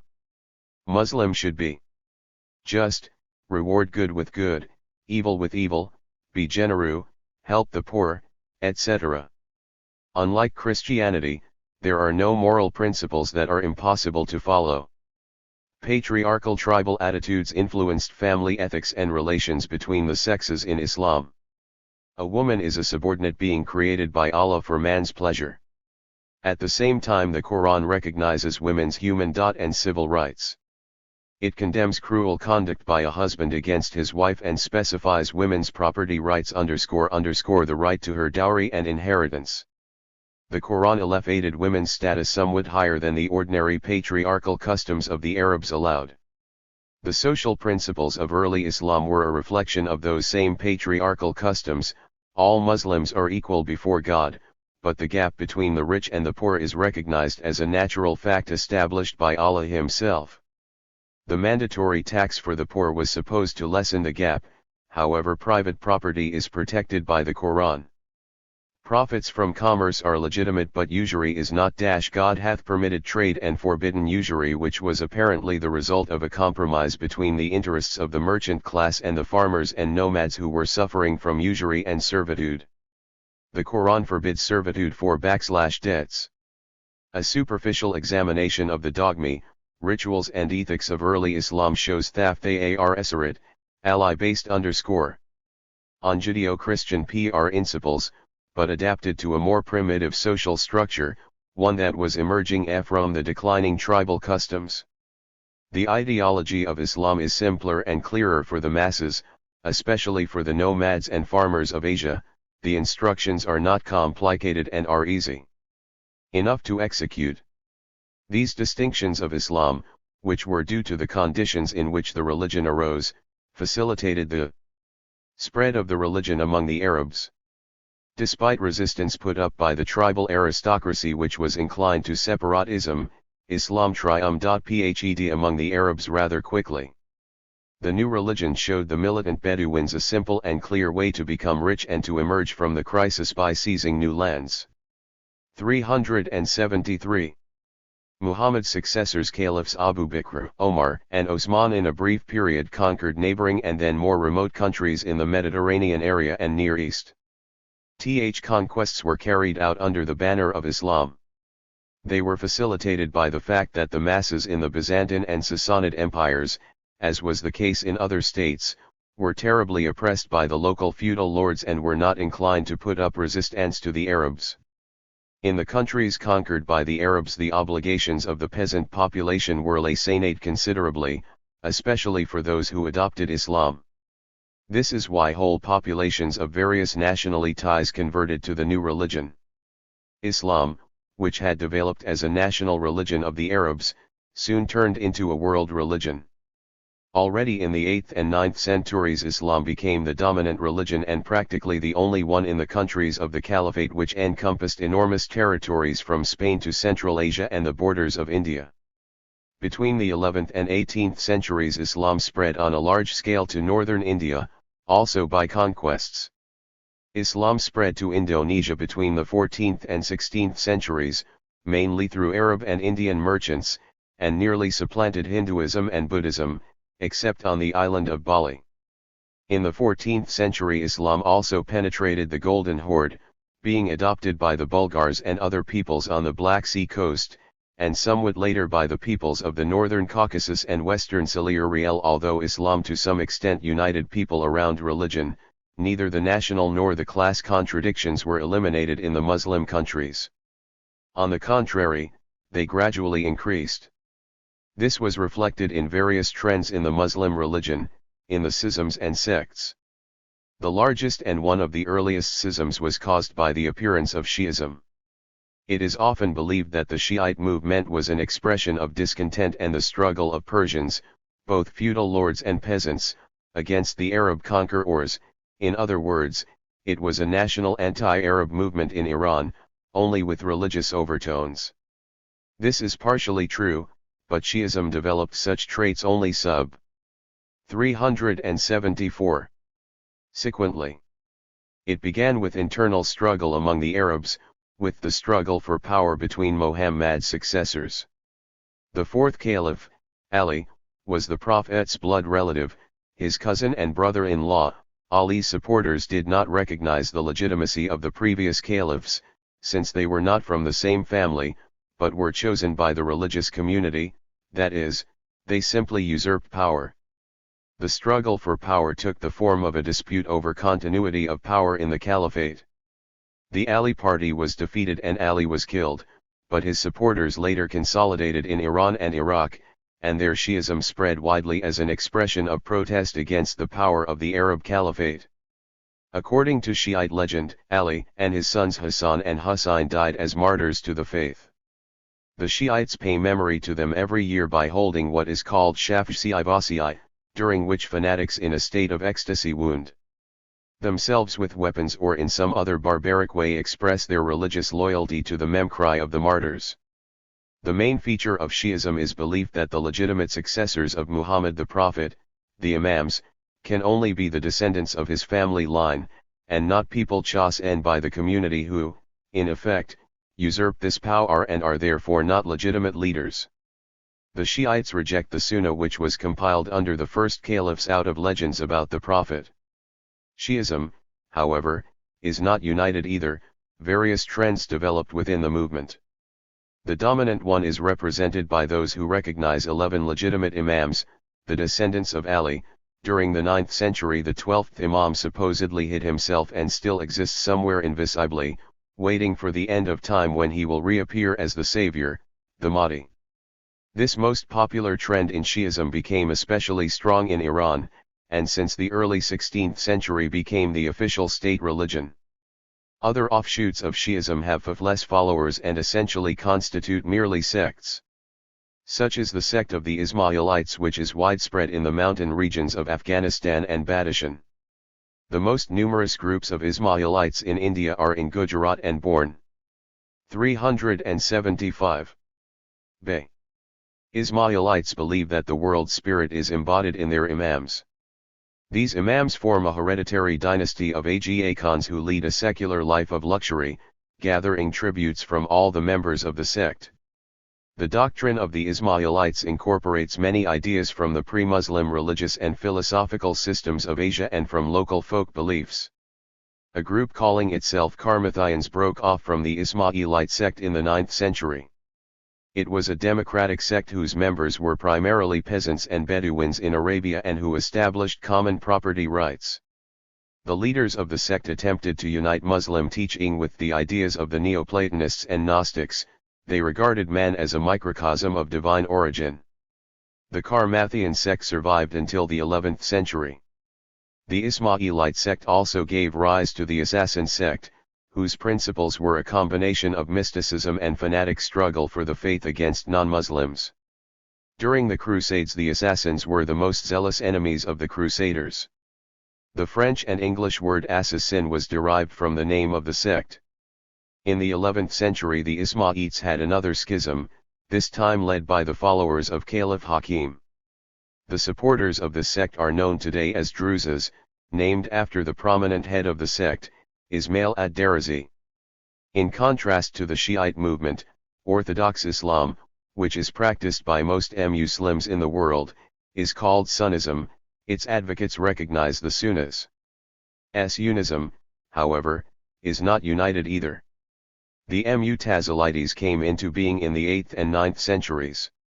They tried to interpret Muslim doctrine in a rational spirit, maintained that God was just, that man has free will, that the Quran is a book written by people and not created by God. The Mu'tazilites were supported by some caliphs who relied on this sect to boost their weakening power. But soon the reactionary fanatic clergy took the upper hand in the caliphate and began persecuting the Mu'tazilites. The doctrine consolidated that the Quran was an eternal scripture, not composed by man. However, the ideas of the Mu'tazilites left their mark on the future development of Muslim thought. 4 schools developed in Muslim theology in the 376. 8th and 9th centuries: the Hanifite, Shafi'ite, Malikite, and Hanbalite schools, named after their founders. The Hanbalite school was marked by extreme fanaticism, the literal interpretation of religious dogmas. It became strongest among the backward Bedouin population in Arabia. Similar to it was the Malikite school, which became dominant in North Africa. The other 2 schools that were accepted in the more cultured regions of the Muslim world allowed for a more liberal interpretation of doctrine. No special alienation or hostility exists between the advocates of these 4 schools. Between the 8th and 10th centuries, Islam adopted the mystical and semi-monastic trend of Sufism. It grew within Shi'ism, but was also taken up among the Sunnites. Sufism was influenced by the ideas of Mazdaism, perhaps Buddhism, and even Neoplatonism. The adherents of Sufism did not pay much attention to superficial ritual, they sought true understanding of God, a mystical merging with the divine. Some of them actually held pantheistic beliefs and thus deviated from the crudely anthropomorphous notions about Allah contained in the Quran. The followers of Sufi believed the names of the gods mentioned in the Quran had mystical significance. The mystical and pantheistic trend of Sufism was first persecuted by Orthodox Muslim fanatics, but gradually both sides compromised. The followers of Sufism formed orders of wandering monks, dervishes, headed by either sheikhs or ishans. Both the Sunnites and the Shiites recognized these orders. Although dervishes took a monastic vow of poverty, they soon became charlatans who swindled and deceived the gullible people. The leaders of the dervishes, the ishans, in turn swindled their subordinates, the murids. Some dervish orders employ ecstatic dances and other purely shaman practices in their prayer zayans. They believe the mystical exclamation "Hu" is of great significance. The Tariqa movement was historically connected with Sufism. This concept originally signified the pious path to communion with God. Subsequently it came to denote the teaching of fanatics who professed holy war against Christians and other 377 infidels. The murids were the fighting force of the Tariqa, and were blindly obedient to their spiritual teacher. In modern times, the growing complexity of socio-economic and political conditions, and the aggravation of the class struggle gave rise to new Islamic sects. In the 18th century, the Wahhabi movement developed among the Bedouins in Arabia. It was a reflection of the spontaneous protest of nomads against the wealth and luxury of urban merchants and the rich. Wahhabis, carrying on the traditions of the strict Hanbalite school, demanded a return to the patriarchal simplicity of life in the early centuries of Islam, strict observance of rites and taboos, the elimination of luxuries, and renunciation of European cultural influence. They did not recognize the cult of saints, and worshipped God alone. By the early 20th century, after a fierce struggle with their opponents, the Wahhabis played the dominant role in the state of Najd, and later won over Hejaz with the cities of Mecca and Medina. The Wahhabi doctrine became the dominant religion in the state of Saudi Arabia, which unites both regions. In Persia in the middle of the 19th century, the mass discontent of the urban poor and the peasants took a religious form. Their ideological leader was Muhammad Ali of Shiraz, who called himself Bab. It became known as the Babite movement. The Babites taught equality and brotherhood among all people, but only if they were Muslims. Bab claimed to be the Prophet's successor who was meant to bring to the people the new law. His doctrine was filled with mystical notions and was similar to pantheism.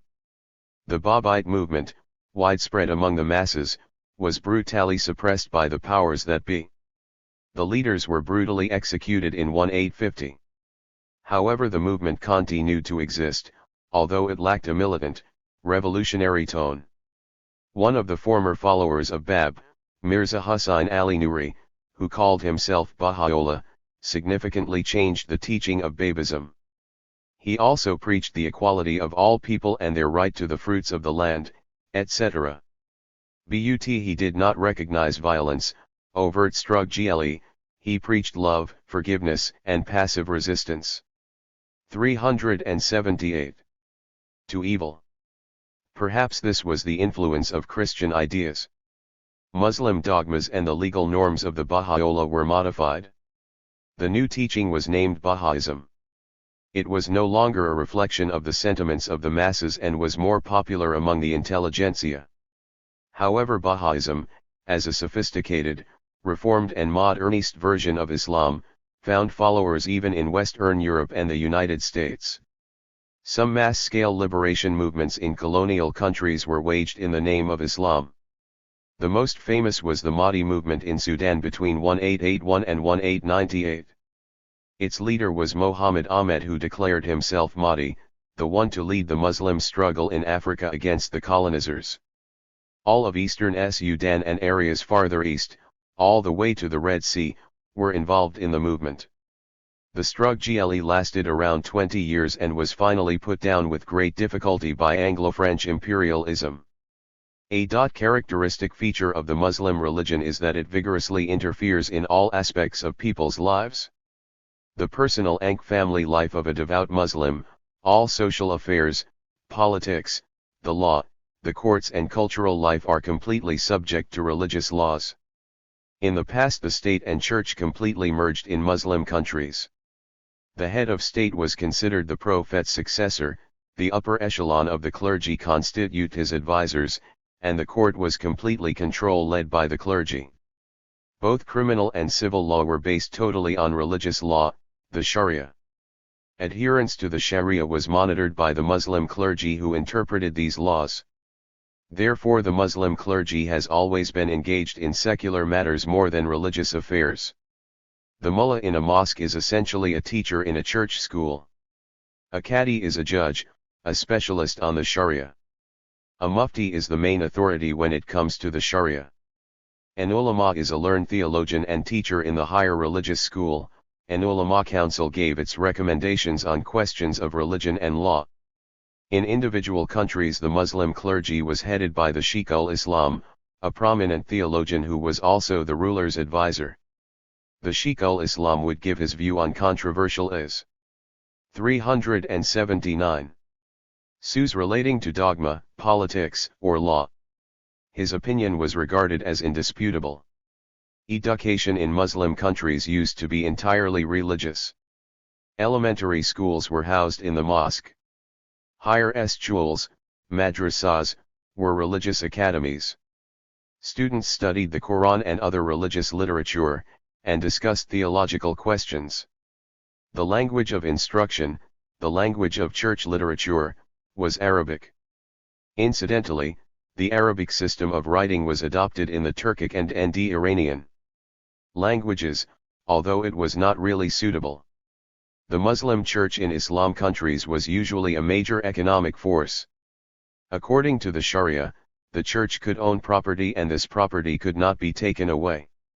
Such land was donated by caliphs and individuals.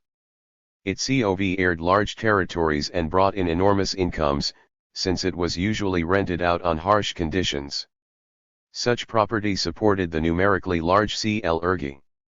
Although Orthodox Islam does not make compromises with other religions, among the MAC's Muslim beliefs are often combined with ancient, pre-Muslim beliefs. Most everywhere, especially in developing countries, the cult of local saints is prevalent. Muslim saints are often really ancient local guardian deities that have been given Muslim names. In many areas the cult of saints is linked with the cult of mazars, supposedly the tombs of these saints but actually ancient local sanctuaries. Furthermore, recently a whole number of archaic beliefs and rites have been found in Islam, especially in Central Asia, that are related to the cult of agricultural deities of fertility, the tribal ancestor cult and shamanism. Muslims everywhere tend to believe in magic and in wearing charms, often containing a text for the Quran. New York mullahs cast spells and act as healers. In the clashes over the ages between Islam and Christianity, Islam has almost always emerged victorious. In most Mediterranean countries, where Islam is the dominant religion, it supplanted Christianity. In the Caucasus, most PEO jails before the spread of Islam were Christians, later many of them adopted Islam. On the Balkan Peninsula, Islam was taken up by some groups of Bulgarians, Macedonians, Bosnians, and Albanians, who had formerly been Christians. The reverse conversion of Muslim peoples to Christianity has not occurred in history. True, Muslims were driven out of Spain and Portugal as a result of the Christian Reconquista, but this happened in the course of expelling the followers of Islam, not because one religion ideologically triumphed over the other. Why was the religion of Muhammad victorious so often over the religion of Christ? Apparently it was because Islam was more simple and easy to understand for the masses, especially in Eastern countries where patriarchal feudal traditions persisted. In recent decades, since World War I, bourgeois reforms were passed in many Muslim countries to limit the influence of religion. The broad democratic, progressive movement that developed since World War II in the newly independent countries of Asia and Africa led to even more radical changes in Muslim traditions and their general modification. The nature of these changes corresponded to the various social and political conditions. These changes did not amount to merely small and superficial concessions by the Muslim clergy to the demands of the times, the modification or abolition of old taboos, the modernization of the cult, etc. They constituted more fundamental advances. In a number of countries, progressive reforms decisively secularized legal norms and daily life. Church land was confiscated, the sphere of influence of the Sharia was limited, the church was separated from the state, and secular school and higher education were introduced. Especially radical reforms were made in Turkey after the Republic was established. After colonialism was eliminated in all Muslim countries in Asia and Africa, the question arose about Islam's position with regard to the two opposing social systems of capitalism and socialism. Several trends appeared. The advocates of one trend are adapting the ideology of Islam to the foundations of the capitalist system. However, revolutionary petty bourgeois elements, especially in Arab countries, maintain that Islam, with its doctrine that 38:1 all people are equal before Allah, can relate to the ideas of democracy and socialism. Meanwhile, some ideologists of Muslim socialism are striving to counter it to communism, others try to take a Marxist approach and declare a third path of non-capitalist development, supposedly in keeping with Muslim doctrine. The Muslim doctrine is interpreted quite broadly. Conclusion. What can be learned from the history of religion? What role did it play in the past and what role does it play today? The first and most obvious conclusion is that the history of religion is not simply the history of the errors of the human mind. If religion was merely the combination of erroneous notions of the world, its role in history would have been quite small. After all, people have held many mistaken opinions in their advance towards progress. These incorrect views, of course, hindered the way, but they dissolved with every step man took forward towards the cognition of the world. The fate of religion, however, was different.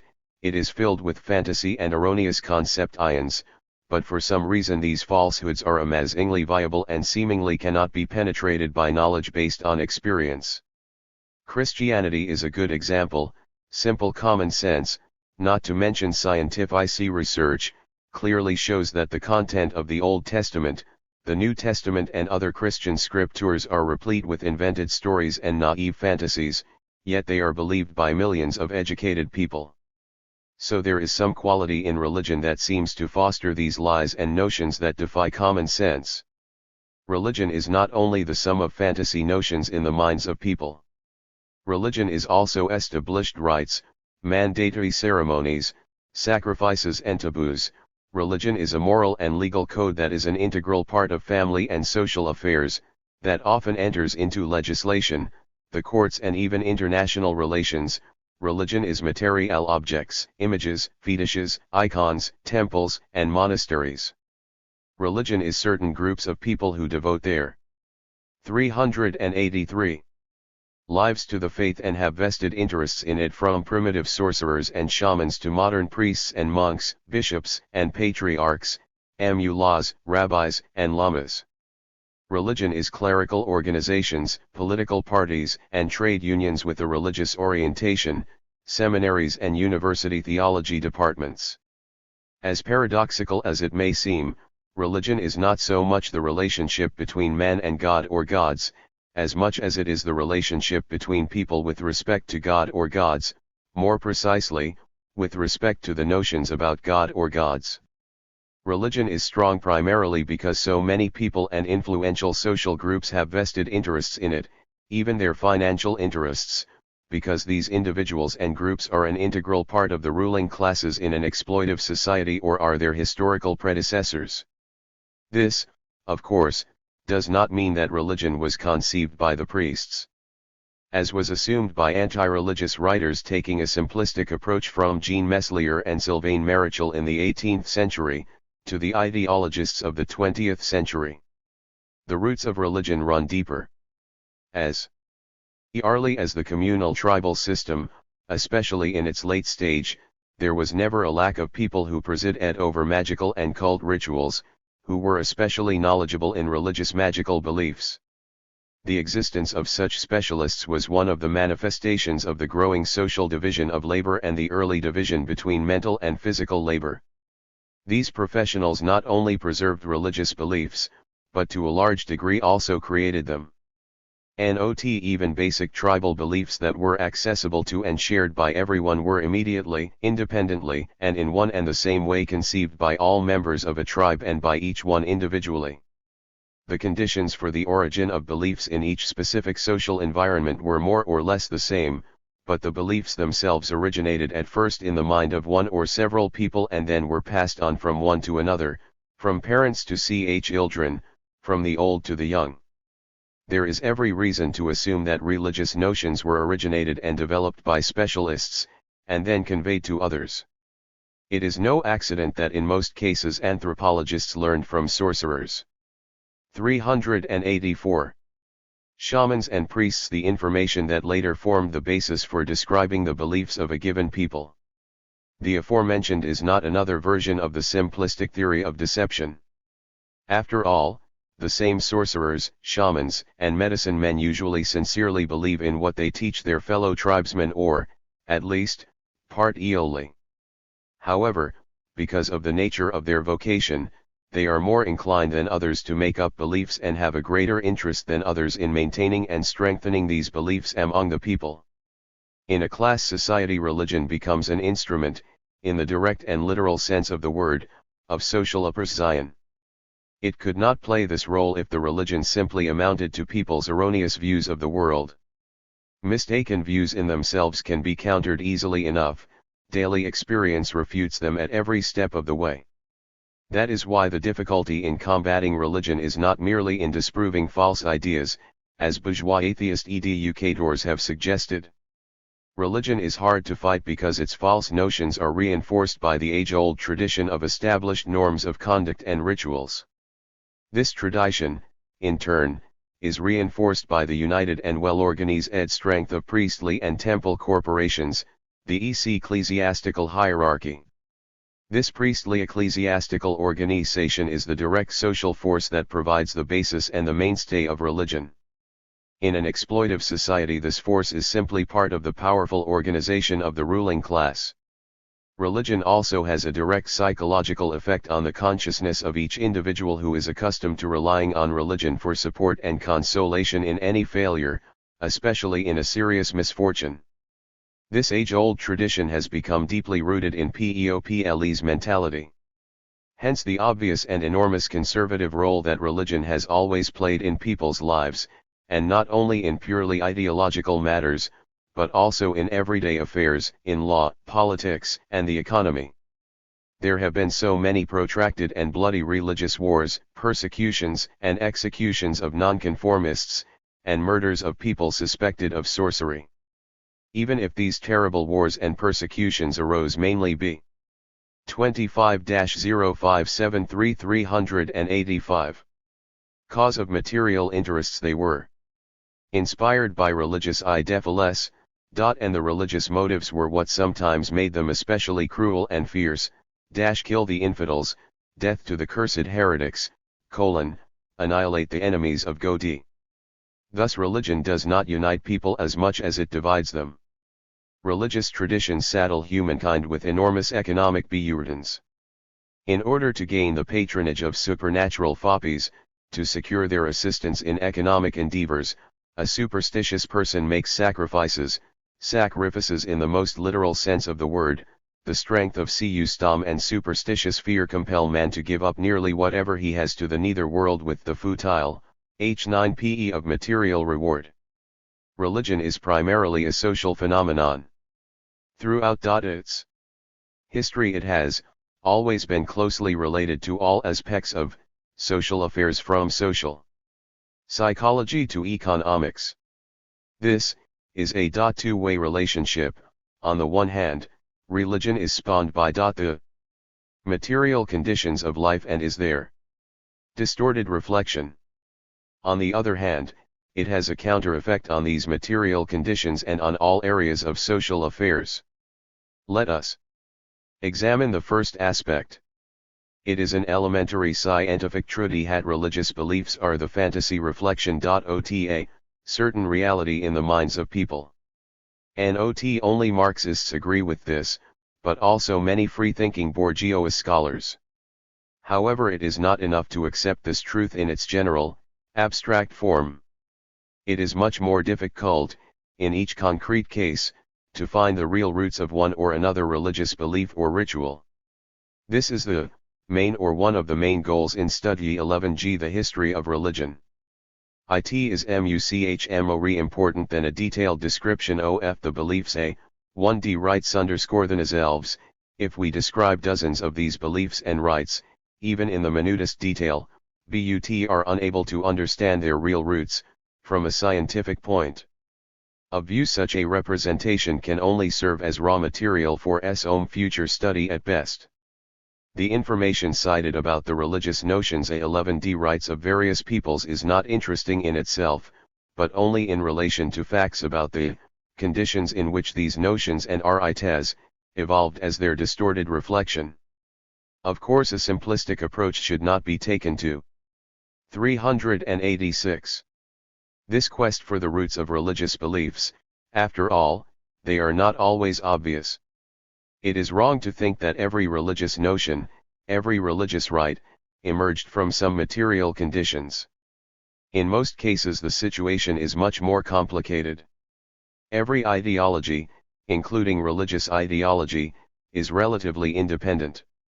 Once religious notions develop, they usually remain basically the same, even when the conditions change that prompted them, although their form changes under the influence of the new conditions, influence one another and often intermix, becoming more complex notions. The same thing occurs with rites, with cultic activities. However, this process is not independent or spontaneous, it is determined by the whole course of society's development, by concrete historical conditions. Yet the individual links in this process, if examined in isolation, are extremely difficult and sometimes impossible to explain directly on the basis of their social environment. By way of illustration, let us take a look at the origin of Christian baptism in water. Of course, one could maintain that belief in the purifying force of water that washes away original sin is based on the actual quality of water to wash away dirt. However, we cannot be satisfied with this explanation if for no other reason that this quality of water is known to all people, but only in the Christian religion did new membership take the form of being bathed in or sprinkled with water. Thus it is necessary to seek the direct source of this ritual. When we look deeper, we see that the early Christian communities borrowed the ritual from the Near Eastern Mandaean sects, just as they borrowed other rituals from their predecessors. The worship of water among the Mandaeans as a purifying force apparently went back to the ancient Babylonian cult of Ea, the god of water. In short, only by examining a long chain of historical ties can we find the original roots of a given ritual. Another example is the Judean and Muslim custom of circumcision, serving the same purpose: acceptance into the religious community. Often the explanation for this ritual was that it plays a hygienic role. The only way to understand the genesis of the circumcision ritual is by studying the practice among many less developed peoples. To this day these peoples perform the rites of circumcision. 387. Zion, not on newborns or 7-year-old boys, but on adolescents entering maturity. Thus the custom plays an obvious role, although in an extremely brutal form. It temporarily prevents a young man, who has not yet reached full maturity, from violating sexual taboos. Thus the roots of this Judean Arabic rite lie in the ancient past of these peoples. A third example is the Christian dogma of Immaculate Conception, according to which Jesus Christ was born of the Virgin Mary.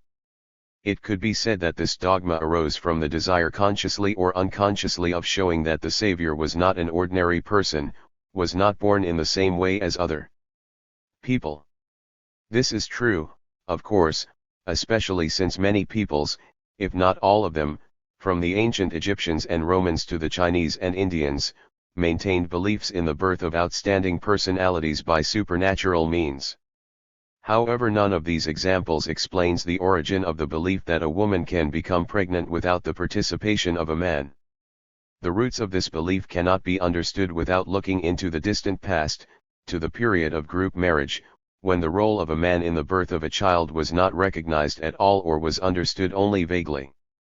Originally this role was perceived in relation to totemic incarnation. All this shows that seeking the roots of one or another religious notion or rite is far from simple, and sometimes even impossible. However, it is not because these roots do not exist, but because they are often carefully hidden in the remote past. Quite often the simple lack of factual information or the poor quality or unreliability of this information prevents us from finding the sources of one or another belief, dogma, or ritual. In these cases we have to be satisfied with the supposition or even with simply leaving the question open. For instance, in view of the present level of knowledge, it is difficult to explain why the peoples of continental East Asia, the Chinese, Mongolians, Manchurians, etc., have always worshipped the sky as a supreme deity, while the Japanes worshipped the sun. However, in this case, and in many other similar ones, our inability to find the reasons does not at all mean that there is not an X. 388. Planation, but that we have insufficient knowledge. There are in New York such instances. In this respect, a historian of religion has no end of work. Another problem is the impact that religion has on various aspects of people's lives, including their material well-being. The influence is unquestionably great, but it is always secondary. Bourgeois scholars often try to explain various phenomena in social and material affairs by citing the influence of religion. Religious magical notions have been used to explain art, family marriage norms, the origin of the state and primitive technology, and even language. However, these theories today do not have advocates. Only burial customs are explained by many as having roots in religious magical notions, although this is no more likely than the supposition about the same origin of marriage customs or state power. If magical and religious beliefs cannot be seen as the primary reasons for the origin of one or another social institution, we cannot deny that they have an impact. Precisely an examination of how religion has influenced and continues to influence art, knowledge, morals, law, social affairs, economics, and politics, is the second and no less important task of any serious study of religion. By way of example, let us examine how religion has influenced the arts. For centuries artists, architects, musicians, and poets devoted their creative efforts to religious themes, and the clergy used them to exert a stronger influence on believers, to attract them with the magnificent religious music, exquisite statues and paintings, portrayals of the saints, the very architecture of Gothic, Byzantine, or other temples.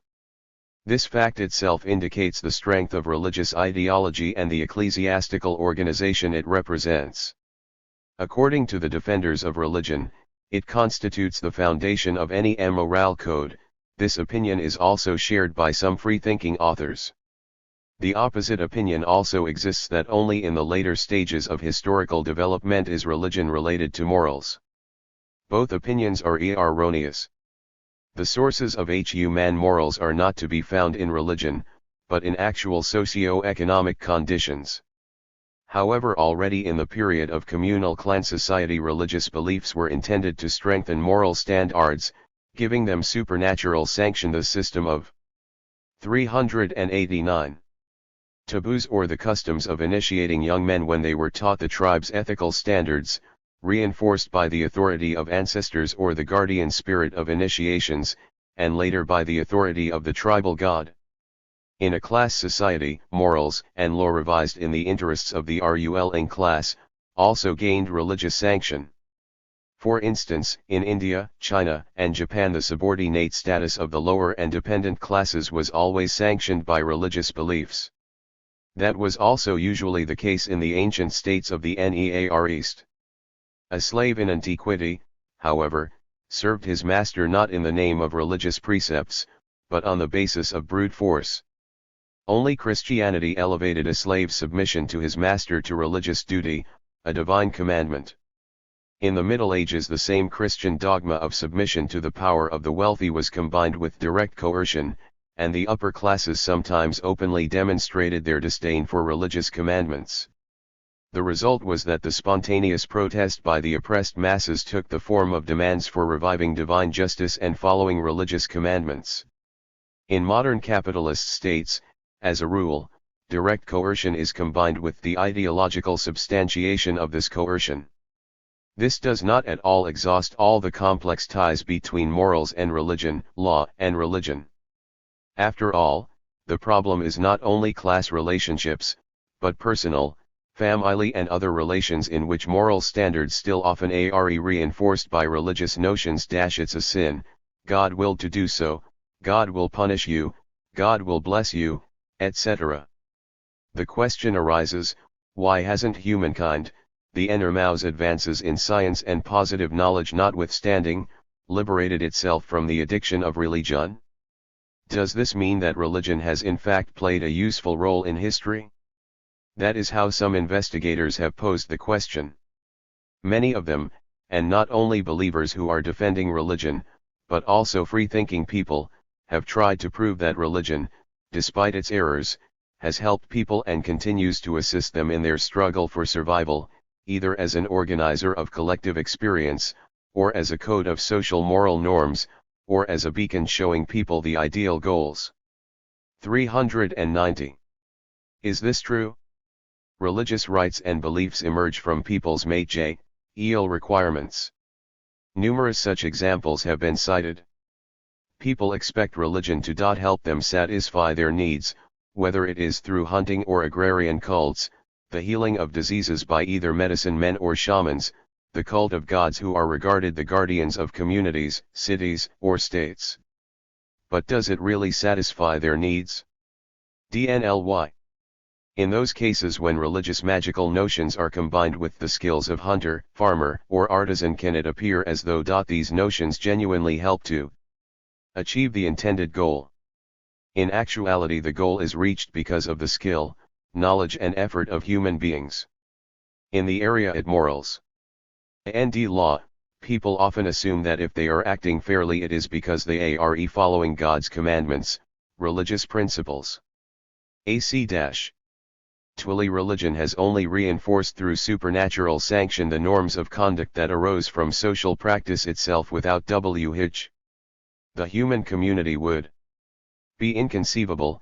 At the same time, we must not forget that religion, in addition to necessary and useful standards in law and morals, also legitimatist and sanctified unreasonable and unjust standards in law and morals. The history of religion provides abundant examples of religious rites, religious beliefs and religious instructions arising from a definite need that leads to the opposite result or a result, not corresponding to the planned goal. Here are some examples. Food taboos exist in one or another form in nearly all religions. They are founded on the spontaneous but advisable desire to regulate social consumption.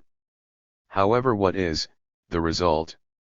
Totemic taboos, the absurd rules of the Judean religion regarding ways to slaughter cattle, the exhausting Christian and Muslim fasts, had often undermined the strength of people who are already undernourished, and so forth.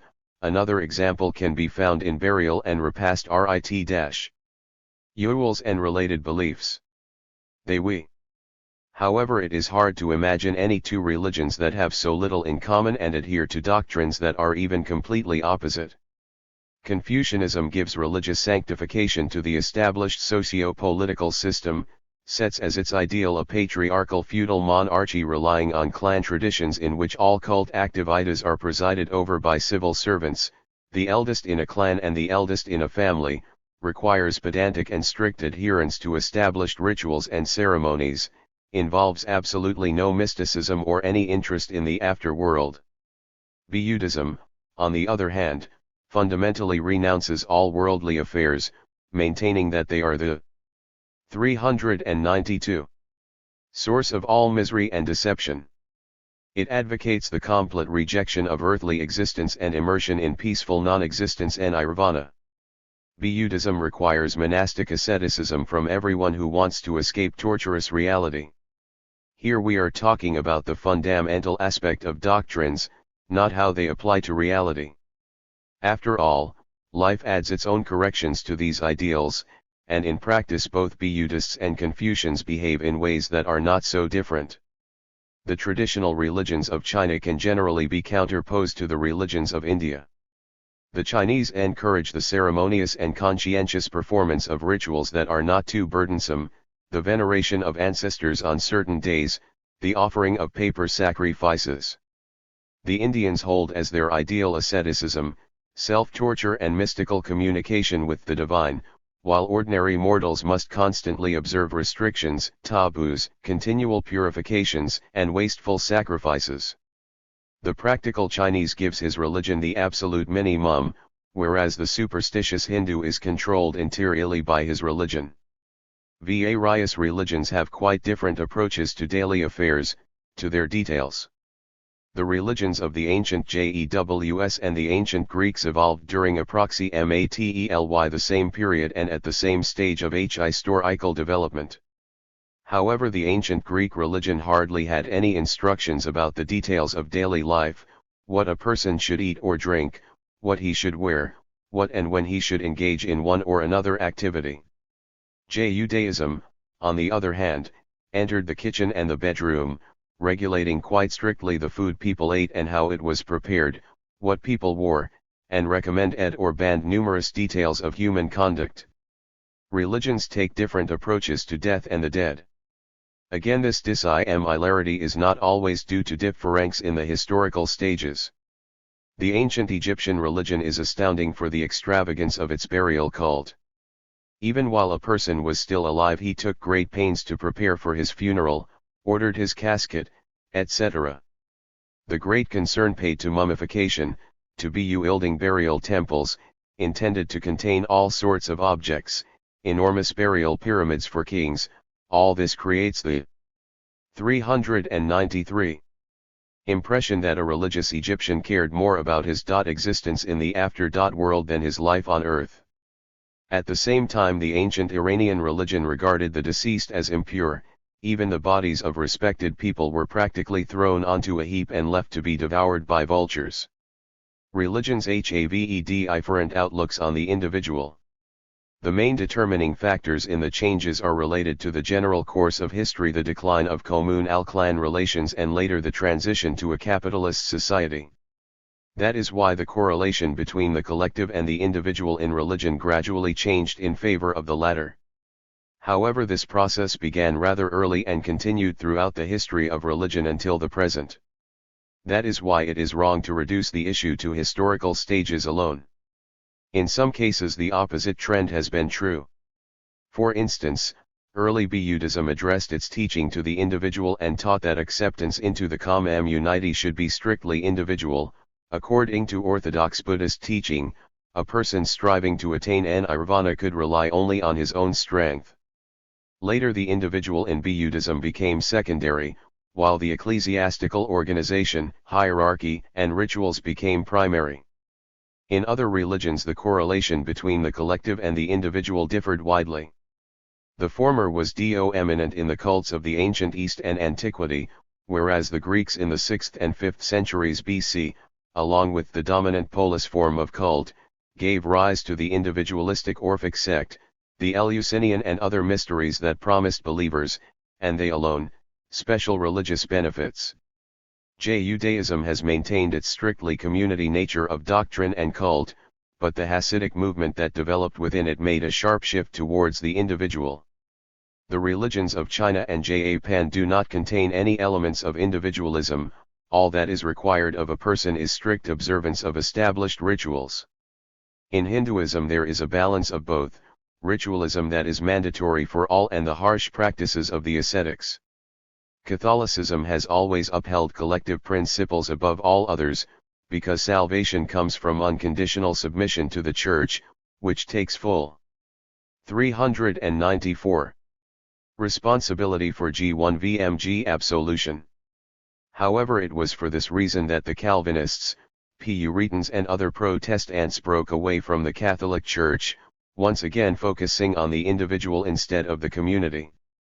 In the Muslim religion, with its strict ritualism and community discipline, the Sufis became the advocates of individual principles, placing all hopes on an individual's personal communication with God. The enormous variety of religious beliefs and rituals is not an amazing fact in itself, because we know how the concrete historical conditions of various peoples and periods can differ.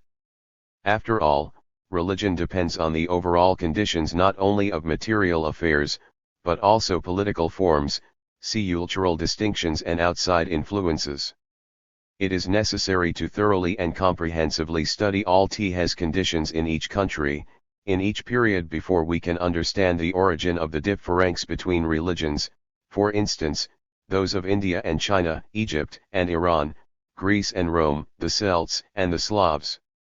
While being aware of the enormous variety of religious beliefs and rituals, the dissimilarity of even the types of religions among different peoples, we must remember that in spite of all these differences, religion is still basic ally, the expression of people's powerlessness in the face of his environment.